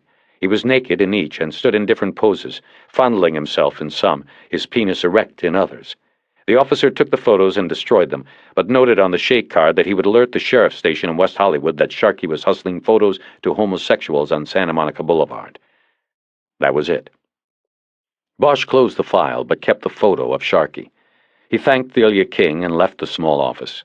He was walking through the station's rear hallway, past the lockup benches, when he placed the familiarity in the photo. The hair was longer now, and in dreadlocks, the defiance crowding out the hurt in the face, but Sharkey had been the kid who was cuffed to the juvie bench early that morning. Bosch felt sure of it. Thalia had missed it on the computer search because the arrest had not yet been logged in. Bosch cut into the watch commander's office, told the lieutenant what he was looking for, and was led to a box labeled AM Watch. Bosch looked through the reports stacked in the box until he found the paperwork on Edward Neese. Sharkey had been picked up at 4 a.m., loitering near a newsstand on Vine. A patrol officer thought he was hustling. After he grabbed him, he ran a computer check and learned he was a runaway. Bosch checked the day's arrest sheet and learned the kid had been held until 9 a.m. when his probation officer came and got him. Bosch called the P.O. at Sylmar Juvenile Hall, but learned that Sharkey had already been arraigned before a juvenile court referee and was released to the custody of his mother. And that's his biggest problem. He'll be gone by tonight, back on the street, I guarantee it. And I told the ref that, but he wasn't going to book the kid into the monkey house just because he was caught loitering and his mother happens to be a telephone whore. A what? Bosch asked. It should be in the file. Yeah, while Sharky's on the street, your old mom is at home telling guys on the phone how she's going to piss in their mouths and put rubber bands on their dicks. Advertises in skin mags. She gets $40 for 15 minutes. Takes MasterCard, Visa, puts them on hold while she checks on another line to make sure the number's valid and they get credit. Anyway, she's been doing it near as I can tell 5 years now. Edward's formative years were listening to this shit. I mean, no wonder the kid's a scammer and runner. What do you expect? How long ago did he leave with her? About noon. You want to catch him there, you better go. You got the address? Yeah. And Bosch, one thing. Don't be expecting no whore when you get there. His mom, she doesn't look like the part she plays on the phone, if you know what I mean. Her voice might do the job, but her looks would scare a blind man. Bosch thanked him for the warning and hung up. He took the 101 out to the valley and then the 405 north to the 118 and west. He got off in Chatsworth and drove into the rocky bluffs at the top corner of the valley. There was a condominium community built on what he knew was once a movie ranch. It had been one of the places Charlie Manson and his crew used to hide out. Parts of one member of that crew's body were supposedly still missing and buried around there someplace. It was near dusk when Bosch got there. People were off work and getting home. A lot of traffic on the development's thin roads, a lot of closing doors, a lot of calls to Sharky's mother. Bosch was too late. I have no time to talk to more police, Veronica Neese said when she answered the door and looked at the badge. As soon as I get him home, he is out the door again. I don't know where he goes. You tell me. That's your job. I have 3 calls waiting, 1 long distance. I gotta go. She was in her late 40s, fat and wrinkled. She obviously wore a wig, and the dilation of her eyes did not match. She had the dirty socks smell of a speed addict. Her callers were better off with their fantasies, with just a voice with which to construct a body and face. Mrs. Neese, I'm not looking for your son for something he did. I need to talk to him because of something he saw. He could possibly be in danger. Oh, bullshit. I've heard that line before. She closed the door, and he just stood there. After a few moments, he could hear her on the phone, and he thought it was a French accent, but couldn't be sure. He could only make out a few of the sentences, but they made him blush. He thought about Sharky and realized he wasn't really a runaway, because there was nothing here to run away from. He left the doorstep and went back to the car. That would be it for the day. And he was out of time. Lewis and Clark must have paper out on him by now. He'd be assigned to a desk at IAD by morning. He drove back to the station and signed out. Everyone was already gone, and there were no messages on his desk, not even from his lawyer. On the way home, he stopped by the Lucky and bought 4 bottles of beer, a couple from Mexico, a lager from England called Old Nick, and a Henry's.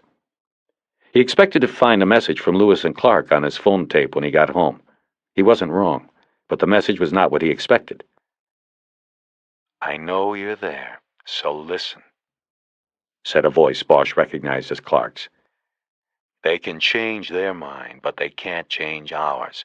We'll see you around. There were no other messages. He played Clark's message over 3 times. Something had gone wrong for them. They must have been called off. Could his lame threat to the FBI to go to the media have worked? Even as he thought the question, he doubted the answer was yes. So then, what happened? He sat down in the watch chair and began drinking the beers, the Mexicans first, and looking through the war scrapbook he had forgotten to put away. When he had opened it Sunday night, he had opened a dark memory. He now found himself entranced by it, the distance of time having faded the threat as well as the photos. Sometime after dark, the phone rang, and Harry picked it up before the tape machine. Well, said Lieutenant Harvey Pounds. the FBI now thinks they might have been too harsh. They've reassessed and want you back in. You are to aid their investigation in any way they request. That comes down from administration, Parker Center. Pounds's voice betrayed his astonishment at the reversal. What about IAD? Bosch asked. Nothing filed on you. Like I said, the FBI is backing away. So is IAD. For now. So I am back in. You're back in. Not my choice. Just so you know, they went over me because I told them to blow it out their collective asses. Something about this stinks, but I guess that will have to wait for later. For now, you are on detached assignment. You're working with them until further notice. What about Edgar? Don't worry about Edgar. He's not your concern anymore. Pounds, you act like you did me a favor putting me on the homicide table when they kicked me out from Parker Center. I did you the favor, man. So if you're looking for apologies from me, you aren't getting any. Bosch, I'm not looking for anything from you. You fucked yourself. Only problem with that is that you may have fucked me in the process. If it was up to me, you wouldn't be near this case. You'd be checking pawn shop lists. But it isn't up to you, is it? He hung up before Pounds could reply. He stood there thinking for a few moments, and his hand was still on the phone when it rang again. What? Rough day, right? Eleanor Wish said. I thought it was somebody else. Well, I guess you've heard. I heard. You'll be working with me. How come you called off the dogs? Simple. We want to keep the investigation out of the papers. There's more to it. She didn't say anything, but she didn't hang up. Finally, he thought of something to say. Tomorrow, what do I do? Come see me in the morning. We'll go from there. Bosch hung up. He thought about her, and about how he didn't know what was going on. He didn't like it, but he couldn't walk away now. He went into the kitchen and took the bottle of Old Nick from the refrigerator. Lewis stood with his back to the passing traffic, using his wide body to block the sound from intruding into the payphone. "He starts with the FBI, the Bureau, tomorrow morning," Lewis said. "What do you want us to do?" Irving didn't answer at first. Lewis envisioned him on the other end of the line, jaw worked into a clench. Popeye face, Lewis thought, and smirked. Clark walked over from the car then and whispered, "What's so funny? What did he say?" Lewis batted him away and made a "don't bother me" face at his partner. Who is that? Irving asked. "It was Clark, sir. He's just anxious to know our assignment." Did Lieutenant Pounds talk to the subject? "Yes, sir," Lewis said, wondering if Irving was taping the call. "The lieutenant said the subject had been told he is to work with the Bureau. They are consolidating the murder and the bank investigations. He is working with Special Agent Eleanor Wish." What's his scam? Irving said, though no reply was expected, or offered, by Lewis. There was silence on the phone line for a while, because Lewis knew better than to interrupt Irving's thoughts. He saw Clark approaching the phone booth again, and he waved him away and shook his head, as if he were dealing with an impetuous child. The doorless phone booth was at the bottom of Woodrow Wilson Drive, next to the Barham Boulevard crossing over the Hollywood freeway. Lewis heard the sound of a semi thunder by on the freeway and felt warm air blow into the booth. He looked up at the lights of the houses on the hillside and tried to pinpoint which one came from Bosch's stilt house. It was impossible to tell. The hill looked like a giant, fat Christmas tree with too many lights. He must have some kind of leverage on them. He's muscled his way into it. I'll tell you what your next assignment is. You two stay on him. Not so he knows, but stay with him. He is up to something. Find out what. And build your 1.81 case along the way. The Federal Bureau of Investigation may have withdrawn its complaint, but we will not back off. "What about Pounds? You still want him copied?" That is Lieutenant Pounds, Detective Lewis, and yes, copy him your daily surveillance log. That will be enough for him. Irving hung up without another word. "Very good, sir," Lewis said to the dead phone. He didn't want Clark to know he had been slighted. "We'll stay with it." "Thank you, sir. Good night." Then he, too, hung up, privately embarrassed that his commander had not deemed it necessary to say good night to him. Clark quickly walked up. "So?" "So we pick him up again tomorrow morning. Bring your piss bottle." "That's it? Just surveillance?" "At this time." "Shit. I'll want to search that fucker's house. Break some stuff. He's probably got the shit from that heist sitting up there."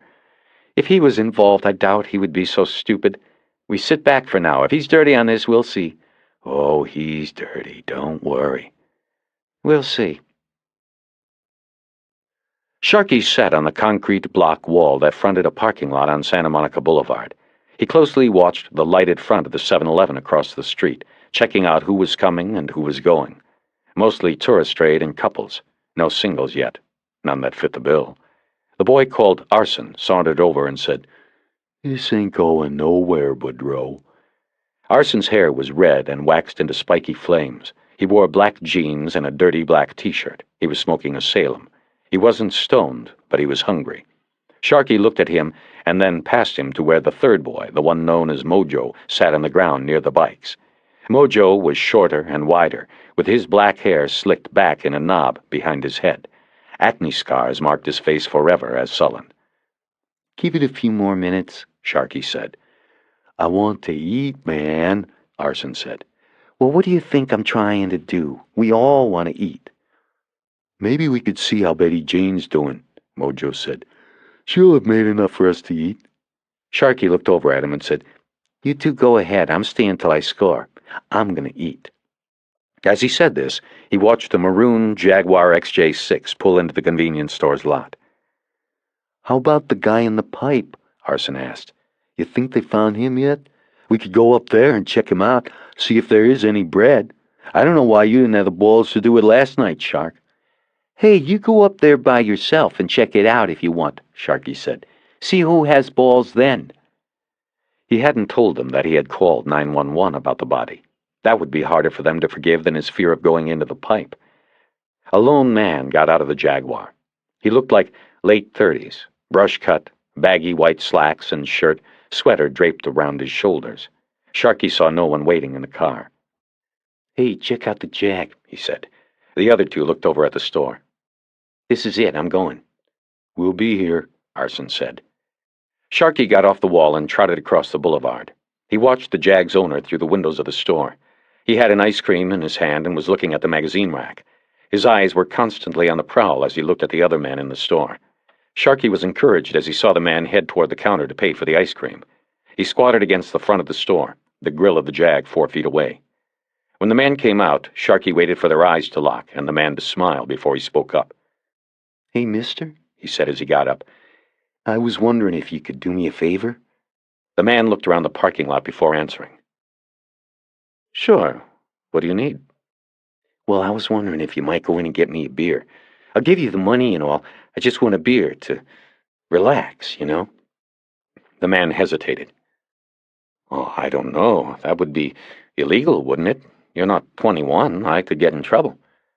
"Well," Sharkey said with a smile, "do you have any beer at home? Then you wouldn't have to be buying it. Just giving somebody a beer ain't no crime." "Well, I wouldn't stay long. We could probably relax each other a little bit, you know?" The man took another look around the parking lot. No one was watching. Sharkey thought he had him now. "Okay," he said. "I can take you back here later if you want." "Sure, that'd be cool." They drove east on Santa Monica to Flores and then south a couple of blocks to a townhouse development. Sharkey never turned around or tried to look in the mirrors. They would be back there. He knew it. There was a security gate on the outside of the property which the man had a key for and pulled closed behind them. Then they went into his townhouse. "My name is Jack," the man said. "What can I get you?" "I'm Phil. Do you have any food? I'm kind of hungry, too." Sharkey looked around for the security intercom and the button that would unlatch the gate. The apartment was mostly light-colored furniture on an off-white, deep pile carpet. "Nice place." "Thanks. Let me see what I have. If you want to wash your clothes, we can get that done, too, while you're here. I don't do this very often, you know, but when I can help someone, I try." Sharkey followed him into the kitchen. The security console was on the wall next to the phone. When Jack opened the refrigerator and bent down to look in, Sharkey pushed the button that opened the gate outside. Jack didn't notice.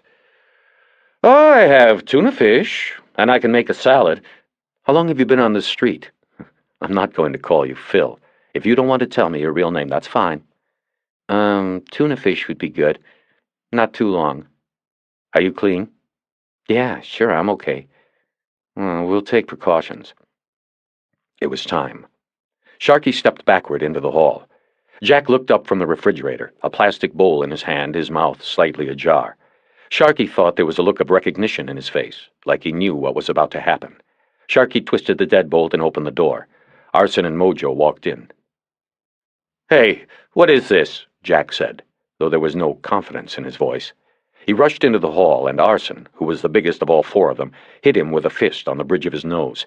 There was a sound like a pencil breaking, and the plastic bowl of tuna fish clumped to the ground. Then there was a lot of blood on the off-white carpet.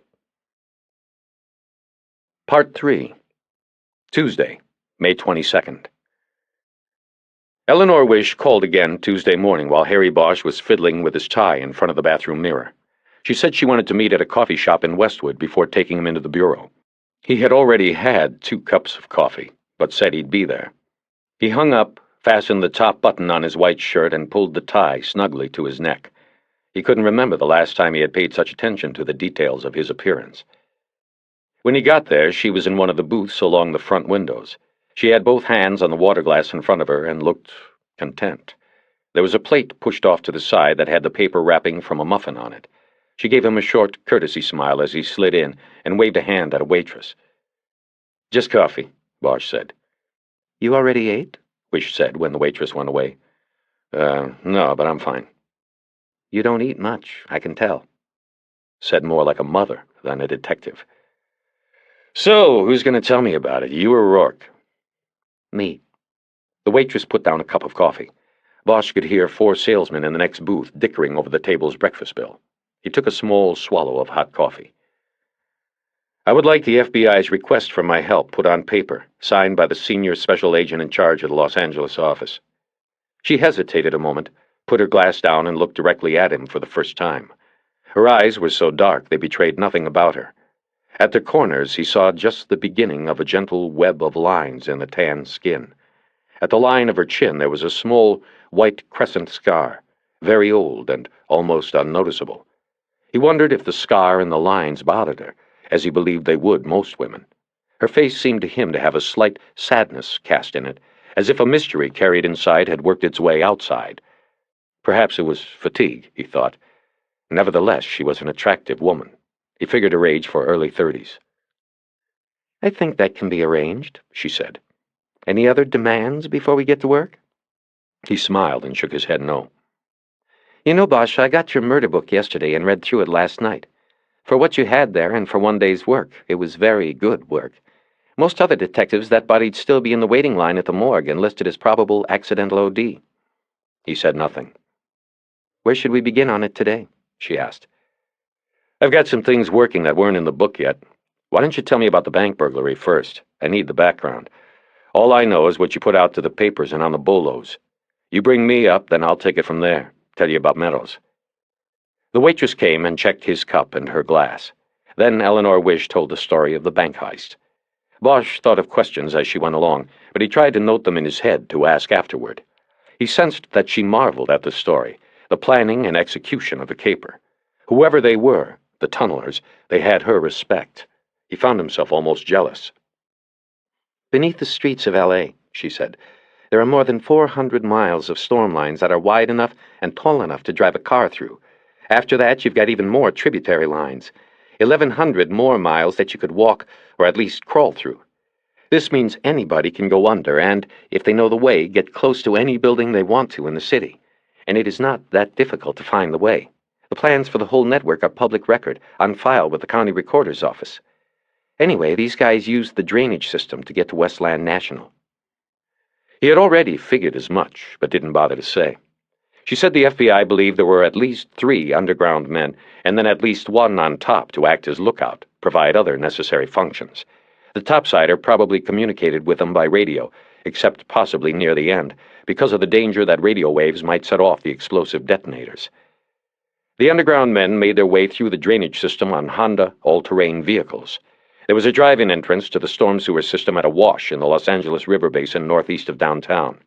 They drove in there, probably under cover of darkness, and following recorders' maps, made their way through the tunnel network to a spot under Wilshire Boulevard in downtown, about 30 feet below and 150 yards west of Westland National. It was a 2-mile trip. An industrial drill with a 24-inch circle bit, probably diamond-tipped, was attached to a generator on one of the ATVs and used to cut a hole through the 6-inch concrete wall of the stormwater tunnel.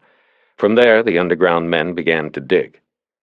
"The actual break into the vault occurred on Labor Day weekend," Wish said. "We think they must have begun the tunnel 3 or 4 weeks earlier. They'd only work nights, go in, dig some, and be back out by dawn. The DWP has inspectors that routinely go through the system looking for cracks and other problems. They work days, so the perps probably didn't risk it." "What about the hole they cut in the side? Wouldn't the water and power people have seen that?" asked Bosch, who immediately became annoyed with himself for asking a question before she was done. "No," she said. "These guys thought of everything. They had a piece of plywood cut in a circle 24 inches wide. They coated it with concrete. We found it thereafter. I think that when they left each morning, they put this in the hole, and then each time they'd caulk around the edges with more concrete. It would look like a pipeline from a storm drain that had been capped off. That's pretty common down there. I've been. You see capped lines all over the place. The 24 inches is a standard size, so this would have looked normal. It doesn't get noticed, and the perps just come back the next night, go back in, and dig a little farther toward the bank." She said the tunnel was dug primarily with hand tools, shovels, picks, drills powered off the generator on the ATV. The tunnelers probably used flashlights, but also candles. Some of them were found still burning in the tunnel after the robbery was discovered. They were propped in small indentations cut in the walls. "That ring a bell?" Wish asked. He nodded.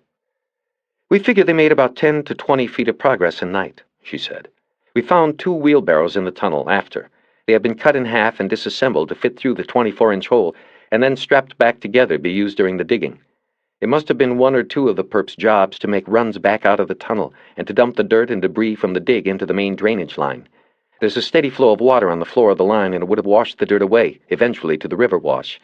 We figure that on some nights their topside partner opened fire hydrants up on hill to get more water flowing down there. So they had water down there even in a drought. Even in a drought. Wish said that when the thieves finally dug their way under the bank, they tapped into the bank's own underground electric and telephone lines. With downtown a ghost town on weekends, the bank branch was closed on Saturdays. So on Friday, after business hours, the thieves bypassed the alarms. One of the perps had to be a bellman. Not Meadows, he was probably the explosives man. The funny thing was, they didn't need a bellman, she said. The vault sensor alarm had repeatedly been going off all week. These guys, with their digging and their drills, must have been tripping the alarms. 4 straight nights the cops are called out along with the manager, sometimes 3 times in one night. They don't find anything and begin to think it's the alarm. The sound and movement sensor is off balance. So the manager calls the alarm company and they can't get anybody out until after the holiday weekend. Labor Day. So this guy, the manager, turns the alarm off. Bosch finished for her. You got it.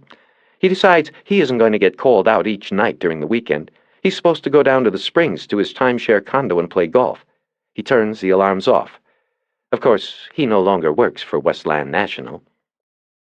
Under the vault, the bandits used a water-cooled industrial drill, which was bolted upside down to the underside of the vault slab, to bore a 2.5-inch hole through the 5 feet of concrete and steel. FBI crime scene analysts estimated that took 5 hours, and only if the drill didn't overheat. Water to cool it came from a tap into an underground water main. They used the bank's water. After they got the hole drilled, they packed it with C4, she said. Ran the wire down through their tunnel and out into the drainage tunnel. They popped it from there.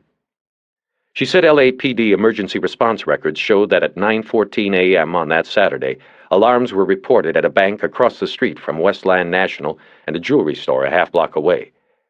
We figure that was the detonation time, Wish said.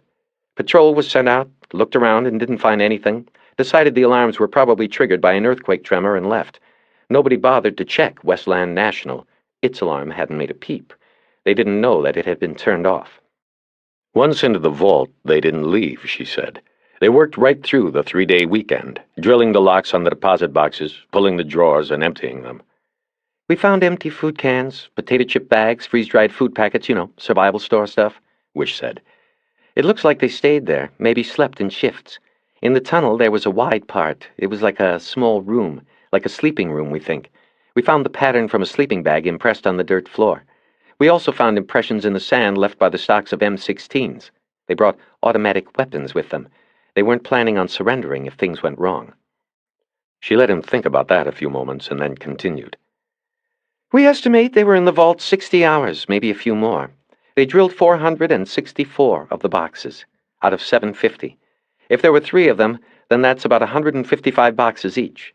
Subtract about 15 hours for rest and eating over the 3 days they were in there, and you've got each man drilling 3-4 boxes an hour. They must have had a time limit, she said. Maybe 3 o'clock or thereabouts Tuesday morning. If they quit drilling by then, it gave them plenty of time to pack up and get out. They took the loot and their tools and backed out.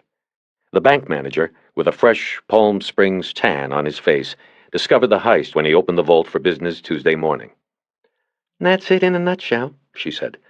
Best thing I've seen or heard of since I've been in the job. Only a few mistakes.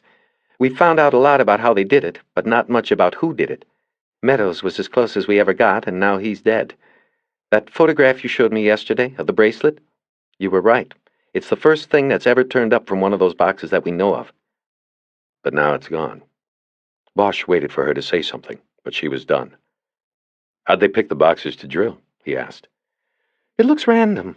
I have a video at the office I'll show you, but it looks like they said, you take that wall, I'll take this one, you take that one, and so on. Some boxes right next to others that were drilled were left untouched. Why? I don't know. Didn't look like a pattern. Still, we had losses reported in 90% of the boxes they drilled, mostly untraceable stuff. They chose well.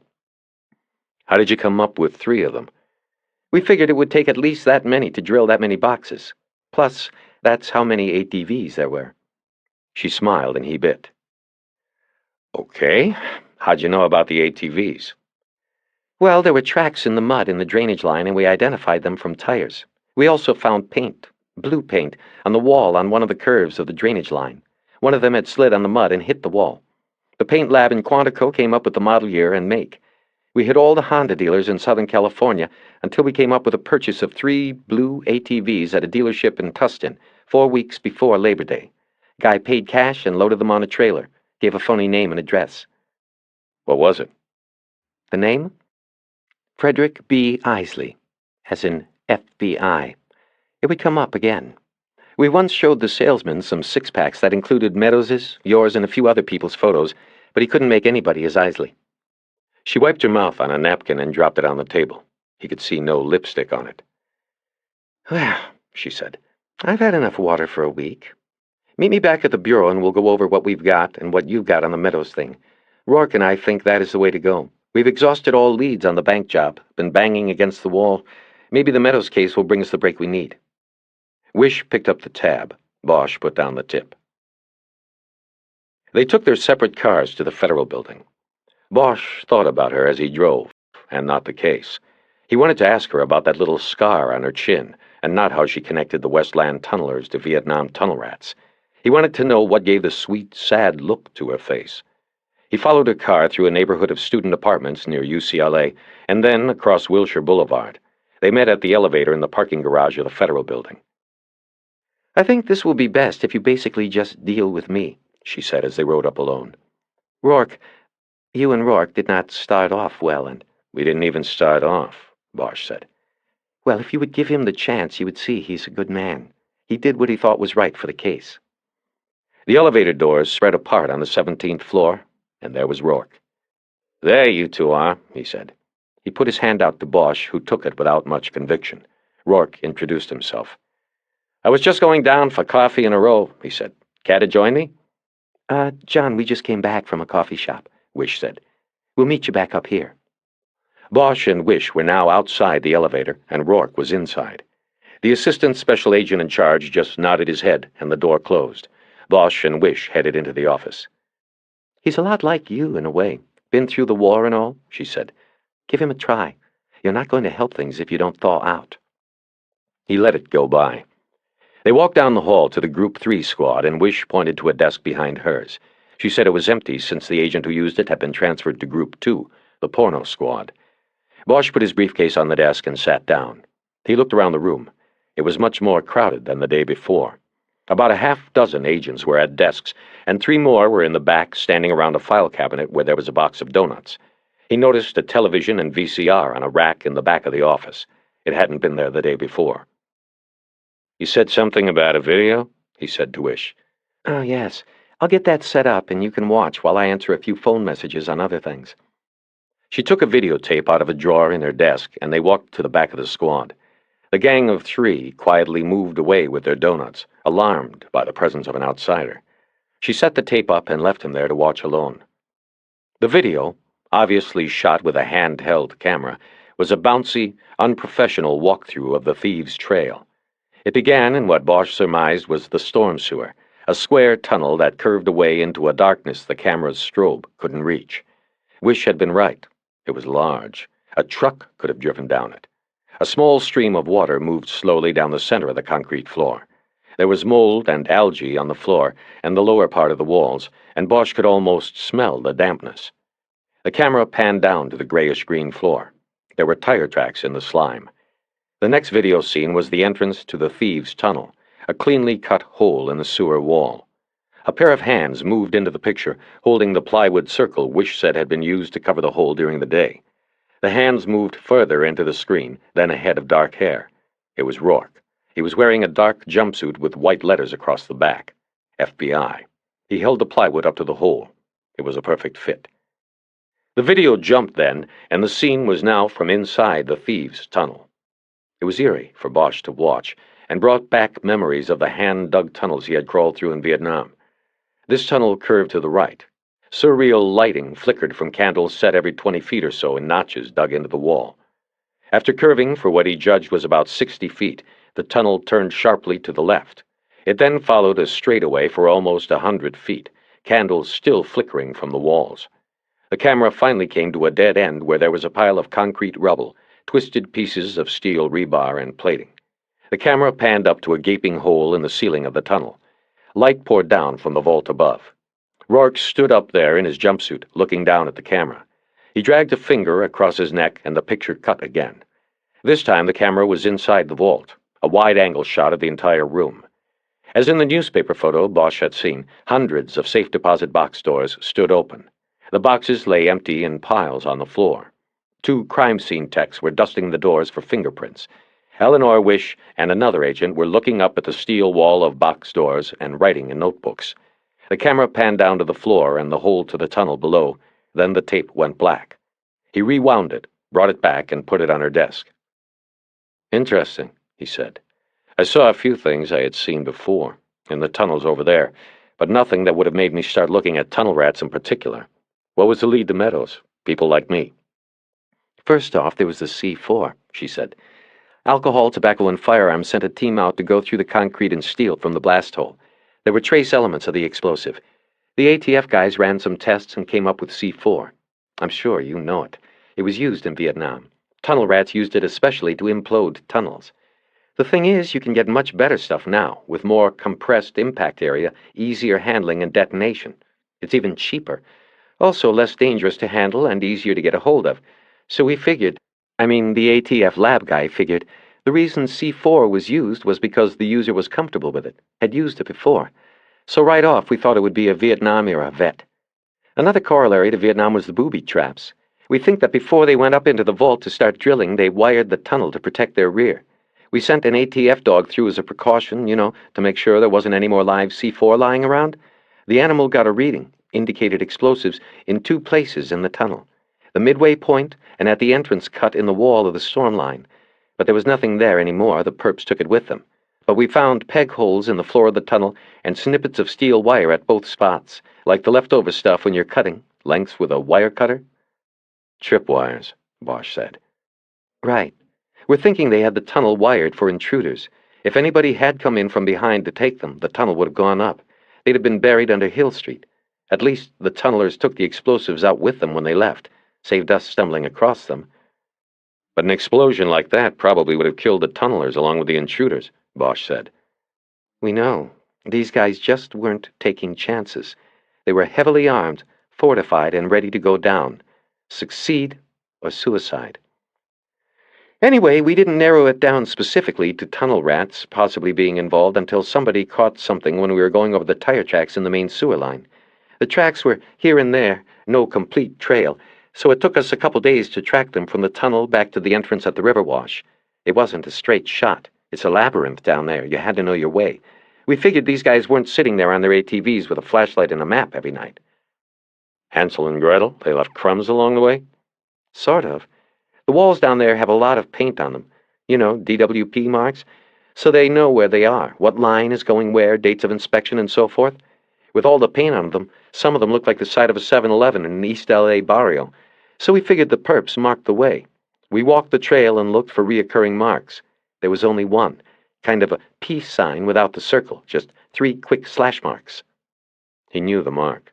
He'd used it himself in tunnels 20 years ago. 3 quick slashes on a tunnel wall with a knife.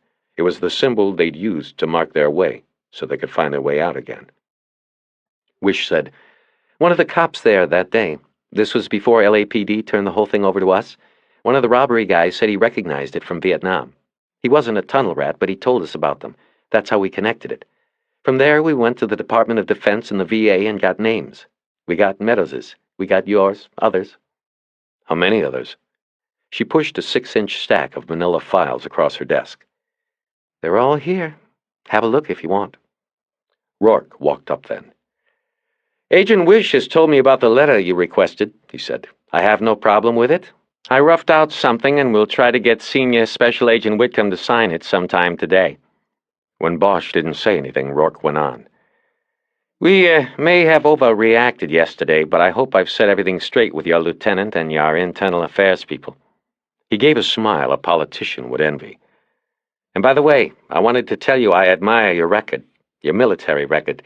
Myself, I served 3 tours, but I never went down into any of those ghastly tunnels. I was over there, though, till the very end. What a shame." "What was the shame? That it ended?" Rourke eyed him a long moment, and Bosch saw red spread across his face from the point where his dark eyebrows knitted together.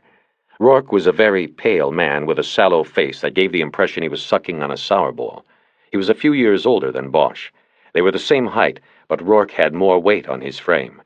To the Bureau's traditional uniform of blue blazer and light blue button-down shirt, he had added a red power tie. "Look, Detective, you don't have to like me, that's fine," Rourke said. "But please, work with me on this. We want the same thing." Bosch gave in, for the time being. "What is it that you want me to do? Tell me exactly. Am I just along for the ride, or do you really want my work?" "Bosch, you are supposedly a top-notch detective. Show us. Just follow your case. Like you said yesterday, you find who killed Meadows, and we find who ripped off Westland. So yes, we want your best work. Proceed as you normally would, but with Special Agent Wish as your partner." Rourke walked away and out of the squad. Bosch figured he must have his own office somewhere off the quiet hallway. He turned to Wish's desk and picked up the stack of files. He said, "Okay then, let's go." Wish signed out a bureau car and drove, while Bosch looked through the stack of military files on his lap. He noticed his own was on top. He glanced at some of the others and recognized only Meadows' name. "Where to?" Wish asked as she pulled out of the garage and took Veteran Avenue up to Wilshire. "Hollywood," he said. "Is Rourke always such a stiff?" She turned east and smiled one of those smiles that made Bosch wonder whether she and Rourke had something going on. "When he wants," she said. "He's a good administrator, though. He runs the squad well. Always has been the leader type, I guess. I think he said he was in charge of a whole outfit or something when he was with the Army, over there in Saigon." No way there was anything between them, he thought then. You don't defend your lover by calling him a good administrator. There was nothing there. "He's in the wrong business for administrating," Bosch said. "Go up to Hollywood Boulevard, the neighborhood south of the Chinese Theater." It would take 15 minutes to get there. He opened the top file. It was his own, and began looking through the papers. Between a set of psychiatric evaluation reports, he found a black and white photo, almost like a mugshot, of a young man in uniform, his face unlined by age or experience. "You looked good in a crew cut," Wish said, interrupting his thoughts. "Reminded me of my brother when I saw that." Bosch looked at her but didn't say anything. He put the photo down and went back to roaming through the documents in the file, reading snatches of information about a stranger who was himself. Wish said, "We were able to find 9 men with Vietnam tunnel experience living in Southern California. We checked them all out. Meadows was the only one we really moved up to the level of suspect. He was a hype, had the criminal record. He also had a history of working in tunnels even after he came back from the war." She drove in silence for a few minutes while Bosch read. Then she said, "We watched him a whole month after the burglary." "What was he doing?" "Nothing that we could tell. He might have been doing some dealing, we were never sure. He'd go down to Venice to buy balloons of tar about every 3 days, but it looked like it was for personal consumption. If he was selling, no customers ever came. No other visitors the whole month we watched. Hell, if we could prove he was selling, we would have popped him and then had something decent to scam him with when we talked about the bank job." She was quiet again for a moment, then, in a tone that Bosch thought was meant more to convince herself than him, said, "He wasn't selling." "I believe you," he said. "You going to tell me what we're looking for in Hollywood?" "We're looking for a wit, a possible witness. How was Meadows living during the month you watched? I mean, money-wise. How'd he get money to go down to Venice?" "Near as we could tell, he was on welfare and had a VA disability check. That's it." "Why'd you call it off after a month?" "We didn't have anything, and we weren't even sure he had anything to do with it. Who pulled the plug?" Rourke did. He couldn't... "The administrator." Let me finish. He couldn't justify the cost of continued surveillance without any results. We were going on a hunch, nothing more. You're just looking at it from hindsight. But it had been almost 2 months since the robbery. There was nothing there that pointed to him. In fact, we were just going through the motions after a while. We thought whoever it really was, they were in Monaco or Argentina, not scoring balloon hits of tar heroin on Venice Beach and living in a tramp apartment in the valley. At the time, Meadows didn't make sense. Rourke called the watch, but I concurred. I guess now we know we fucked up. Satisfied?" Bosch didn't answer. He knew Rourke had been correct in calling the watch. Nowhere is hindsight better than in cop work. He changed the subject. "Why that bank? Did you ever think about that? Why Westland National? Why not a Wells Fargo? Or a vault in a Beverly Hills bank. Probably more money in the banks over in the hills anyway. You said these underground tunnels go all over the place. They do. I don't know the answer to that one. Maybe they picked a downtown bank because they wanted a full 3 days to open the boxes, and they knew downtown banks aren't open Saturdays. Maybe only Meadows and his friends know the answer.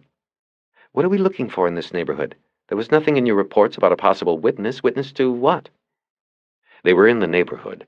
The street was lined with run-down motels that had looked depressing the day they were finished being built. Bosch pointed out one of these, the Blue Chateau, and told her to park. It was as depressing as all the others on the street. Concrete block, early 50s design, painted light blue with darker blue trim that was peeling. It was a 2-story courtyard building with towels and clothes hanging out of almost every open window. It was a place where the interior would rival the exterior as an eyesore, Bosch knew, where runaways crowded 8 or 10 to a room, the strongest getting the bed, the others the floor or the bathtub. There were places like this on many of the blocks near the boulevard. There always had been, and always would be. As they sat in the Fed car looking at the motel, Bosch told her about the half-finished paint scrawl he had found on the pipe at the reservoir and the anonymous 911 caller. He told her he believed the voice went with the paint. Edward Neese, a.k.a. Sharkey. These kids, the runaways, they form street cliques, Bosch said as he got out of the car. Not exactly like gangs. It's not a turf thing. It's for protection in business. According to the crash files, Sharkey's crew has been hanging out at the chateau here for the last couple of months. As Bosch closed the car door, he noticed a car pulled to the curb a half-block up the street. He took a quick glance at it, but didn't recognize the car. He thought he could see 2 figures in it, but it was too far away for him to be sure, or to tell if it was Lewis and Clark. He headed up a flagstone walkway to an entrance hallway below a broken neon sign for the motel office. In the office, Bosch could see an old man sitting behind a glass window with a slide tray at its base. The man was reading the day's green sheet from Santa Anita. He didn't pull his eyes away until Bosch and Wish were at the window. "Yes, officers, what can I do for you?" He was a worn-out old man whose eyes had quit caring about anything but the odds on 3-year-olds. He knew cops before they flipped their buzzers, and he knew to give them what they wanted without much fuss. "Kid named Sharkey," Bosch said. "What's the room?" 7, but he's gone, I think. His motorbike usually sits there in the hall when he's around. There's no bike there. He's gone, most probably. Most probably. Anybody else in 7? Sure, somebody's always around. First floor? Yep. Back door or window? Both. Sliding door on the back. Very, expensive to replace. The old man reached over to the key rack and took a key off a hook marked 7. He slid it into the tray beneath the window between him and Bosch. Detective Pierce Lewis found a receipt from an automatic teller machine in his wallet and used it to pick his teeth. His mouth tasted as though there was still a piece of breakfast sausage in there somewhere. He slid the paper card in and out between his teeth until they felt clean. He made a smacking, unsatisfied sound with his mouth. "What?" Detective Don Clark said. He knew his partner's behavioral nuances. The teeth-picking and lip-smacking meant something was bothering him. "I think he made us, is all," Lewis said after flipping the card out the window into the street. "That little look he threw down the street when they got out of the car? He was very quick, but I think he made us." "He didn't make us. If he did, he would have come charging down here to start up a commotion or something. That's how they do it. Make a commotion, file a lawsuit. He'd have had the Police Protective League up our ass by now. I'm telling you, cops are the last to notice a tale." "Well, I guess," Lewis said. He let it go for the moment, but he stayed worried. He didn't want to mess up this job. He'd had Bosch by the balls once before, and the guy skated because Irving, that flying jaw, had pulled Lewis and Clark back. But not this time, Lewis silently promised himself. This time, he goes down. "You taking notes?" he asked his partner. "What do you think they're doing in that dump?" "Looking for something." "You're shitting me. You really think so?" "Geez, who put the pencil up your ass today?" Lewis looked away from the chateau to Clark, who had his hands folded on his lap and his seat back at a 60-degree angle. With his mirrored glasses shielding his eyes, it was impossible to tell if he was awake or not. "Are you taking notes or what?" Lewis said loudly. "If you want notes, why aren't you taking them?" "Because I'm driving? That's always the deal. You don't want to drive, you got to write and take the pictures. Now write something down so we have something to show Irving. Otherwise he'll write up a 181 on us and forget about Bosch. That's 1.81. Let's not take shortcuts, even in our language. Fuck off. Clark snickered and took a notebook out of his inside coat pocket and a gold cross pen from his shirt pocket. When Lewis was satisfied that notes were being taken and looked back at the motel, he saw a teenage boy with blonde dreadlocks circle twice in the road on a yellow motorbike. The boy pulled up next to the car Lewis had just watched Bosch and the FBI woman get out of.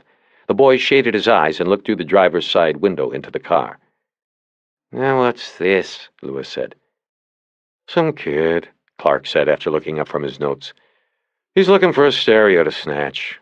If he makes a move, what are we going to do? Blow the surveillance to save some asshole's tape deck?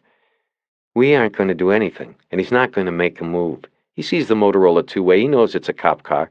Hey, he's backing away now. The boy revved the bike and did another 2 circles in the street. As the bike circled, he kept his eyes on the front of the motel. He then cruised through the side parking lot and back out onto the street. He stopped behind an old Volkswagen bus that was parked at the curb and shielded him from the motel. He seemed to be watching the entrance to the chateau through the windows of the beat-up old bus. He did not notice the 2 IAD men in the car parked a half-block behind him. Come on, kid, get going, Clark said. I don't want to have to call out patrol on you, fucking delinquent. Use the Nikon and get his picture, Lewis said. You never know. Something might happen and we'll need it. And while you're at it, get the number off the motel sign. We'll have to call later and see what Bosch and the FBI girl were doing. Lewis could have easily picked the camera up off the seat himself and taken the photos, but that would set a dangerous precedent that could harm the delicate balance of the rules of surveillance. The driver drives, the rider writes, and does all such related work. Clark dutifully picked up the camera, which was equipped with a telephoto lens, and took the photos of the boy on the bike. Get one with the bike's plate, Lewis said. I know what I'm doing, Clark said as he put the camera down.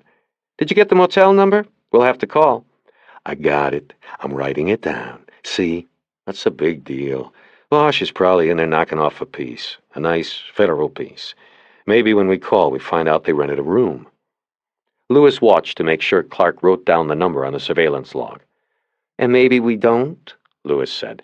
They just met, and anyway, I doubt he'd be so stupid. They've got to be in there looking for somebody. A wit, maybe.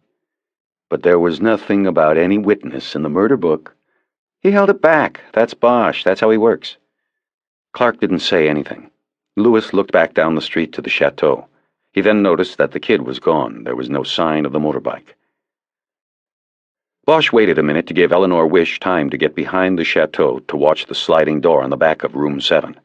He bent and held his ear to the door and thought he heard a rustling sound and an occasional word mumbled. There was someone in the room. When it was time, he knocked heavily on the door. He heard the sound of movement, fast steps on carpet, from the other side of the door, but no one answered. He knocked again and waited, then heard a girl's voice. Who is it? Police, Bosch said. We want to talk to Sharkey. He's not here. Then I guess we want to talk to you. I don't know where he is. Open the door, please. He heard more noise, like someone banging into furniture, but nobody opened the door. Then he heard a rolling sound, a glass door sliding open. He put the key in the doorknob and opened the door in time to catch a glimpse of a man going through the back doorway and jumping off the porch to the ground. It wasn't Sharkey. He heard Wish's voice outside, ordering the man to stop. Bosch took a quick inventory of the room. An entrance hall with closet to the left, bathroom to the right, both empty except for some clothes on the closet floor. 2 large double beds pushed up against opposite walls, a dresser with a mirror on the wall above it, a yellow-brown carpet worn flat on the pathways around the beds and to the bathroom. The girl, blonde-haired, small, maybe 17 years old, sat on the front edge of one of the beds with a sheet around her. Bosch could see the outline of a nipple pressing out against the dingy, once-white cloth. The room smelled like cheap perfume and sweat. Bosch, you all right in there? Wish called from outside. He could not see her because of a sheet hung like a curtain over the sliding door. Okay, you? Okay, what have we got? Bosch walked to the sliding door and looked out. Wish stood behind a man who had his arms extended and his hands on the motel's back wall. He was about 30, with the sallow skin of a man who just did a month in county lockup. His pants were open in the front, his plaid shirt was buttoned incorrectly, and he stared straight down to the ground with the bug-eyed look of a man who had no explanation but needed one badly. Bosch was momentarily struck by the man's apparent decision to button his shirt before his pants. "He's clean," she said. "Looks a little winded, though." "Looks like soliciting sex with a minor if you want to spend the time with it. Otherwise, kick him loose." He turned to the girl on the bed. "No bullshit. How old are you and what did he pay? I'm not here to bust you." She thought it over a moment. Bosch never took his eyes off hers. "Almost 17, she said in a bored monotone. "He didn't pay me anything. He said he would, but he didn't get to that yet." "Who's in charge of your crew? Sharky? Didn't he ever tell you to get the money first?" "Sharky ain't always around. And how'd you get his name?" "Heard it around. Where is he today?" "I told you I don't know." The plaid-shirted man came into the room through the front door, followed by Wish. His hands were cuffed behind him. "I am going to book him. I want to. This is sick. She looks—" "She told me she was 18, Plaid-shirt said. Bosch walked up to him and pulled open his shirt with a finger. There was a blue eagle with its wings spreading across his chest. In its talons it carried a dagger and a Nazi swastika. Beneath that it said, "One Nation." Bosch knew that meant the Aryan Nation, the white supremacist prison gang. He let the shirt fall back into place. "Hey, how long you been out?" he asked. "Hey, come on, man," Plaid-shirt said. "This is bullshit. She pulled me in from the street, and let me at least button my goddamn pants. This is bullshit." "Give me my money, fucker," the girl said. She jumped from the bed, the sheet falling to the floor, and lunged naked at the John's pants pockets. "Get her off me! Get her off!" he called out as he squirmed to avoid her hands. "See? You see, she should be going, not me." Bosch moved in and separated the two and pushed the girl back to the bed. He moved behind the man and said to Wish, "Give me a key." She made no move, so he reached into his own pocket and got out his own cuff key. One size fits all. He unlocked the cuffs and walked Plaid-shirt over to the room's front door. He opened it and pushed him through. In the hallway, the man stopped to button his pants, which gave Bosch the opportunity to put his foot on his butt and push. "Get out of here, Short Eyes," he said as the man stumbled down the hall. "This is your lucky day." The girl was wrapped in the dirty sheet again when Bosch went back into the room. He looked at Wish and saw anger in her eyes. He knew it wasn't just for the man in the plaid shirt. Bosch looked at the girl and said, "Get your clothes, go into the bathroom, and get dressed." When she didn't move, he said, "Now, let's go!" After she grabbed up some clothes from the floor next to the bed and walked to the bathroom, letting the sheet fall to the ground, Bosch turned to Wish. "We've had too much else to do," he began. "You would have spent the rest of the afternoon getting her statement and booking that guy. In fact, it's a state beef, so I would have had to book him. And it's a flopper. Can go felony or misdemeanor. And one look at that girl and the DA would have gone Miss D if he filed it at all. It wasn't worth it. It's a life down here, Agent Wish." She looked at him with smoldering eyes, the same eyes he had seen when he had gripped her wrist to keep her from leaving the restaurant. "Bosch, I had decided it was worth it. Don't ever do that again." They stood there trying to outstare each other until the girl came out of the bathroom. She wore faded jeans that were split at the knees and a black tank top. No shoes, and Bosch noticed her toenails were painted red. She sat on the bed without saying anything. "We need to find Sharky," Bosch said. "About what? You got a cigarette?" He pulled out a pack of cigarettes and shook one out for her. He gave her a match and she lit it herself. "About what?" she said again. "About Saturday night," Wish said curtly. "We do not want to arrest him. We do not want to hassle him. We only want to ask him a few questions." "What about me?" the girl said. "What about you?" Wish said. "Are you going to hassle me?" "You mean, are we going to turn you over to Division of Youth Services, don't you?" Bosch looked at Wish to try to gauge a reaction. He got no reading. He said, "No, we won't call DYS if you help us. What's your name, your real name?" "Betty Jane Felker." "All right, Betty Jane. You don't know where Sharky is? All we want to do is talk to him." "All I know is that he's working." "What do you mean? Where?" "Boytown. He's probably taking care of business with Arson and Mojo." "Those the other guys in the crew?" "Right." "Where in Boytown did they say they were going?" "They didn't. They just go where the queers are, I guess. You know." The girl either couldn't be more specific or wouldn't be. Bosch knew it didn't matter. He had the addresses from the shake cards and knew he'd find Sharkey somewhere on Santa Monica Boulevard. "Thank you," he said to the girl, and started heading toward the door. He was halfway down the hall before Wish came out of the room, walking after him at a brisk, angry pace. Before she said anything, he stopped at a payphone in the hallway by the office. He took out a small phone book he always carried, looked up the number for DYS, and dialed. He was put on hold for 2 minutes before an operator transferred him to an automated tape line on which he reported the date and time and the location of Betty Jane Felker, suspected runaway. He hung up, wondering how many days it would be before they got the message, and how many days after that it would be before they got to Betty Jane. They were all the way into West Hollywood on Santa Monica Boulevard, and she was still hot. Bosch had tried to defend himself, but realized there was no chance, so he sat there quietly and listened. "It's a matter of trust, that's all," Wish said. "I don't care how long or short we work together. If you're going to keep up the one-man army stuff, there will never be the trust we need to succeed." He stared at the mirror on the passenger's side, which he had adjusted so he could watch the car that had pulled away from the curb and followed them from the blue chateau. He was sure now it was Lewis and Clark. He had seen Lewis's huge neck and crew cut behind the wheel when the car had pulled up within 3 car lengths at a traffic signal. He didn't tell Wish they were being followed, and if she had noticed the tail, she hadn't said so. She was too involved in other things. He sat there watching the tail car and listening to her complaints about how badly he had handled things. Finally, he said, "Meadows was found Sunday. Today is Tuesday. It is a fact of life in homicide that the odds, the likelihood of solving a homicide grow longer as each day on the calendar flips by. And so, I'm sorry. I did not think it would help us to waste a day booking some asshole who was probably baited into a motel room by a hooker 16 years old going on 30. I also did not think it would be worth waiting for DYS to come out to pick up the girl, because I would bet a paycheck that DYS already knows that girl and knows where she is if they want her. In short, I wanted to get on with it, leave other people's jobs to other people and do my job, and that meant doing what we are doing now. Slow down up here at Ragtime. It's one of the spots I got off the shake cards." "We both want to solve this, Bosch, so don't be so goddamn condescending, as if you have this noble mission and I'm just along for the ride. We are both on it. Don't forget that."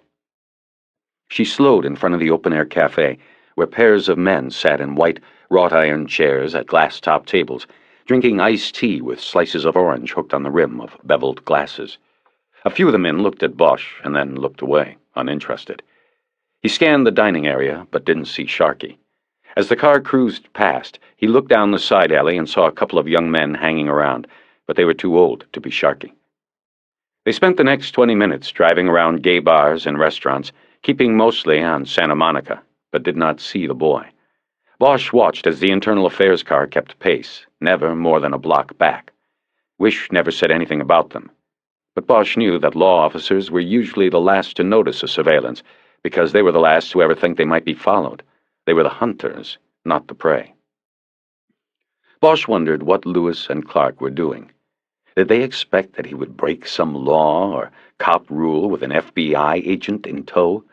He began to wonder if the 2 IAD detectives weren't just hot-dogging on their own time. Maybe they wanted him to see them, some kind of a psych-out. He told Wish to pull to a curb in front of Barney's Beanery, and he jumped out to use the payphone near the old bar's screen door. He dialed the Internal Affairs non-public number, which he knew by heart, having had to call in twice a day when he was put on home duty the year before while they investigated him. A woman, the desk officer, answered the phone. "Is Lewis or Clark there?" "No, sir, they're not. Can I take a message?" "No, thanks. This is Lieutenant Pounds, Hollywood Detectives. Are they just out of the office? I need to check a point with them." "I believe they are Code 7 till PM watch." He hung up. They were off duty until 4. They were scamming. Or Bosch had simply kicked them too hard in the balls this time, and now they were going after him on their own time.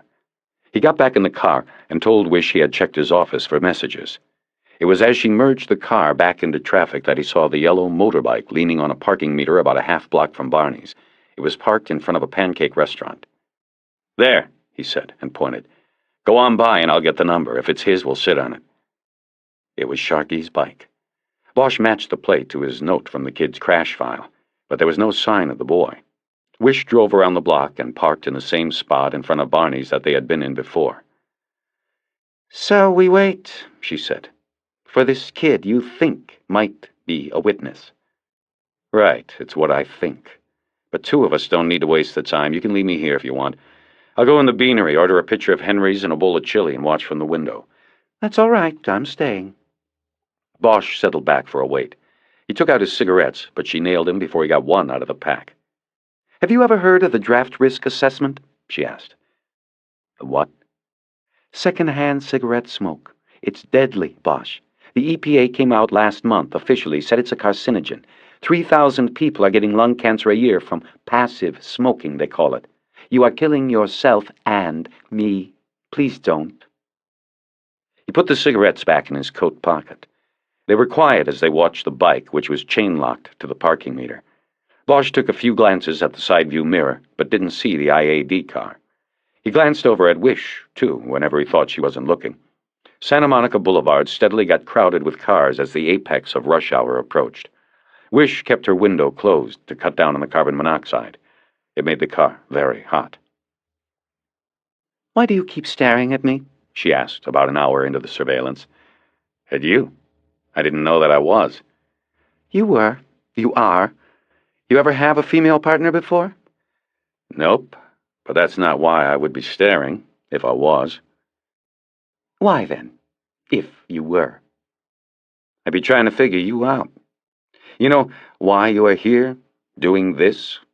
I always thought, at least I heard, that the bank squad over at the FBI was for dinosaurs and fuck-ups.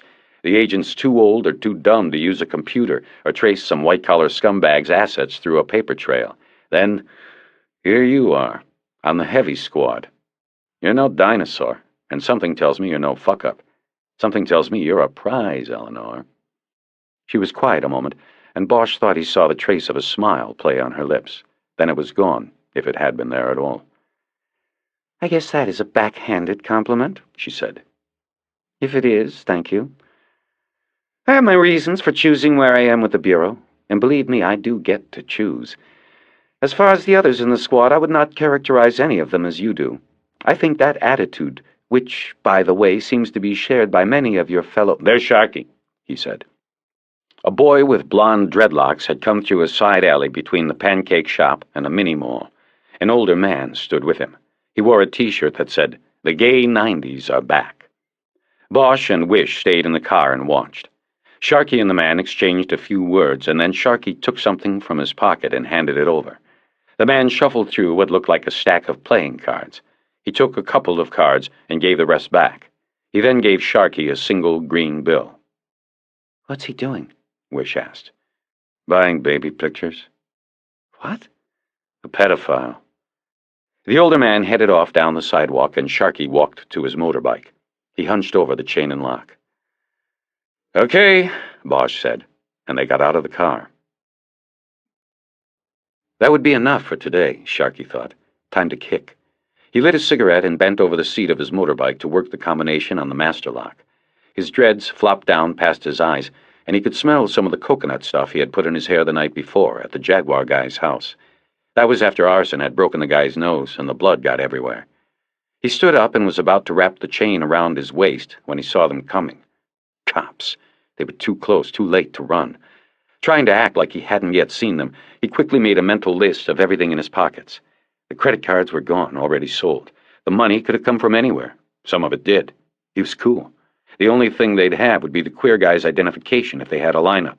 Sharky was surprised the guy had made a report. No one ever had before.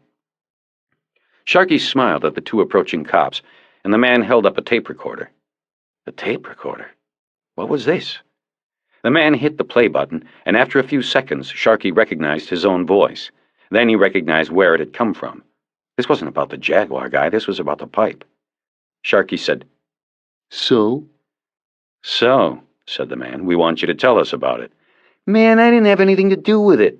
You ain't gonna put that— Hey, you're the guy from the police station. Yeah, I saw you there the next night. Well, you ain't gonna get me to say I did that shit up there. Take it down a notch, Sharky, the man said. We know you didn't do it. We just want to know what you saw, is all. Lock your bike up again, we'll bring you back. The man gave his name and the woman's, Bosch and Wish. He said she was FBI, which really confused things. The boy hesitated, then stooped and locked the bike again. Bosch said, "We just want to take a ride over to Wilcox to ask you some questions, maybe draw a picture." Of what? Sharkey asked. Bosch didn't answer. He just gestured with his hand to come along, and then pointed up the block at a gray Caprice. It was the car Sharkey had seen in front of the chateau. As they walked, Bosch kept his hand on Sharkey's shoulder. Sharkey wasn't as tall as Bosch yet, but they shared the same wiry build. The boy wore a tie-dyed shirt of purple and yellow shades. Black sunglasses hung around his neck on orange string. The boy put them on as they approached the Caprice. "Okay, Sharkey," Bosch said at the car. "You know the procedure. We got to search you before you go in the car. That way we won't have to cuff you for the ride. Put everything on the hood." Man, you said I was no suspect, Sharkey protested. I don't have to do this. "I told you, procedure. You get it all back, except the pictures. We can't do that." Sharkey looked first at Bosch and then Wish. Then he started putting his hands in the pockets of his frayed jeans. "Yeah, we know about the pictures," Bosch said. The boy put $46.55 on the hood, along with a pack of cigarettes and a book of matches, a small penknife on a keychain, and a deck of Polaroid photos. They were photos of Sharkey and the other guys in the crew. In each, the model was naked and in various stages of sexual arousal. As Bosch shuffled through them, Wish looked over his shoulder and then quickly looked away. She picked up the pack of cigarettes and looked through it, finding a single joint among the cools. "I guess we have to keep that, too," Bosch said. They drove to the police station on Wilcox because it was rush hour, and it would have taken them an hour to get to the Federal Building in Westwood. It was after 6 by the time they got into the Detective Bureau, and the place was deserted, everybody having gone home. Bosch took Sharkey into one of the 8x8 interview rooms. There was a small, cigarette-scarred table and 3 chairs in the room. A handmade sign on one wall said, "No sniveling." He sat Sharkey down in the slider, a wooden chair with its seat heavily waxed and a 1/4 inch of wood cut off the bottom of the front 2 legs. The incline was not enough to notice, but enough that the people who sat in the chair could not get comfortable. They would lean back, like most hard cases, and slowly slide off the front.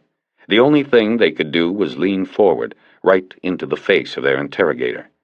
Bosch told the boy not to move, then stepped outside to plan a strategy with Wish, shutting the door. She opened the door after he closed it. She said, "It's illegal to leave a juvenile in a closed room unattended." Bosch closed the door again. "He isn't complaining," he said. "We've got to talk. What's your feel for him? You want him or you want me to take it?" "I don't know," she said. That settled it. That was a no. An initial interview with a witness, a reluctant witness at that, required a skillful blend of scamming, cajoling, demanding. If she didn't know, she didn't go.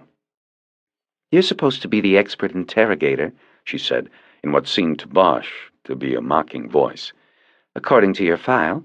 I don't know if that's using brains or brawn, but I'd like to see how it's done." He nodded, ignoring the jab. He reached into his pocket for the boy's cigarettes and matches. "Go in and give him these. I want to go check my desk for messages and set up a tape." When he saw the look on her face as she eyed the cigarettes, he added, "First rule of interrogation, make the subject think he is comfortable. Give him the cigarettes. Hold your breath if you don't like it." He started to walk away, but she said, "Bosch, what was he doing with those pictures?" So that was what was bothering her, he thought. Look, 5 years ago, a kid like him would have gone with that man and done who knows what. Nowadays, he sells them a picture instead. There are so many killers, diseases and otherwise, these kids are getting smart. It's safer to sell your Polaroids than to sell your flesh. She opened the door to the interview room and went in. Bosch crossed the squad room and checked the chrome spike on his desk for messages. His lawyer had finally called back. So had Bremer over at the Times, though he had left a pseudonym they had both agreed on earlier. Bosch didn't want anybody snooping around his desk to know the press had called. Bosch left the messages on the spike, took out his ID card and went to the supply closet and slipped the lock. He opened a new 90-minute cassette and popped it into the recorder on the bottom shelf of the closet. He turned on the machine and made sure the backup cassette was turning. He set it on record and watched to make sure both tapes were rolling. Then he went back down the hallway to the front desk and told a fat explorer scout who was sitting there to order a pizza to be delivered to the station. He gave the kid a 10 and told him to bring it to the interview room with 3 Cokes when it came. "What do you want on it?" the kid asked. "What do you like?" Sausage and pepperoni? Ah, I hate anchovies. Make it anchovies. Bosch walked back to the detective bureau. Wish and Sharkey were silent when he walked back into the small interview room, and he had the feeling they had not been talking much. Wish had no feel for the boy. She sat to Sharkey's right. Bosch took the seat on his left. The only window was a small square of mirrored glass in the door. People could look in, but not out. Bosch decided to be up front with the boy from the start. He was a kid, but he was probably wiser than most of the men who had sat on the slider before him. If he sensed deceit, he would start answering questions in one-syllable words. Sharkey, we're going to tape this because it might help us later to go over it, Bosch said. Like I said, you are not a suspect, so you don't have to worry about what you say. Unless, of course, you're going to say you did it. See what I mean? The boy protested. I knew you'd get around to saying that and putting that on a tape. Shit, I've been in one of these rooms before, you know. That's why we aren't bullshitting you. So let's say it once for the record. I'm Harry Bosch, LAPD. This is Eleanor Wish, FBI, and you are Edward Neese, a.k.a. Sharkey. I want to start by... What's this shit? Was that the president what got dragged in that pipe? What's the FBI doing here? Sharkey, Bosch said loudly. Cool it. It's just an exchange program. Like when you used to go to school and the kids would come from France or someplace. Think like she's from France. She's just kind of watching and learning from the pros. He smiled and winked at Wish. Sharkey looked over at her and smiled a little, too.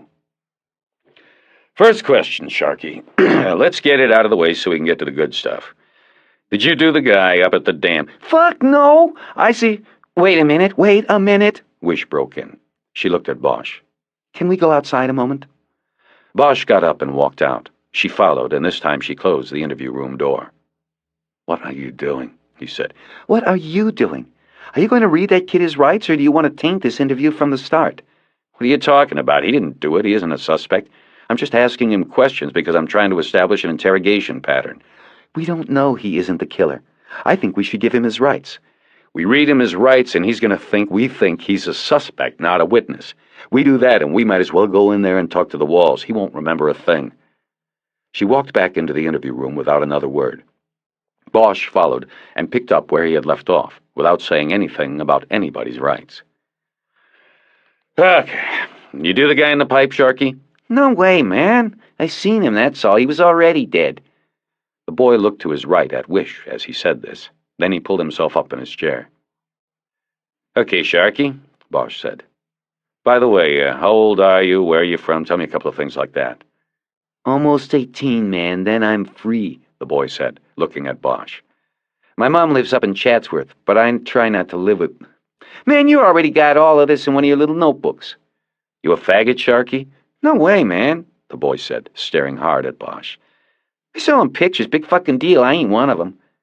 You do more than sell pictures to them? You roll a few when you get the chance? Bust them up, take the money? Who's going to file a complaint, right? Now Sharkey looked back over to Wish and raised an open hand. I don't do that shit. I thought we were talking about the dead guy. We are, Sharkey, Bosch said. I just want to figure out who we're dealing with here is all. Take it from the top. Tell us the story. I got pizza coming and there's more cigarettes. We got the time. It won't take any time. I didn't see anything except the body in there. I hope there's no anchovies. He said this looking at Wish while pulling himself up in the chair. He had established a pattern in which he would look at Bosch when he was telling the truth, at Wish when he was shading it or outright lying. Scammers always play to the women, Bosch thought. Sharkey, Bosch said, if you want, we can take you up to Silmar and have him hold you overnight. We can start again in the morning, maybe when your memory's a little... I'm worried about my bike back there. Might get stole. Forget the bike, Bosch said, leaning into the boy's personal space. We aren't spoiling you, Sharkey. You haven't told us anything yet. Start the story, then we'll worry about the bike. Okay. I'll tell you everything. The boy reached for his cigarettes on the table, and Bosch pulled back and got out one of his own. The leaning in and out of his face was a technique Bosch had learned while spending what seemed like 10,000 hours in these little rooms. Lean in, invade that foot and a half that is all theirs, their own space. Lean back when you get what you want. It's subliminal. Most of what goes on in a police interrogation has nothing to do with what is said. It is interpretation, nuance. and sometimes what isn't said. He lit Sharky's cigarette first. Wish leaned back in her chair as they exhaled the blue smoke. "You want to smoke, Agent Wish?" Bosch said. She shook her head no. Bosch looked at Sharky, and a knowing look passed between them. It said, "You and me, sport." The boy smiled. Bosch nodded for him to start his story, and he did. And it was a story. I go up there to crash sometimes, Sharky said. You know, when I don't find anybody to help me out with some motel money or nothing. Sometimes the room at my cruise motel is too crowded. I gotta get out. So I go up there, sleep in the pipe. It stays warm most of the night. Not bad. So anyway, it was one of those nights. So I went up there. What time was this? Wish asked. Bosch gave her a look that said, "Cool it. Ask the questions after the story is out." The kid had been going pretty good. Must have been pretty late, Sharky answered. 3, maybe 4 o'clock. I don't have a watch. And so I went up there, and I went in the pipe, and I saw the guy that was dead, just laying there. I climbed out and split. I wasn't going to stay in there with a dead guy. When I got down the hill, I called you guys, 911. He looked back from Wish to Bosch. That's it, he said. Can I get a ride back to my bike? No one answered, so Sharky lit another cigarette and pulled himself up in the chair. That's a nice story, Edward, but we need the whole thing, Bosch said. We also need it right. What do you mean? I mean, it sounds like it was made up by a moron, is what I mean. How'd you see the body in there? I had a flashlight, he explained to Wish. No, you didn't. You had matches. We found one. Bosch leaned forward until his face was only a foot from the boy's. Sharky, how do you think we knew it was you that called? You think the operator just recognized your voice? Oh, that's old Sharky. He's a good kid, calling us about the body. Think, Sharky. You signed your name, or at least half of it on the pipe up there. We got your prints off half a can of paint, and we know you only crawled halfway in the pipe. That's when you got scared and got out. You left tracks. Sharky stared forward, his eyes slightly lifted toward the mirrored window on the door. You knew the body was there before you went in. You saw somebody drag it into the pipe, Sharky. Look at me now and tell the real story. Look, I didn't see nobody's face. It was too dark, man, the boy said to Bosch. Eleanor let out a breath. Bosch felt like telling her that if she thought the boy was a waste of time, she could leave. I was hiding, Sharky said, 'cause, see, at first I thought they were after me or something. I had nothing to do with this. Why are you dragging me down, man? We got a dead man, Edward. We've got to find out why. We don't care about faces. That's fine. Tell us what you did see, and then you're no longer in it. That'll be it? That'll be it. Bosch leaned back then and lit his second cigarette. Oh, yeah. I was up there, and I wasn't too tired yet, so I was doing my paint thing, and I heard a car coming. Like, holy shit. And what was weird was that I heard it before I saw it, 'cause the guy has no lights on. So, man, I hauled ass and hid in the bushes on the hill right by there. You know, right by the pipe, right by where I hid my bike, you know, while I'm sleeping. The boy was becoming more animated, using his hands and nodding his head, and looking mostly at Bosch now. Shit, I thought those guys were coming for me, like somebody had called the cops on account of me being up there spraying a script or something. So, like, I hid. In fact, when they got there, a guy gets out and says to the other guy he smells paint, but it turns out they didn't even see me. They just stopped by the pipe because of the body. And only it wasn't a car either, it was a Jeep. You get a license plate number? Wish said. Let him tell it, Bosch said without looking at her. No, I didn't get a fucking plate. Shit, their lights were off and it was too dark. So anyway, there was 3 of them if you count the dead guy. One guy gets out. He was the driver, and he pulls the dead guy right out of the back from underneath a blanket or something. Open little back door those Jeeps got and drug the guy onto the ground. Man, it was total horror, man. I could tell it was real. You know, a real dead body, just kind of by the way it fell on the ground. Like a dead guy.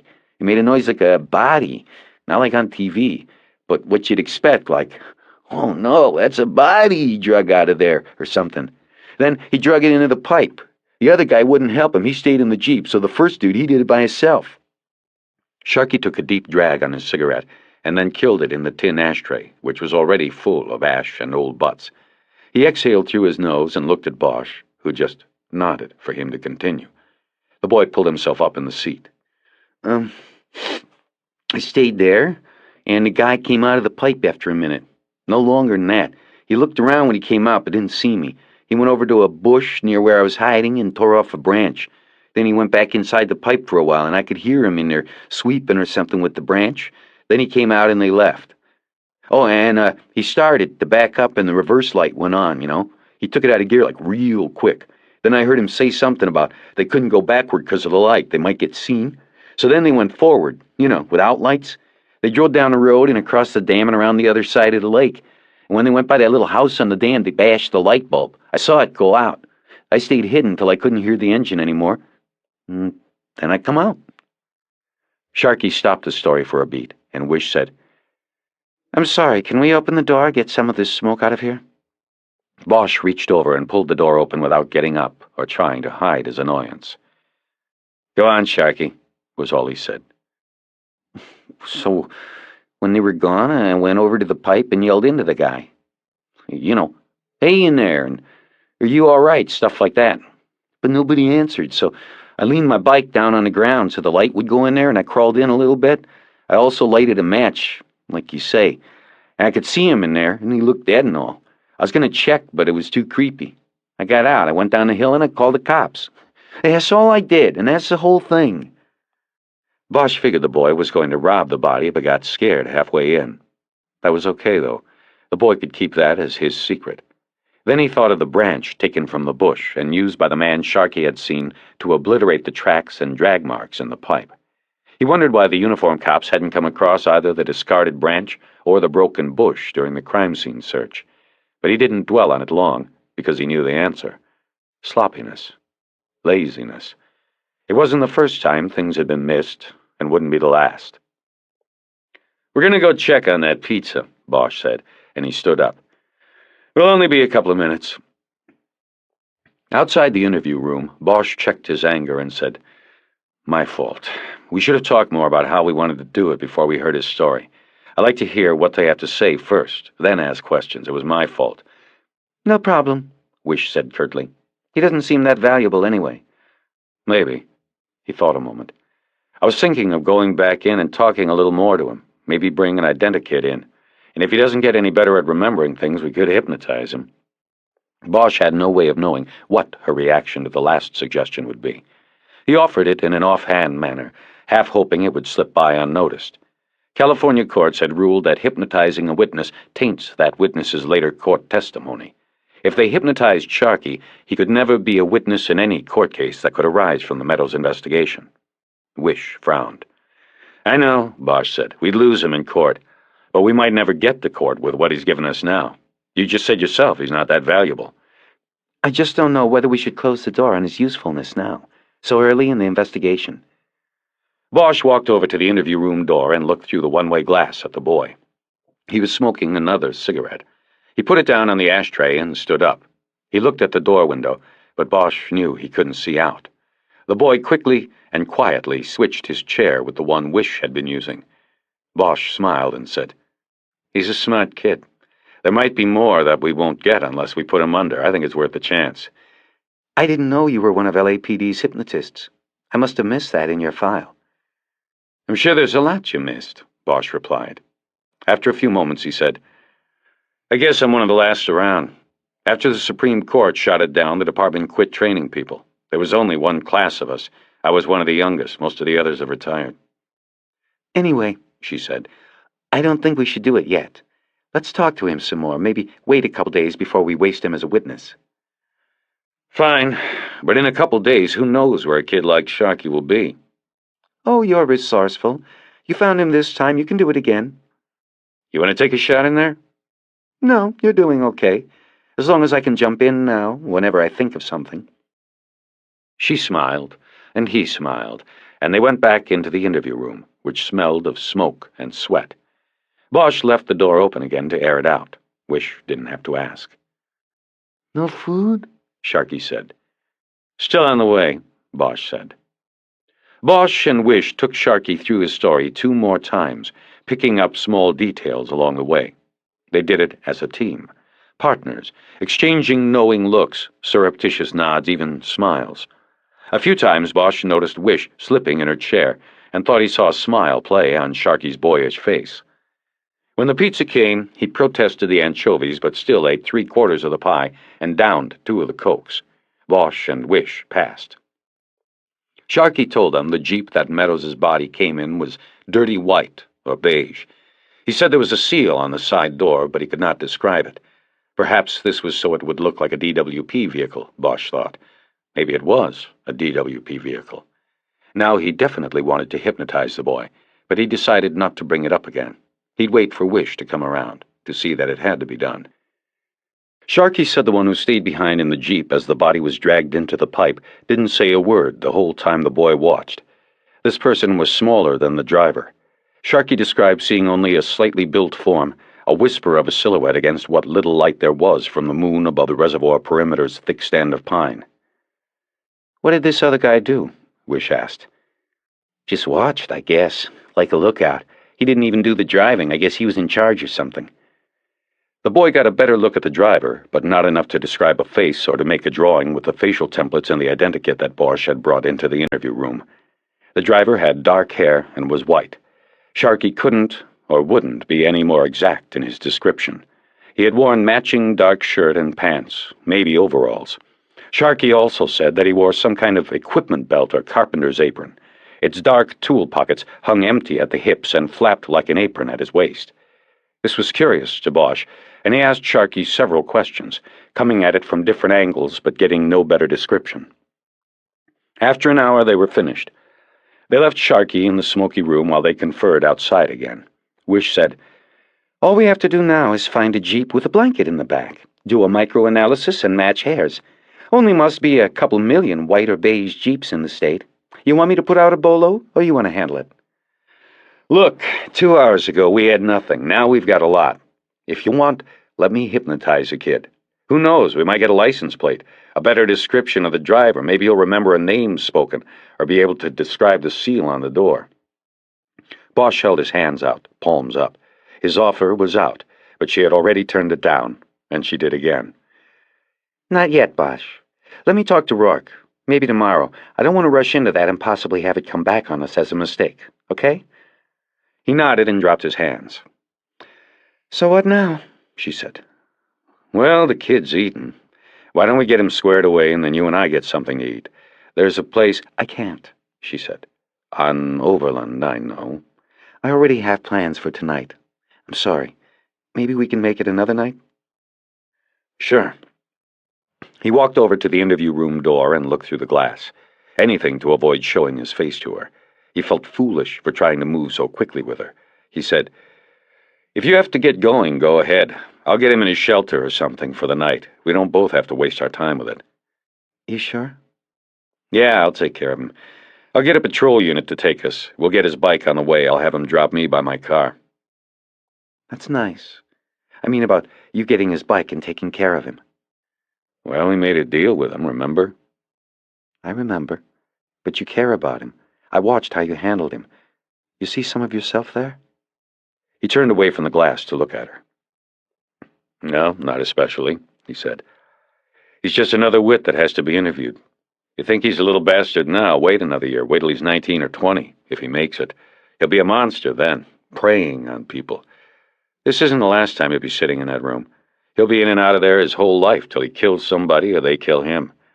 It's Darwin's rule, survival of the fittest, and he's fit to survive. So no, I don't care about him. I'm putting him in a shelter because I want to know where he is in case we need him again, that's all. Nice speech, but I don't think so. I know a little bit about you, Bosch.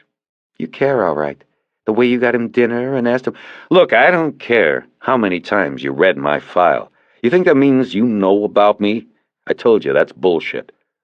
He had come up close to her until his face was only a foot from hers, but she looked away from him, down at her notebook, as if what she had written there might have something to do with what he was saying.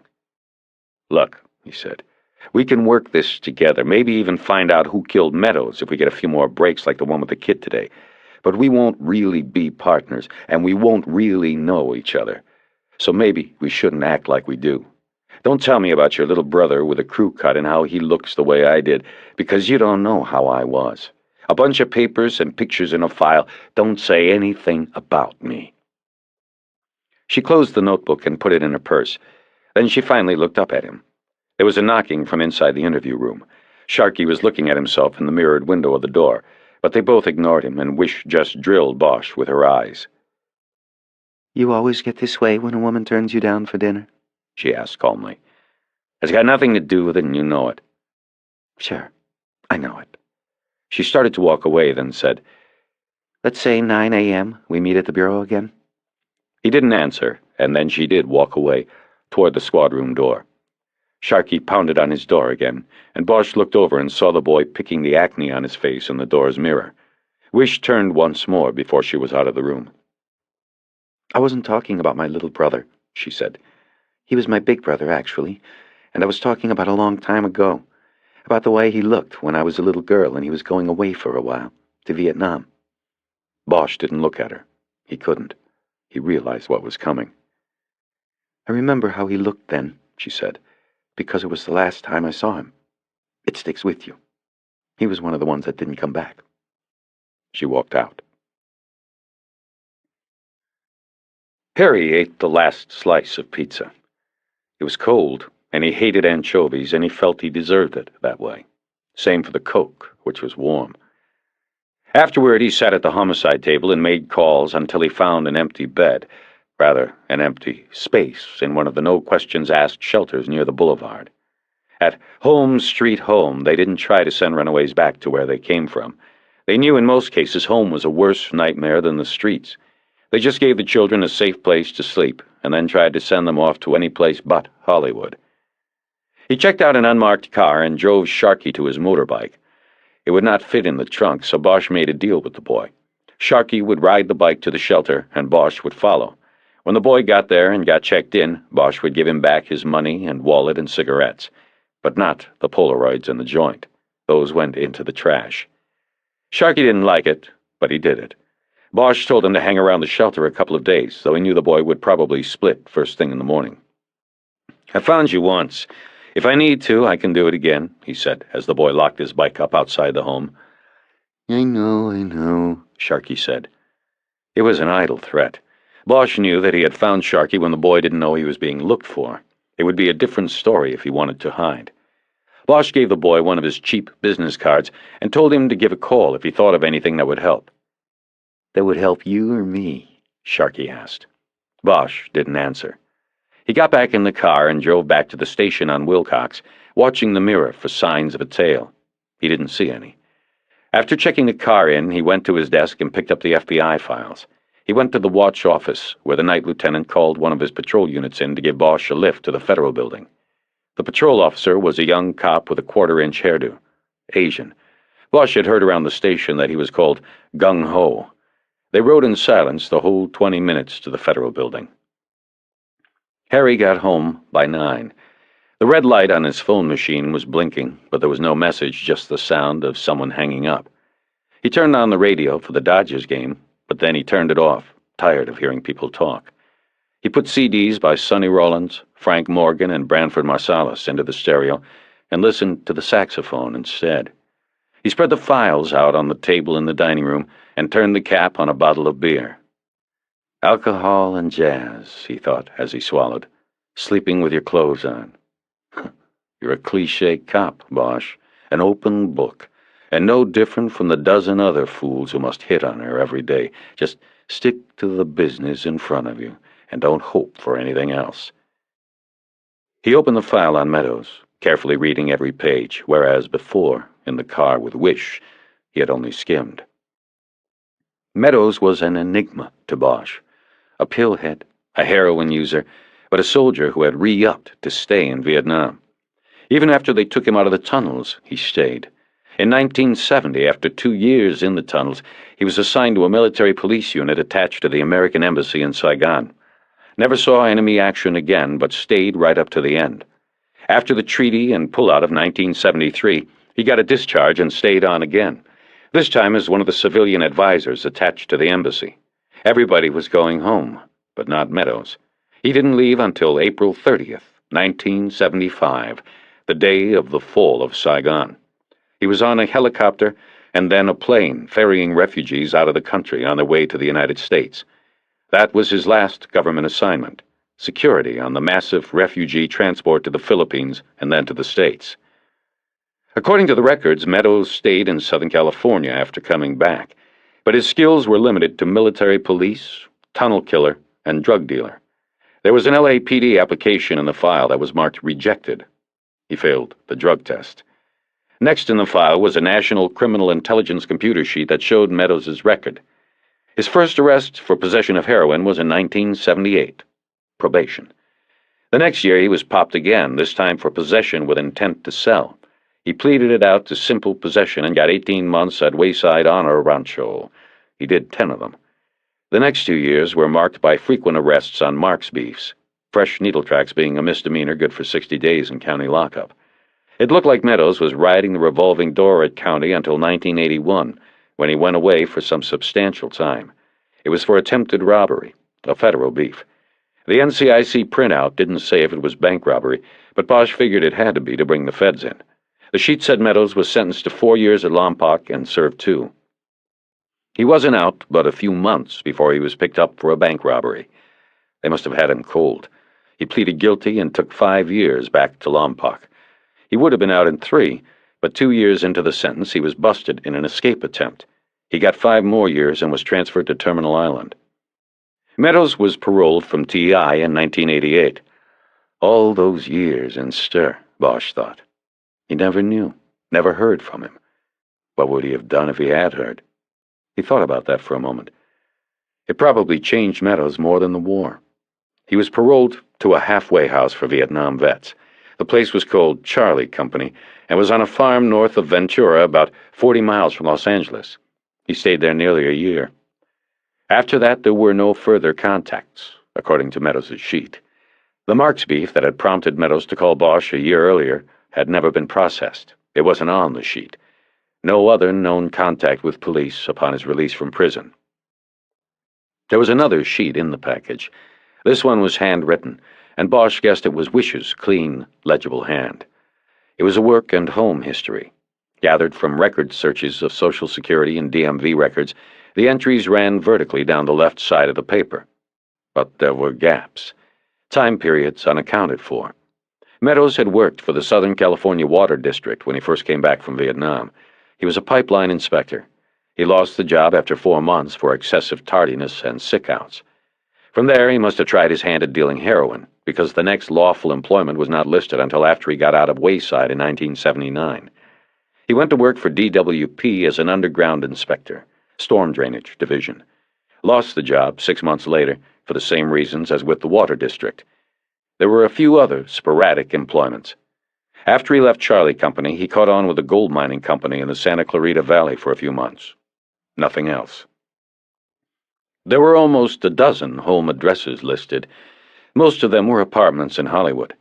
There was a house in San Pedro prior to the 1979 bust. If he was dealing at the time, he was probably getting it at the port in Long Beach, Bosch thought. The San Pedro address would have been convenient. Bosch also saw that he had lived in the Sepulveda apartment since leaving Charlie Company. There was nothing else in the file about the halfway house or what Meadows did there. Bosch found the name of Meadows' parole officer on the copies of his 6-month evaluation reports. Darrell Slater worked out of Van Nuys. Bosch wrote it down in the notebook. He also wrote down the address of Charlie Company. He then spread the arrest sheet, the work and home history, and the parole reports out in front of him. On a new piece of paper, he began to write out a chronology, beginning with Meadows' being sent to federal prison in 1981. When he was done, many of the gaps were closed. Meadows served a total of 6.5 years in the federal pen. He was paroled in early 1988 when he was sponsored by the Charlie Company program. He spent 10 months in the program before moving to the apartment in Sepulveda. Parole reports showed he secured a job as a drill operator in the gold mine in the Santa Clarita Valley. He completed parole in February 1989, and he quit his job a day after his PO signed him off. No known employment since, according to the Social Security Administration. IRS said Meadows hadn't filed a return since 1988. Bosch went into the kitchen and got a beer out and made a ham and cheese sandwich. He stood by the sink eating and drinking and trying to organize things about the case in his head. He believed that Meadows had been scheming from the time he walked out of TI. Or at least Charlie Company. He'd had a plan. He worked legitimate jobs until he cleared parole, and then he quit, and the plan was set into action. Bosch felt sure of it, and he felt that it was therefore likely that, at either the prison or the halfway house, Meadows had hooked up with the men who had burglarized the bank with him, and then killed him. The doorbell rang. Bosch checked his watch and saw it was 11 o'clock. He walked to the door and looked through the peephole and saw Eleanor Wish staring at him. He stepped back, glanced at the mirror in the entrance hall, and saw a man with dark, tired eyes looking back at him. He smoothed his hair and opened the door. "Hello," she said. "Truce?" Truce. How'd you know where I... Never mind. Come in. She was wearing the same suit as earlier, hadn't been home yet. He saw her notice the files and paperwork on the card table. "Working late," he said. "Just looking over some things in the file on Meadows." "Good. I happened to be out this way, and I just came by to say that well, it's been a rough week so far, for both of us. Maybe tomorrow we can start this partnership over?" "Yes," he said. "And listen, I'm sorry for what I said earlier. And I'm sorry about your brother. You were trying to say something nice, and... Can you stay a few minutes? Have a beer?" He went to the kitchen and got 2 fresh bottles. He handed her one and led her through the sliding door to the porch. It was cool out, but there was a warm wind occasionally blowing up the side of the dark canyon. Eleanor Wish looked out at the lights of the valley. The spotlights from Universal City swept the sky in a repetitive pattern. "This is very nice," she said. "I've never been in one of these. They're called cantilevers?" "Yes. Must be scary during an earthquake." It's scary when the garbage truck drives by." "So, how'd you end up in a place like this?" "Some people, the ones down there with the spotlights, gave me a bunch of money once to use my name and my so-called technical advice for a TV show. So I didn't have anything else to do with it. When I was growing up in the valley, I always wondered what it would be like to live in one of these things. So I bought it. He used to belong to a movie writer. This is where he worked. It's pretty small, only 1 bedroom. But that's all I'll ever need, I guess." She leaned on the railing and looked down the slope into the arroyo. In the dark, there was only the dim outline of the live oak grove below. He also leaned over and absent-mindedly peeled bits of the gold foil label off his beer bottle and dropped them. The gold glinted in the darkness as it fluttered down out of sight. "I have questions," he said. "I want to go up to Ventura." "Can we talk about it tomorrow? I didn't come up to go over the files. I've been reading those files for almost a year now." He nodded and stayed quiet, deciding to let her get to whatever it was that brought her.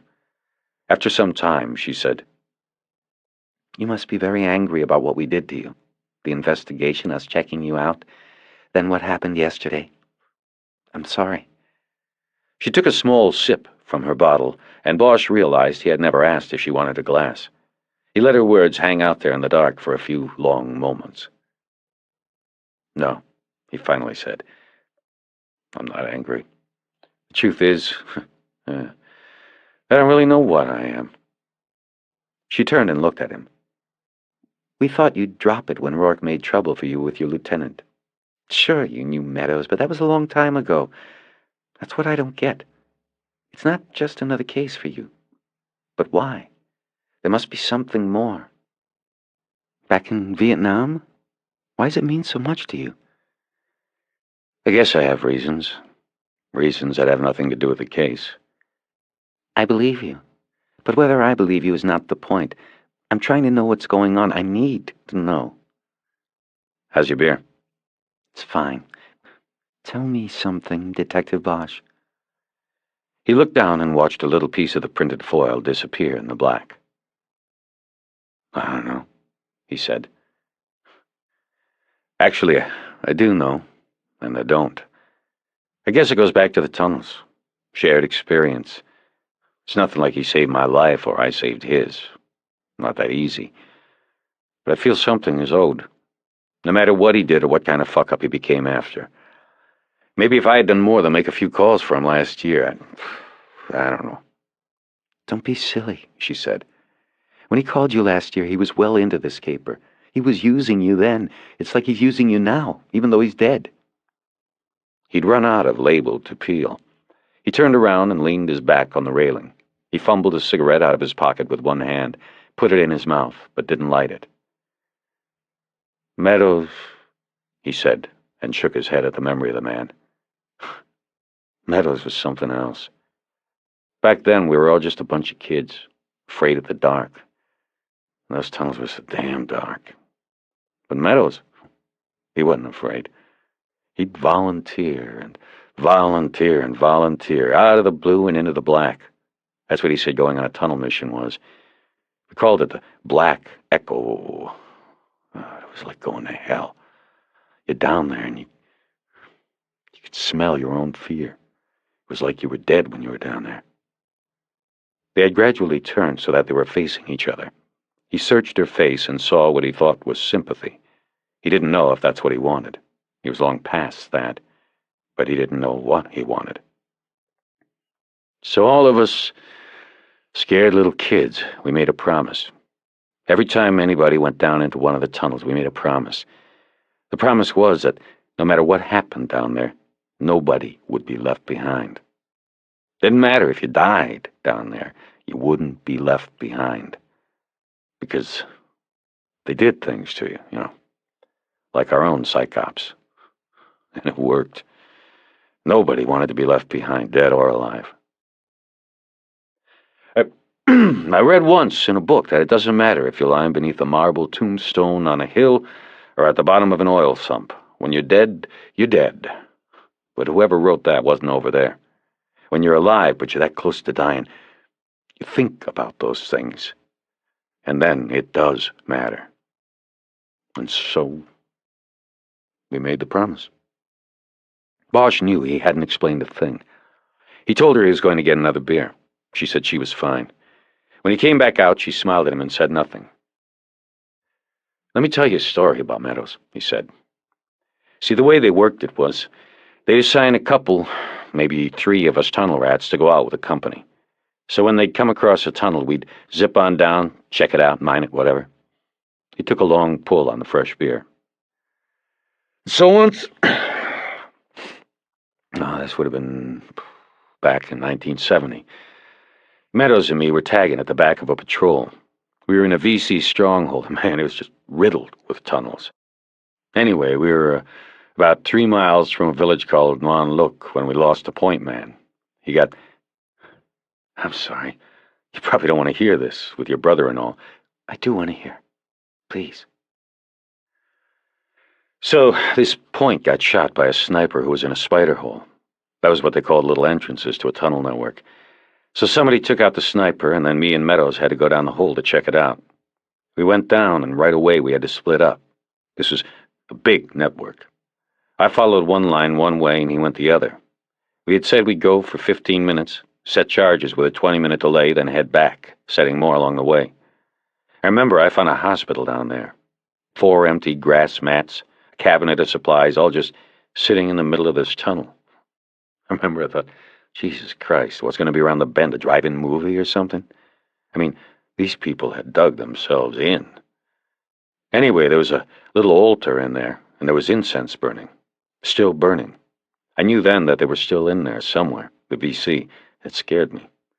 I set a charge and hid it behind the altar, and then I started back as fast as I could. I set 2 more charges along the way, timing everything so it would all go off at once. So I get back to the drop-in point. The original spider hole, and no Meadows. I waited a few minutes, and it's getting close.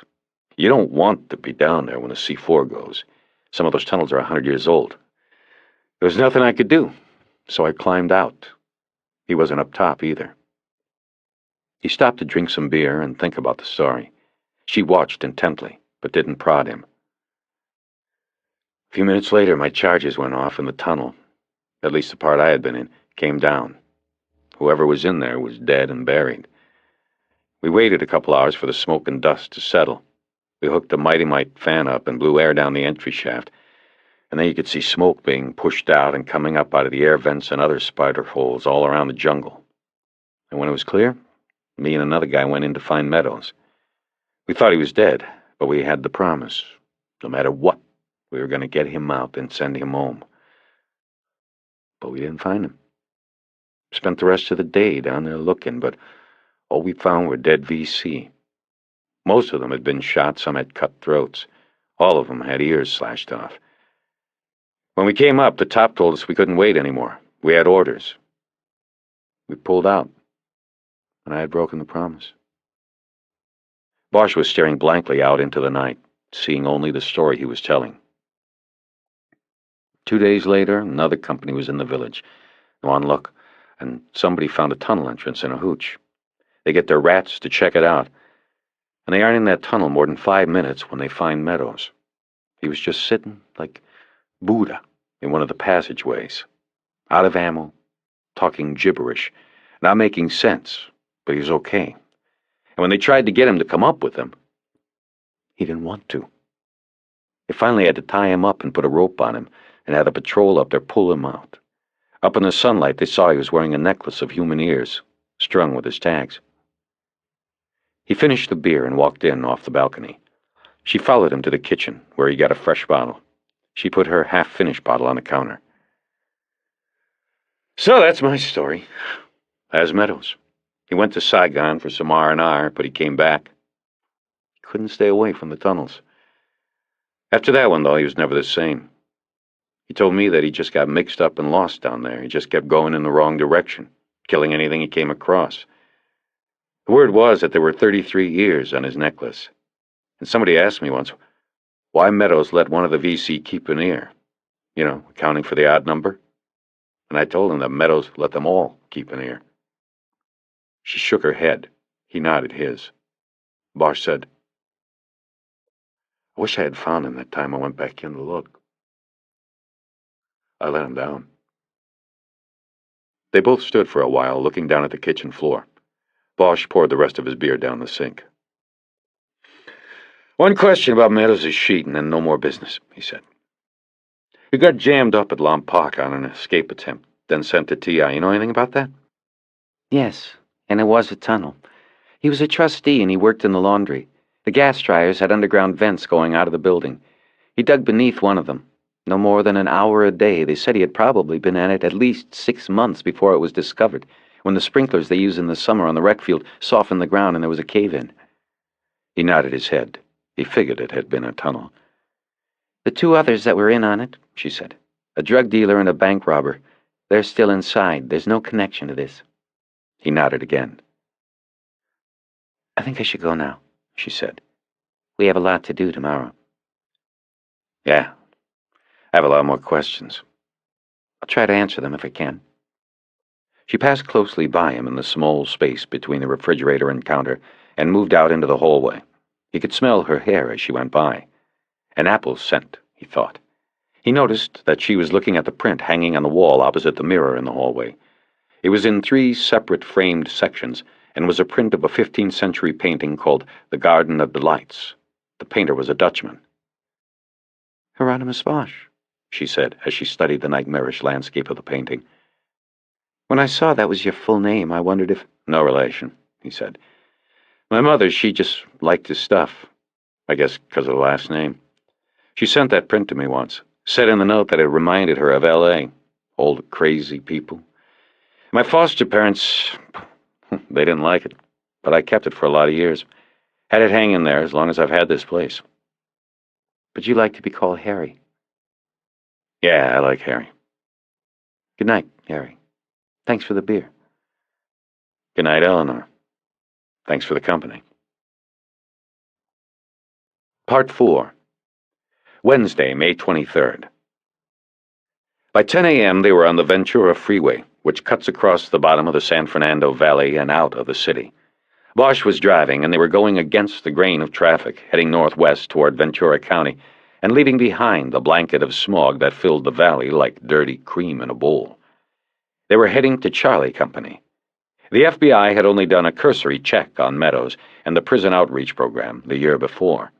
Wish said she had thought its importance was minimal because Meadows' stay had ended nearly a year before the tunnel caper. She said the Bureau had requested a copy of Meadows' file, but had not checked the names of other convicts who were part of the program at the same time as Meadows. Bosch thought this was a mistake. Meadows' work record indicated the bank caper was part of a long-range plan, he told Wish. The bank burglary might have been hatched at Charlie Company. Before leaving, Bosch had called Meadows' parole officer, Darrell Slater, and was given a rundown on Charlie Company. Slater said the place was a vegetable farm owned and operated by an Army colonel who was retired and born again.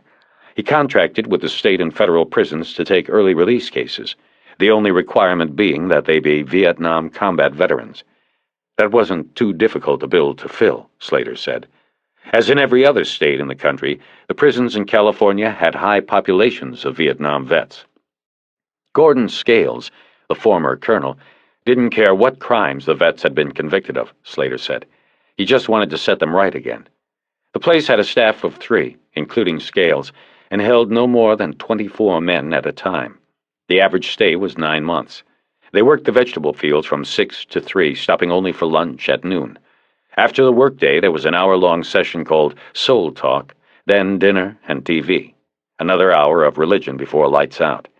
Slater said Scales used his connections in the community to place the vets in jobs when they were ready for the outside world. In 6 years, Charlie Company had a recidivist record of only 11%, a figure so enviable that Scales got a favorable mention in a speech by the president during his last campaign swing through the state. Slater said, "The man's a hero, and not 'cause of that war, for what he did after.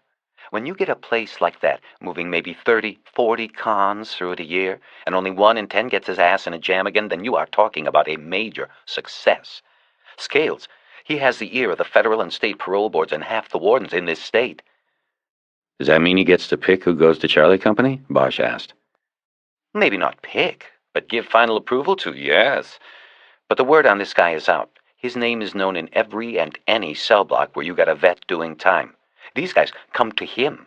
They send letters, send Bibles, make phone calls, have lawyers get in contact, all to get Scales to sponsor them." "Is that how Meadows got there?" Far as I know, he was already heading there when he was assigned to me.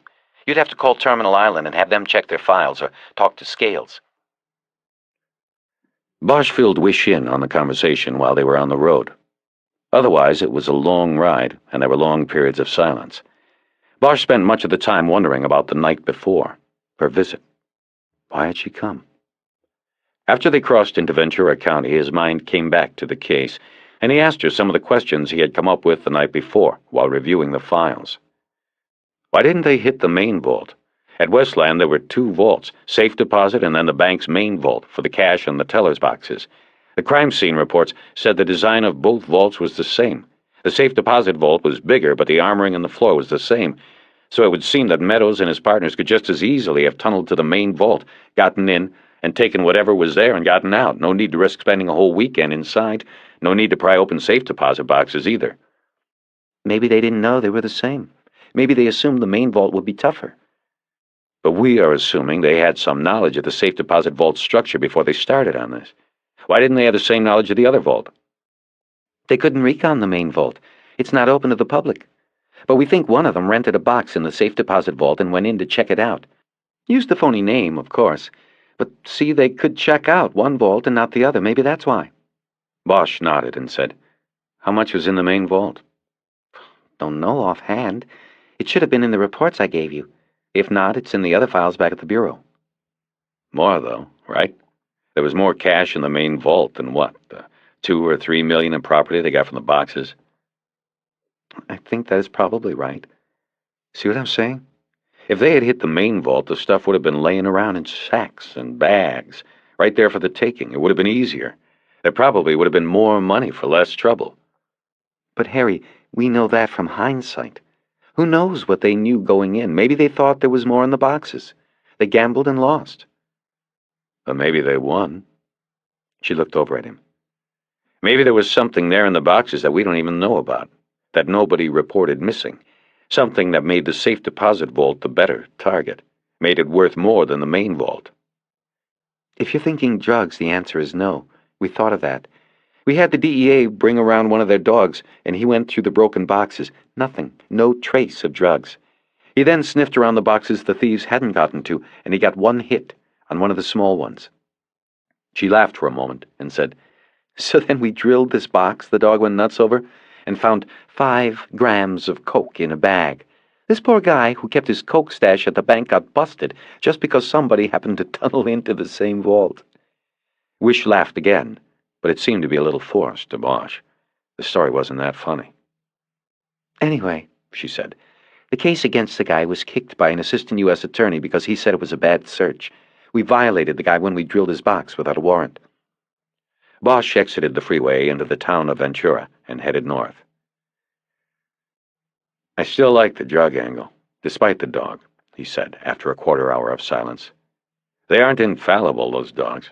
If the stuff was packed in there right and the thieves got it, there may not have been a trace. A couple of those boxes with coke in them, and the caper starts being worth their while." "Your next question will be about the customer lists, right?" she said. "Right." "Well, we did a lot of work on that. We checked everybody right down to tracing purchases of things they said were in the boxes. We didn't find who did the job, but we probably saved the bank's insurance companies a couple million in paying for things that were reported stolen but never really existed." He pulled into a gas station so he could take out a map book from under the seat and figure out the way to Charlie Company. She continued to defend the FBI investigation. "The DEA looked at every name on the box holder list and drew a blank. We ran the names through NCIC. We got a few hits, but nothing serious, mostly old stuff." She gave another one of those short, fake laughs.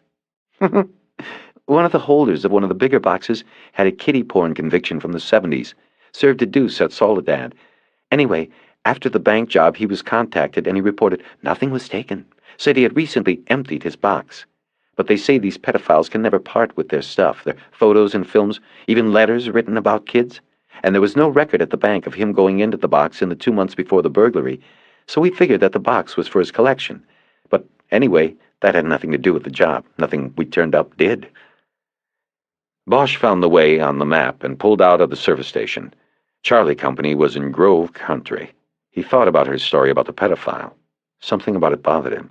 He rolled it around in his head but couldn't get to it. He let it drift and went on to another question. Why was nothing ever recovered?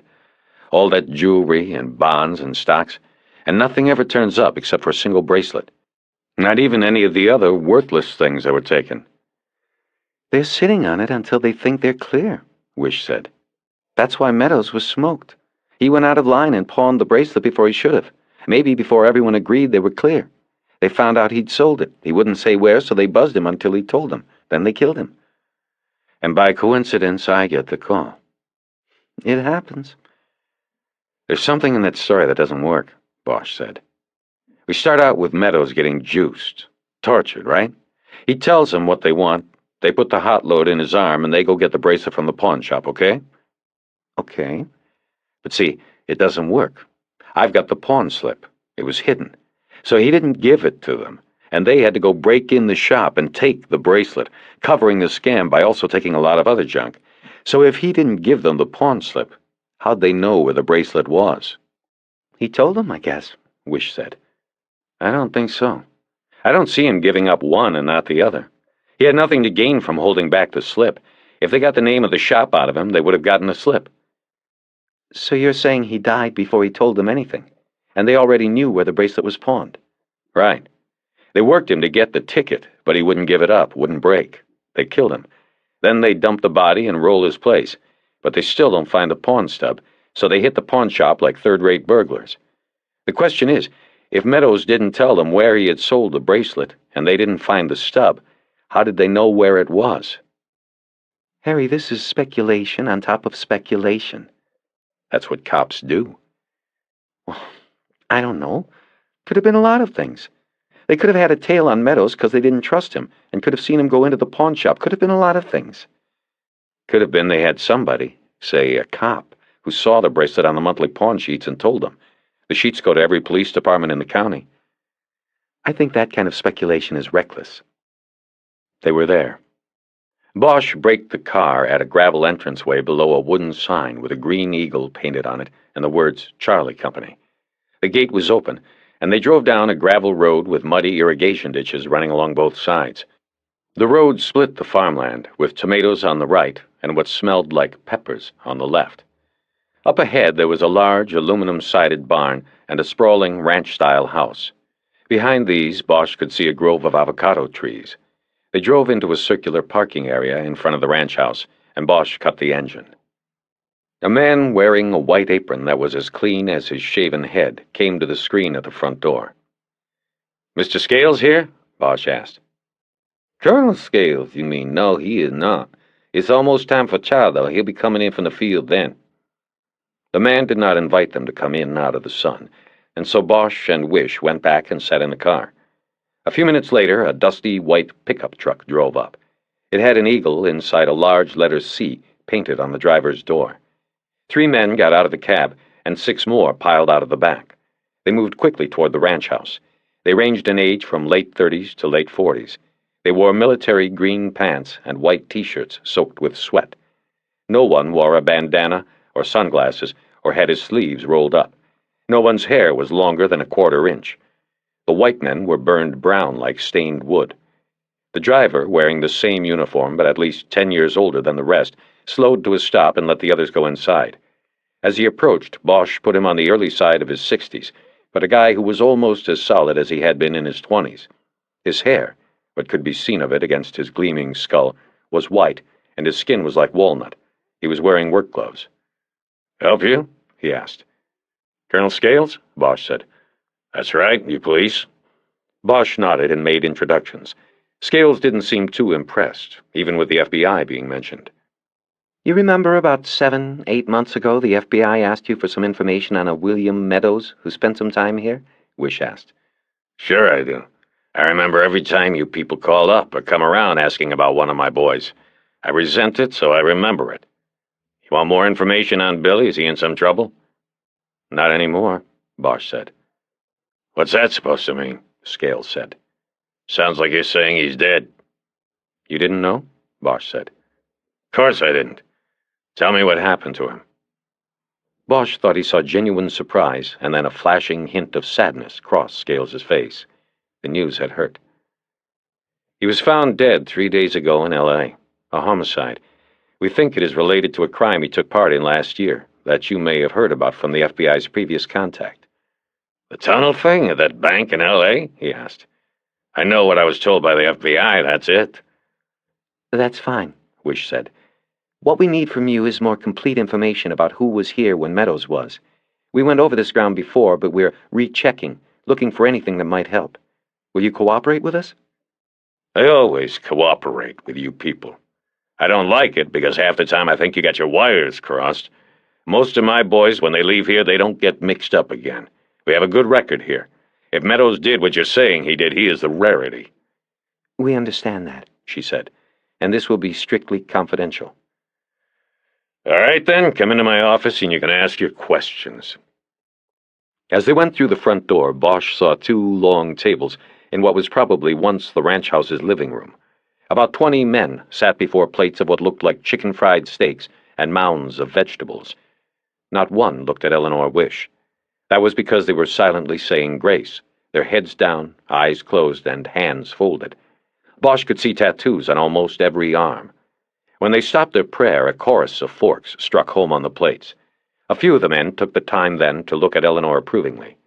The man in the apron who had come to the screen door earlier now stood in the doorway of the kitchen. "Colonel, are you eating with the men today, sir?" he called. Scales nodded and said, "Yeah, I'll be through in a few minutes." They went down a hallway and through the first door into an office that was supposed to be a bedroom. It was crowded by a desk with a top the size of a door. Scales pointed to 2 chairs in front of it, and Bosch and Wish sat down, while he took the upholster job behind the desk. "Now, I know exactly what I am required by law to give you and what I don't have to even speak to you about. But I am inclined to do more if it will help and we have an understanding. Meadows, I sort of knew he would end up as you say he did. I prayed to the good Lord to guide him, but I knew. I will help you. No one should take a life in a civilized world, no one at all." "Colonel," Bosch began, "we appreciate your help. I want you to know, first off, that we know what kind of job you're doing here. We know you have the respect and encouragement of both state and federal authorities. But our investigation of Meadows' death leads us to conclude he was involved in a conspiracy with other men who had the same skills as he, and—" "You're saying they're vets," Scales cut in. He was filling a pipe with tobacco from a canister on the desk. "Possibly. We have not identified them yet, so we don't know it for a fact. But if that is the case, there would seem a possibility that the players in the conspiracy may have met here. I stress the word may. Therefore, there are two things we want from you. A look at any records you still have on Meadows, and a list of every man that was here during the 10 months he was." Scales was tamping his pipe and seemingly paying no attention to what had just been said. Then he said, "No problem on his records. He's dead. On the other, I suppose I should call my lawyer just to make sure I can do that. We run a good program here, and vegetables and money from the state and the feds don't cover it. I get out the soapbox and make the rounds. We rely on the tithings of the community, civic organizations, things like that. Bad publicity will dry that money up faster than a Santa Ana wind. I help you, I risk that. The other risk is the loss in the faith of the men who come here for a new start. See, most of those men that were here back when Meadows was, they've gone on to new lives. They aren't criminals anymore. If I'm handing out their names to every cop that comes around, then that doesn't look too good for my program, does it?" "Colonel Scales, we don't have time for lawyers to look this over," Bosch said. "We are on a murder case, sir. We need this information. You know we can get it if we go to the state and federal correctional departments, but that might take longer than your lawyer. We can also get it with subpoena, but we thought mutual cooperation would be best. We are much more inclined to tread lightly if we have your cooperation." Scales didn't move, and again didn't seem to be listening. A curl of blue smoke swirled like a ghost out of his pipe bowl. "I see," he finally said. "Then I'll just get those files, won't I?" He stood up then and went to a row of beige file cabinets that lined the wall behind his desk. He went to one drawer and, after a short search, pulled out a thin manila file. He dropped it on his desk near Bosch. "That's the file on Meadows there," he said. "Now let's see what else we can find here." He went to the first drawer, which had no marking in the card slot on front. He looked through files without taking any out. Then he chose one and sat down with it. "You're free to look through that file, and I can copy anything you need from it," Scales said.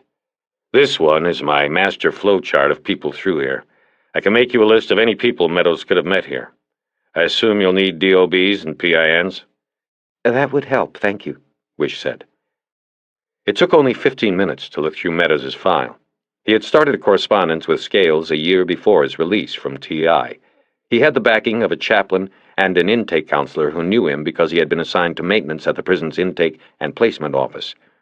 In one of the letters, Meadows had described the tunnels he had been into in Vietnam and how he had been drawn to their darkness.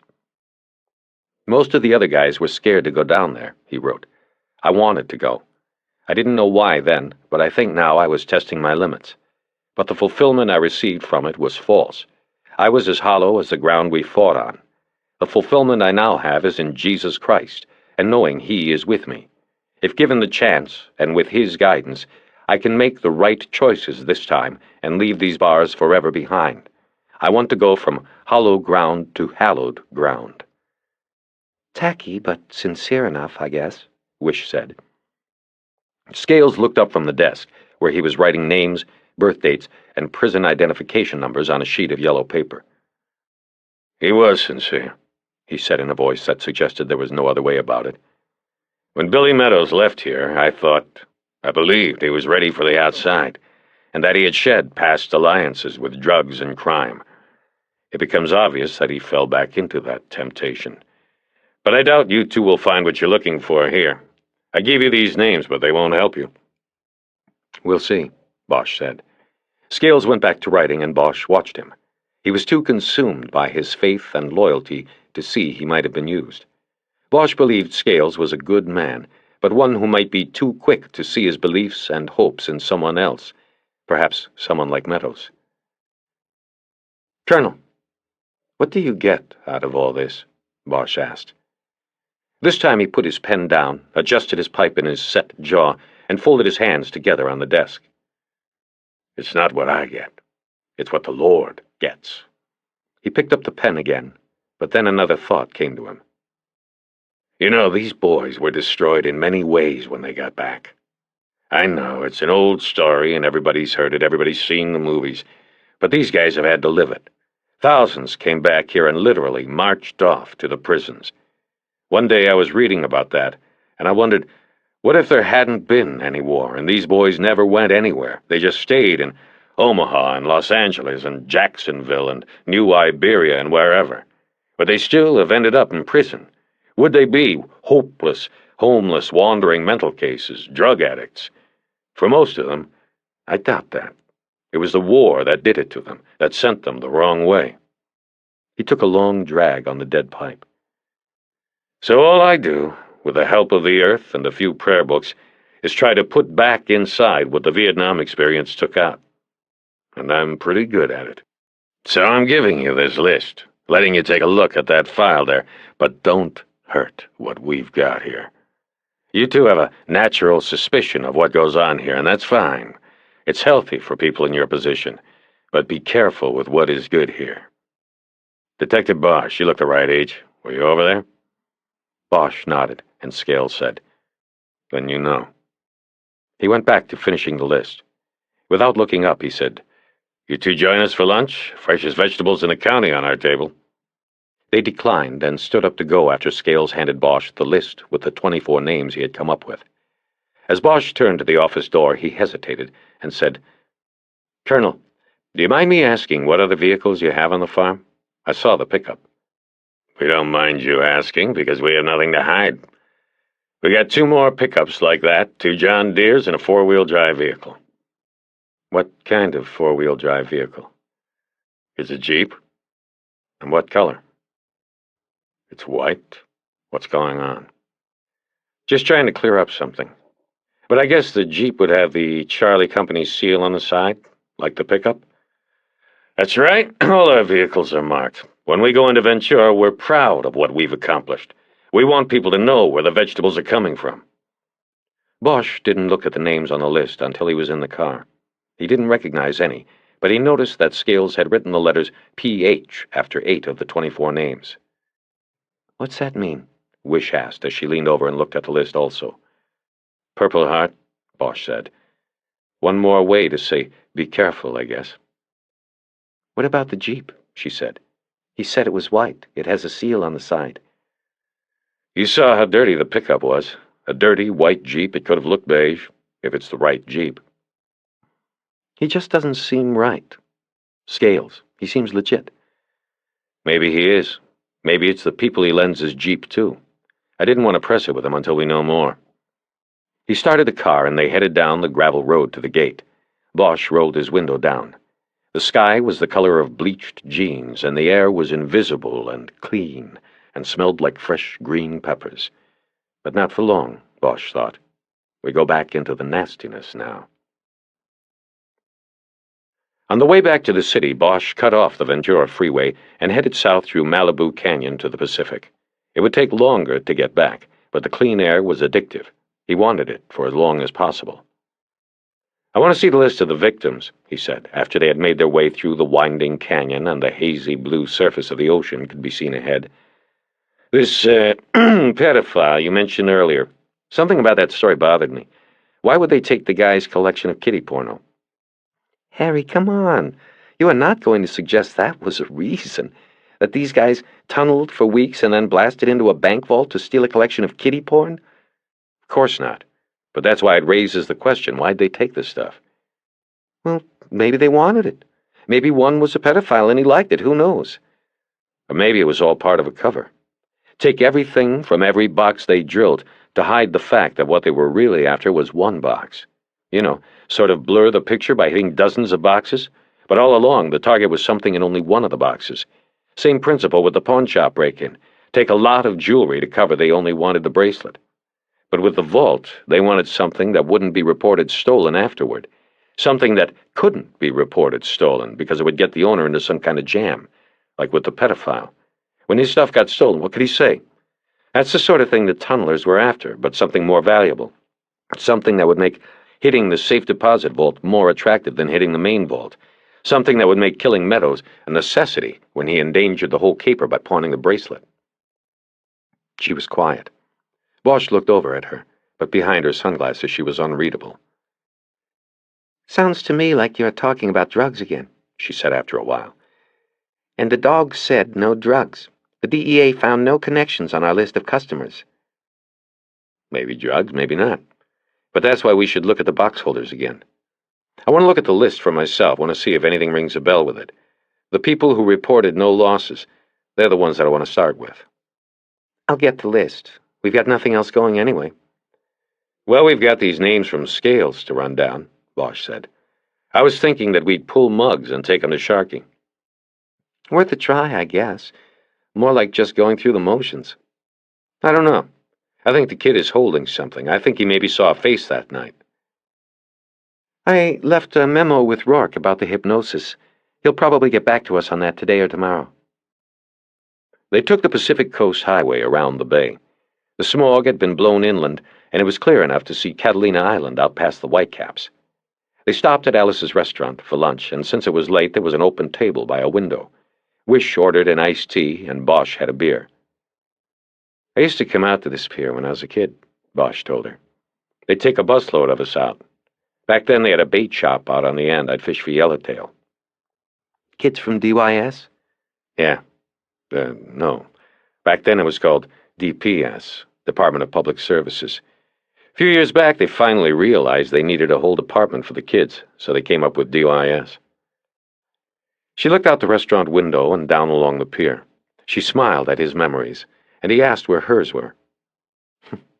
"All over," she said. "My father was in the military.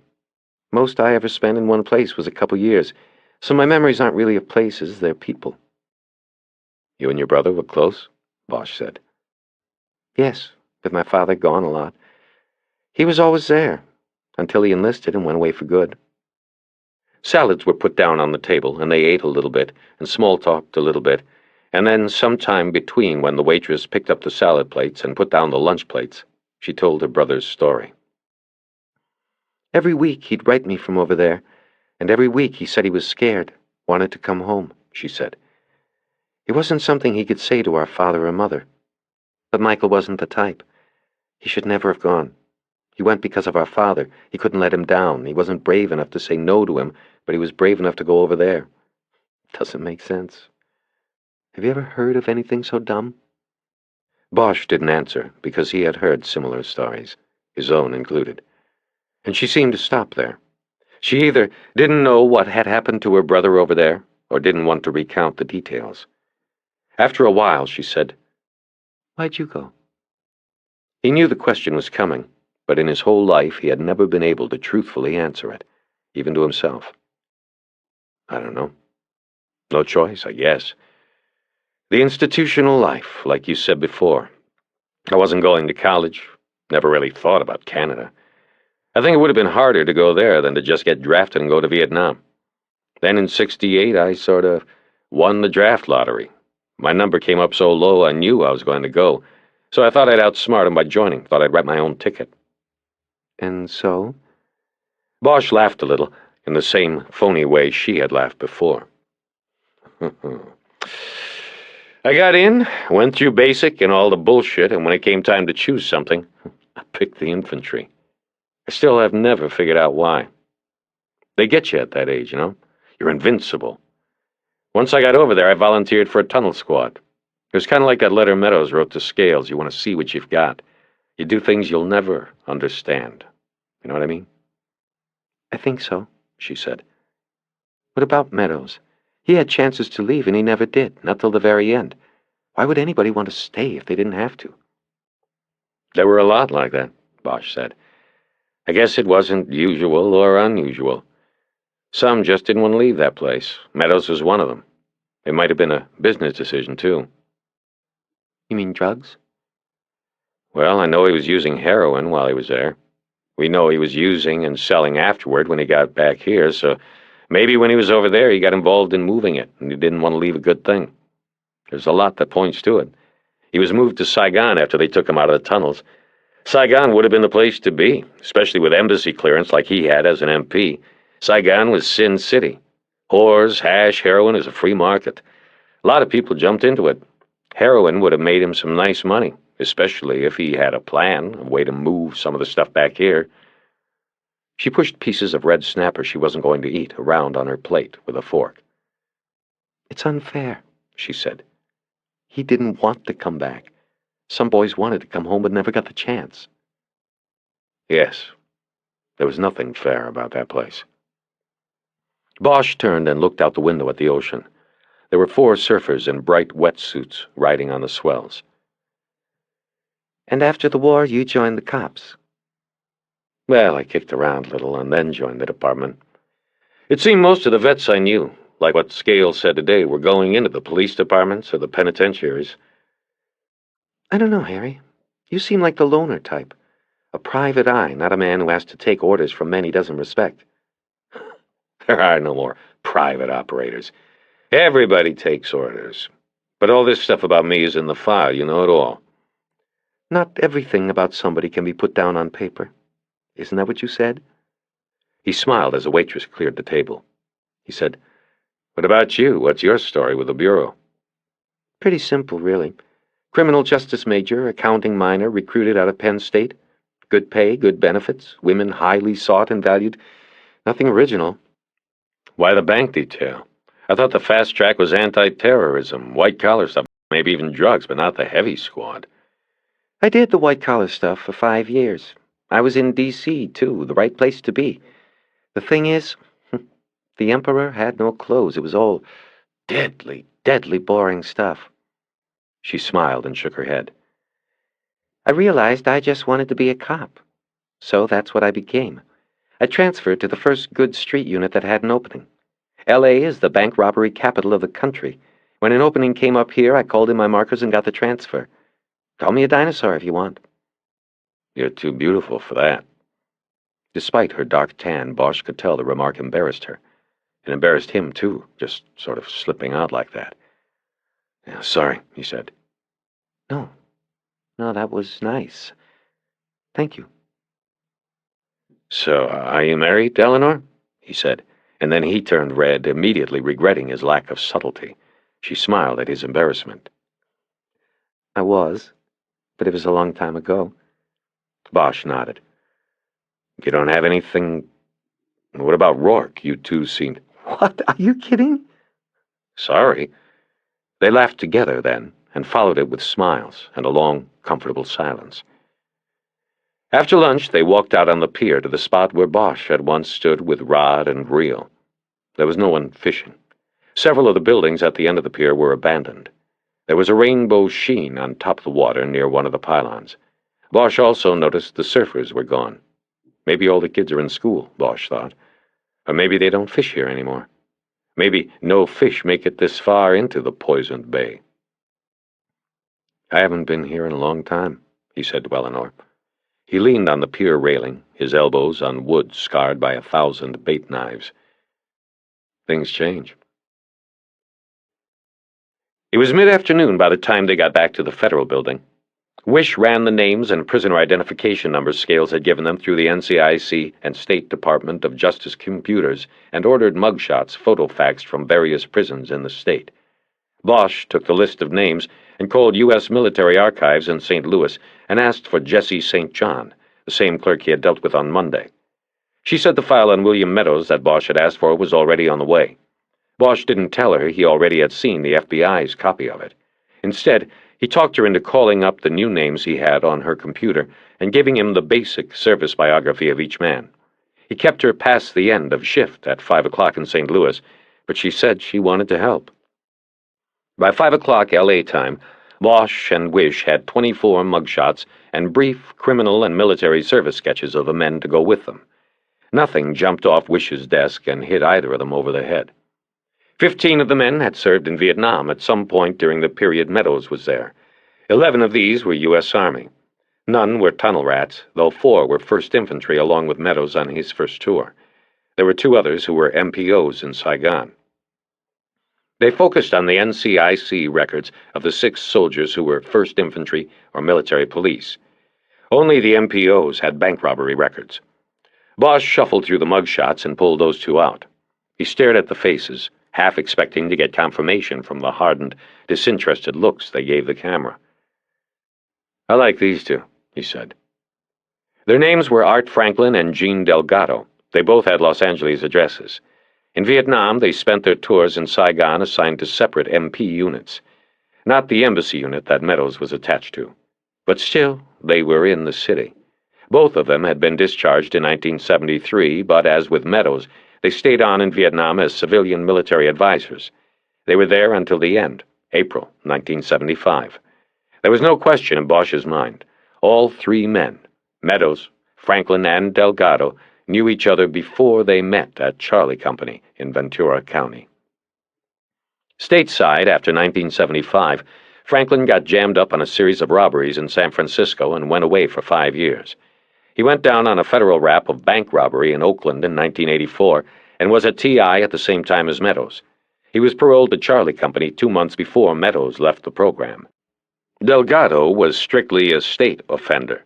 3 pops for burglaries in L.A., for which he was able to get by on county lockup time, then an attempted bank robbery in Santa Ana in 1985. He was able to plead in state court under an agreement with federal prosecutors. He went up to Soledad, getting out in 1988 and arriving at Charlie Company 3 months ahead of Meadows. He left Charlie Company a day after Franklin arrived. "1 day," Wish said. "This means all 3 were together there at Charlie Company only 1 day?" Bosch looked at their photos and the accompanying descriptions. Franklin was the larger one, 6 foot, 190, dark hair. Delgado was lean, 5'6", and 140, dark hair, too.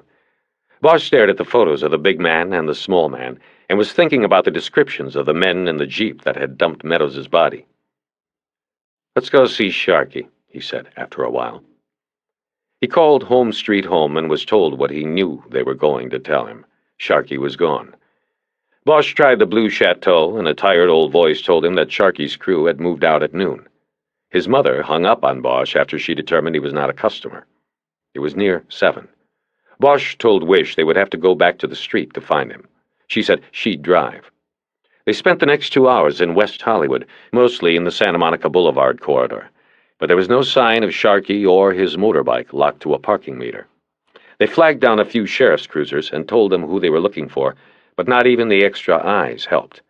They parked at the curb by the Okie Dog, and Bosch was thinking that maybe the boy had gone back to his mother's house and she had hung up the phone to protect him.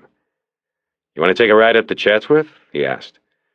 "As much as I'd like to see this witch you told me Sharky has for a mother, I was thinking more along the lines of calling it a day. We can find Sharky tomorrow. How about that dinner we didn't have last night?" Bosch wanted to get to Sharky, but he also wanted to get to her. She was right. There was always tomorrow. "Sounds good to me," he said. "Where you feel like going?" "My place." Eleanor Wish lived in a rent-controlled townhouse she subleased 2 blocks from the beach in Santa Monica. They parked at the curb in front, and as they went in she told Bosch that although she lived close by, if he wanted to actually see the ocean, he had to walk out onto her bedroom balcony, lean over, and look sharply to the right down Ocean Park Boulevard. A slice of the Pacific could then be seen between 2 condominium towers that guarded the shoreline. From that angle, she mentioned, he could also see into her next-door neighbor's bedroom. The neighbor was a has-been television actor turned small-time dope dealer who had a never-ending procession of women through the bedroom. It kind of took away from the view, she said. She told Bosch to have a seat in the living room while she got dinner started. "If you like jazz, I have a CD over there I just bought but haven't had time to listen to," she said. He walked over to the stereo, which was stacked on shelves next to a set of bookcases, and picked up the new disc. It was Rollins, Falling in Love with Jazz, and inside Harry smiled because he had it at home. It was a warm connection. He opened the case, put the music on, and began to look around the living room. There were pastel throw rugs and light-colored coverings on the furniture. Architectural books and home magazines were spread on a glass-topped coffee table in front of a light blue couch. The place was very neat. A framed cross-stitch canvas on the wall next to the front door said, "Welcome to this home." Small letters stitched in its corners said, EDS 1970, and Bosch wondered about the last letter. He made another one of those psychic connections with Eleanor Wish when he turned around and looked at the wall above the couch. Framed in black wood was a print of Edward Hopper's Nighthawks. Bosch didn't have the print at home, but he was familiar with the painting, and from time to time even thought about it when he was deep on a case or on a surveillance. He had seen the original in Chicago once, and had stood in front of it studying it for nearly an hour. A quiet, shadowy man sits alone at the counter of a street-front diner. He looks across at another customer, much like himself, but only the second man is with a woman. Somehow Bosch identified with it, with that first man. I am the loner, he thought. I am the Nighthawk. The print, with its stark, dark hues and shadows, did not fit in this apartment, Bosch realized. Its darkness clashed with the pastels. Why did Eleanor have it? What did she see there? He looked around the rest of the room. There was no TV. There was just the music on the stereo, and the magazines on the table, and the books on the lawyer's shelves against the wall across from the couch. He stepped over and looked through the glass panes and browsed the collection. The top two shelves were mostly highbrow Book of the Month offerings, descending into crime fiction by writers like Crumley and Willeford and others. He had read some of them. He opened the glass door and pulled out a book called The Locked Door. He'd heard of the book, but had never seen it to buy. He opened the cover to see how old it was, and he solved the mystery of the last letter on the needlework. On the first page, printed in ink, it said, Eleanor D. Scarletti, 1979. She must have kept her husband's name after the divorce, Bosch thought. He put the book back and closed the case. The books on the bottom two rows of the bookcase ranged from true crime to historical studies of the Vietnam War to FBI manuals. There was even an LAPD homicide investigation textbook. Many of these books Bosch had read. One of them he was even in. It was a book the Times reporter Bremer had written about the so-called beauty shop slasher.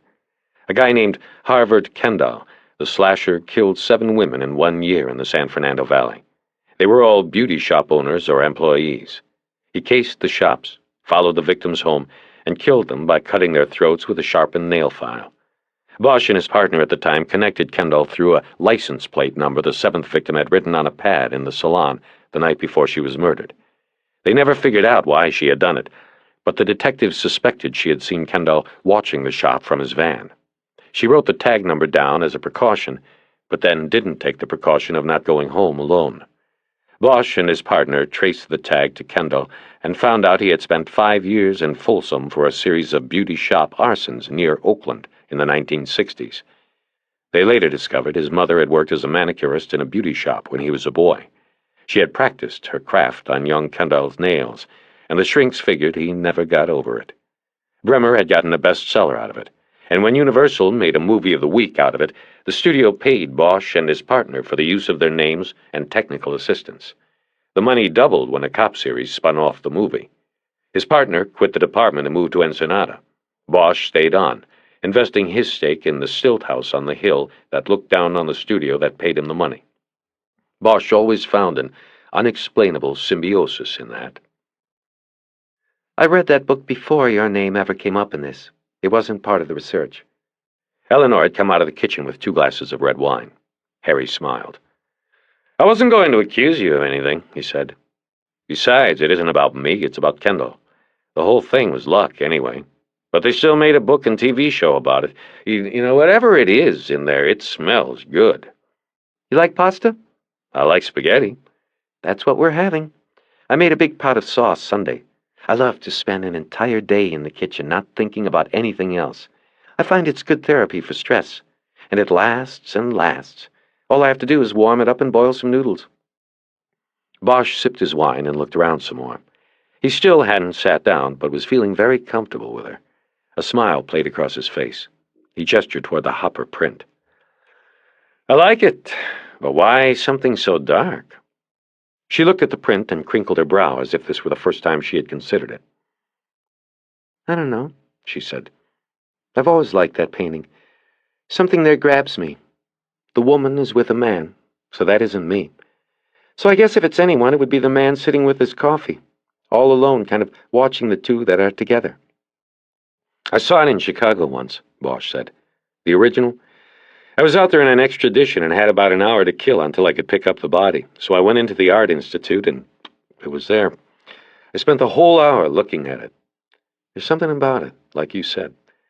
I can't remember the case or who I was bringing back here, but I remember that painting. They sat at the table talking for nearly an hour after the food was gone. She told him more about her brother and her difficulty getting over the anger and loss. 18 years later, she was still working it out, she said.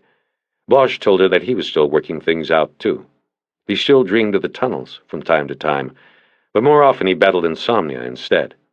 He told her how mixed up he was when he got back, how thin the line was, the choice between what he had done afterward and what Meadows did. It could have been different, he said, and she nodded, seeming to know that was true. Later, she asked about the dollmaker case and his fall from robbery-homicide. It was more than curiosity. He sensed that something important rode on what he told her. She was making a decision about him. I guess you know the basics, he began. Somebody was strangling women, mostly prostitutes, then painting over their faces with makeup. Pancake, red lipstick, heavy rouge on the cheeks, sharp black eyeliner. The same thing every time.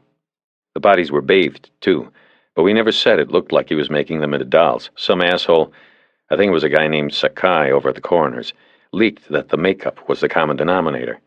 Then this dollmaker stuff started playing in the press. I think Channel 4 was the first to come up with that name. It took off from there. To me, it looked more like a mortician's work. But the truth is, we weren't doing too good. We didn't have a handle on the guy until he was into double figures. Not much physical evidence. The victims were all dumped in random locations all over the west side. We knew from fiber evidence on a couple of the bodies that the guy probably wore a rug or some kind of hair disguise, fake beard or something. The women that were taken off the stroll, we were able to isolate times and places of their last trick. We went to the hourly motels, got nothing.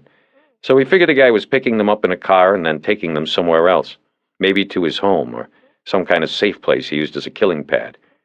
We started watching the Boulevard and other hot spots the pros work, and we must have busted up 300 tricks before we got the break. This whore, name of Dixie McQueen, calls up the task force one morning, early, and says she just escaped from the doll maker, and is there a reward if she gives him up? Well, we were getting calls like that every week. 11 murdered women, and people are coming out of the woodwork with clues that aren't really clues. It's Panic City. I remember, Wish said. But Dixie was different. I was working the late shift in the task force offices that day, and I caught the call. I went and talked to her. She told me that this John she'd picked up on Hollywood near Spa Row, near the Scientology mansion, took her to this garage apartment in Silver Lake. She said that while the guy was getting naked, she wanted to use the toilet. So she goes in, and while she's running the water, she looks through the cabinet below the sink, probably to see if there's anything worth lifting. But she sees all these little bottles and compacts and all this women's stuff. She looks at it all, and she just puts it all together, just like that. Bingo, this has to be the guy. So she gets a case of total creeps and bails out. She comes out of the bathroom, and the guy's in bed. She just hauls ass through the front door. The thing is, we hadn't put out all the stuff about the makeup. Or actually, the asshole that was the media leak didn't put out everything. See, we knew that the guy was keeping the victim's stuff. They were found with their purses, but there were no cosmetics. Lipstick, compacts, things like that. So when Dixie told me about what was in the bathroom cabinet, she got my attention. I knew she was legit. And that is the point where I screwed up. It was 3 a.m. by the time I was done talking to Dixie. Everybody on the task force had gone home, and I was left there thinking that this guy might realize Dixie made him and clear out. So I went there alone. Dixie went with me to show me the place, but then she never left the car. Once we were there, I saw a light on above the garage, which was behind this rundown house off of Hyperion. I called for patrol backup, and while I'm waiting, I see the guy's shadow going back and forth across the window. Something tells me he's getting ready to bug out and take all the stuff from the cabinet with him. And we had no evidence from the 11 bodies. We needed the stuff that was in the bathroom cabinet. The other consideration was, what if he has someone up there? A replacement for Dixie. So I went up, alone. You know the rest. Wish said, You went in without a warrant and shot him when he was reaching under the pillow on the bed. You later told the shooting team that you believed it was an emergency situation. There had been enough time for him to go out and get another prostitute. You said that gave you the authority to come through the door without a warrant. You said you fired because you believed the suspect was reaching for a weapon. It was one shot, upper torso from 15 or 20 feet, if I remember the report. But the doll maker was alone, and under the pillow was only his toupee. Only his rug, Bosch said. He shook his head like a Monday morning quarterback. The shooting team cleared me. We connected him to 2 of the bodies through the hair from the toupee, and the makeup in the bathroom was traced to 8 of the victims. There was no doubt it was him. I was clear, but then the shoe-fly started in on it, a Lewis and Clark expedition. They ran down Dixie and got her to sign a statement saying she told me beforehand that he put his hair under the pillow. I don't know what they used against her, but I can imagine. IAD's always had a hard-on for me. They don't like anybody who's not 100% part of the family. Anyway, the next thing I know, they're bringing departmental charges against me. They wanted to fire me and take Dixie to a grand jury to get criminal charges. It was like there was blood in the water and 2 fat white sharks. He stopped there, but Eleanor continued. The IAD detectives misjudged things, though, Harry. They didn't realize that public opinion would be with you. You were known in the newspapers as the cop who broke the beauty shop slasher and dollmaker cases, a character in a TV show. They couldn't take you down without a lot of public scrutiny and embarrassment for the department. Someone reached down from above them and put a stop to the grand jury move, Bosch said. They had to settle for a suspension and my demotion to Hollywood homicide. Bosch had his fingers on the stem of his empty wine glass and was absent-mindedly turning the glass on the table. Some settlement, he said after a while. And those 2 IAD sharks are still swimming around out there waiting for the kill. They sat silently for a while then. He was waiting for her to ask the question she had asked once before. Had the whore lied? She never asked it, and after a while she just looked at him and smiled, and he felt as if he had just passed the test. She started gathering the plates off the table. Bosch helped her in the kitchen, and when the work was done they stood close, drying their hands on the same dish towel, and lightly kissed. Then, as if following the same secret signals, they pressed themselves against each other and kissed with the kind of hunger lonely people have. I want to stay, Bosch said after momentarily breaking away. I want you to stay, she said. Arson's stoned eyes were shiny and reflected the neon night. He sucked hard on the cool and held the precious smoke in. The cigarette had been dipped in PCP. A smile cracked across his face as the jet streams of smoke escaped his nostrils. He said, You're the only shark I ever heard of being used as bait. Get it? He laughed and took another deep drag before handing the cigarette to Sharky, who waved it away because he'd had enough. Mojo took it then. Yeah, I'm getting tired of this shit, Sharky said. You take a turn for once. Chill out, man. You're the only one can get away with it, man. Mojo and me, man, we just don't play the part good as you. Besides, we got our part. You ain't big enough to pound these faggots. Well, why don't we do the 7-Eleven again, Sharky said. I don't like this not knowing who it is. I like it at the 7-Eleven. We pick our meat, they don't pick me. No way, Mojo spoke up then. We go back there, we don't know if that last guy reported it to the sheriffs or not. We have to stay clear of there a while. They're probably watching the place from the same parking lot we did. Sharky knew they were right. He just thought that being out on Santa Monica on the queer stroll was getting too close to the real thing. Next thing, he guessed, the 2 dopers will not feel like charging in. They'll want him to go through with it, get the money that way. That was when he would split these guys, he knew. Okay, he said, stepping off the curb. Don't fuck me up. He started to cross the street. Arson yelled after him, BMW or better. As if I need to be told, Sharky thought. He walked a half-block toward La Brea and then leaned against the door of a closed print shop. He was still a half-block from Hot Rods, an adult bookstore that offered 25-cent all-male peeps, but he was close enough to catch the eye of somebody walking out, if the eye was looking. He looked back the other way and saw the glow of the joint in the darkness of the driveway where Arson and Mojo sat on their bikes. Sharky hadn't been standing there 10 minutes when a new Grand Am, pulled to the curb and the electric window glided down. Sharky was going to blow this one off, remembering BMW or better, until he saw the glint of gold and stepped closer. His adrenaline kicked up a notch. The wrist the driver had draped over the steering wheel was adorned with a Rolex Presidential. If it was real, Arson knew where they could get $3,000 for it, $1,000 apiece. not to mention what else the meat might have at home or in his wallet. Sharkey looked the man over. The guy looked like a straight, a businessman. Dark hair, dark suit, mid-40s, not too big. Sharkey might even be able to take him alone. The man smiled at Sharkey and said, "Hey, how you doing?" "Not bad. What's up?" "Oh, I don't know, just out for a ride. You want to take a ride?" "Where to?" "No place special. I know a place we can go be alone." "You got $100 on you?" "No, but I got $50 for night baseball." "Pitching or catching?" "Oh, I'm a pitcher, and I brought my own glove." Sharkey hesitated and glanced toward the driveway where he had seen the glow from the cool. It was gone now. They must be ready to move. He looked back at the watch. "That's cool," he said, and got in the car. The car headed west, past the alley driveway. Sharkey held himself from looking, but he thought he heard the revving and popping sound of their bikes. They were following. "Where we going?" he asked. I can't go home with you, my friend, but I know a place we can go. Nobody will bother us." "Cool." They stopped at the light at Flores, which made Sharkey think of the guy from the other night. They were near his place. Arson was hitting harder, it seemed. This would have to stop soon, or they would kill someone. He hoped the man with the Rolex would give it up peaceably. There was no telling what those two would do.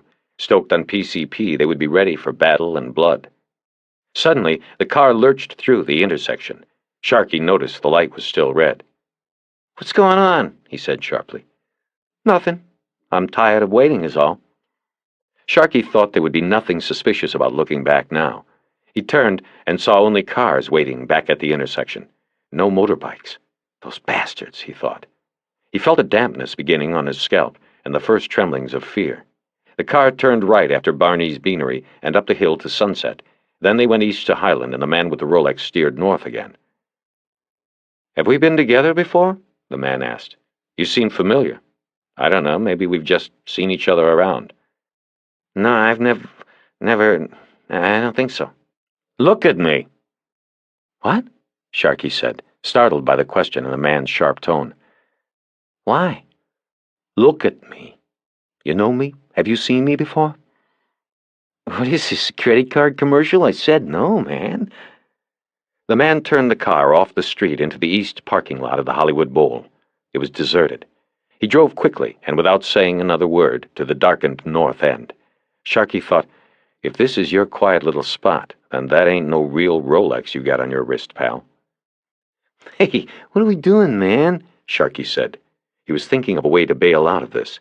He was pretty sure Arson and Mojo, stoned as they were lost. He was alone with this guy, and he wanted to scratch it. "The bowl is closed," Rolex said, "but I got a key to the dressing room, see? We just take the tunnel under Cahuenga, and then near where it comes up is a little walkway we back around. There won't be anyone around. I work there, I know." For a moment, Sharkey considered trying to take the guy alone, then decided he couldn't do it. Unless there was a way of taking him by surprise. He would see.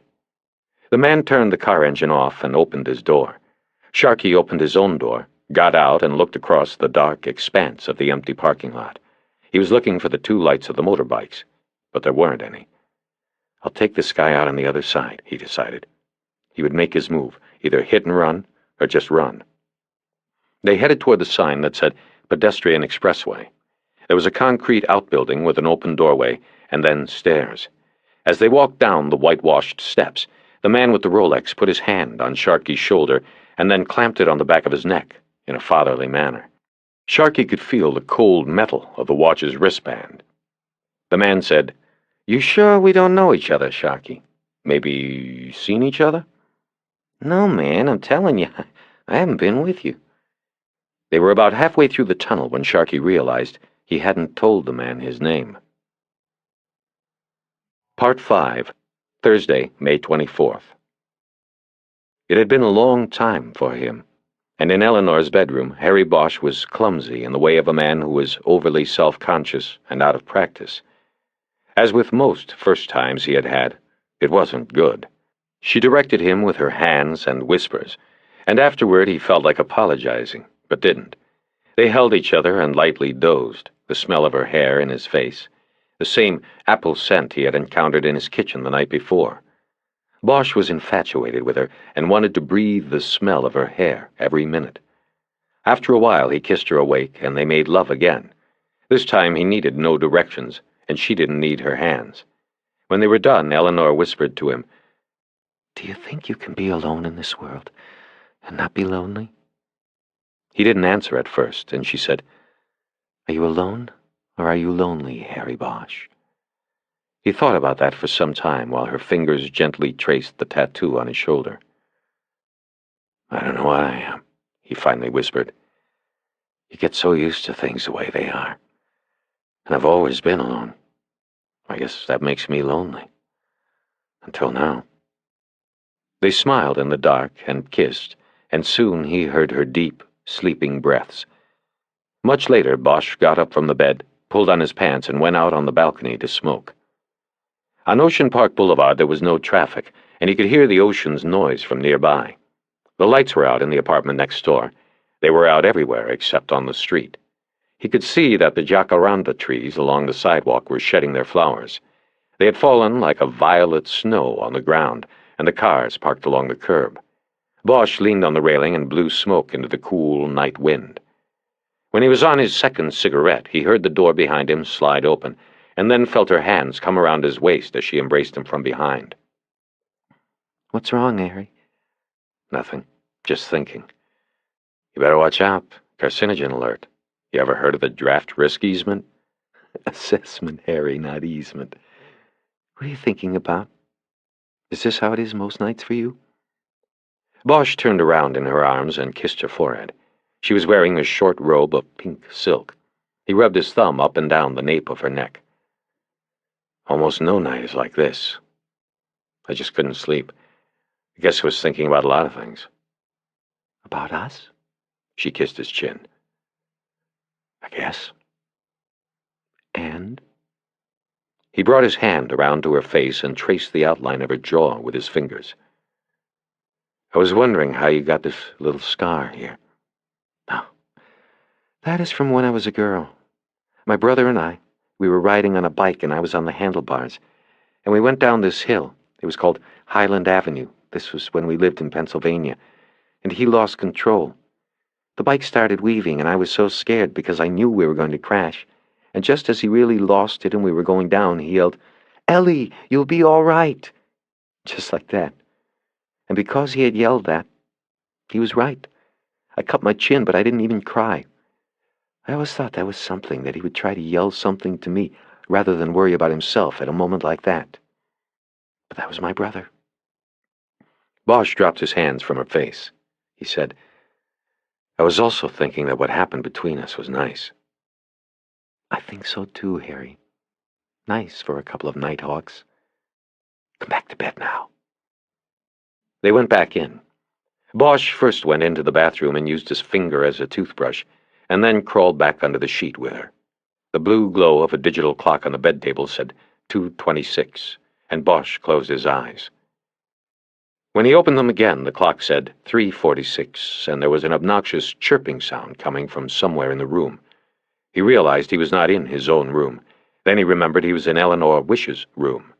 As he finally got oriented, he saw her shadowy figure stooped next to the bed, her hands going through the pile of his clothes. "Where is it?" she said. "I can't find it." Bosch reached for his pants, traced his hands along the belt until he found the pager, and turned it off without having to fumble with it. He had done it many times in the dark before. "Jesus," she said. "That was rude." Bosch swung his legs over the side of the bed, gathered the sheet around his waist, and sat up. He yawned and then warned her that he was going to turn on the light. She said, "Go ahead," and when the light came on, it hit him like a diamond burst between his eyes. When his vision cleared, she was standing in front of him naked, looking down at the digital readout of the pager in his hand. Bosch finally looked down at the number, but didn't recognize it. He wiped a hand across his face and rustled his hair. There was a telephone on the bed table, and he pulled it onto his lap. He dialed the number and then fumbled with his hands in his clothes for a cigarette, which he put in his mouth but didn't light. Eleanor noticed her nakedness and walked over to a lounge chair to get her robe. After it was on, she went into the bathroom and closed the door. Bosch heard water running. The other end of the line was picked up halfway through the first ring. Jerry Edgar didn't answer with a hello, just, Harry, where you at? I'm not home. What is it?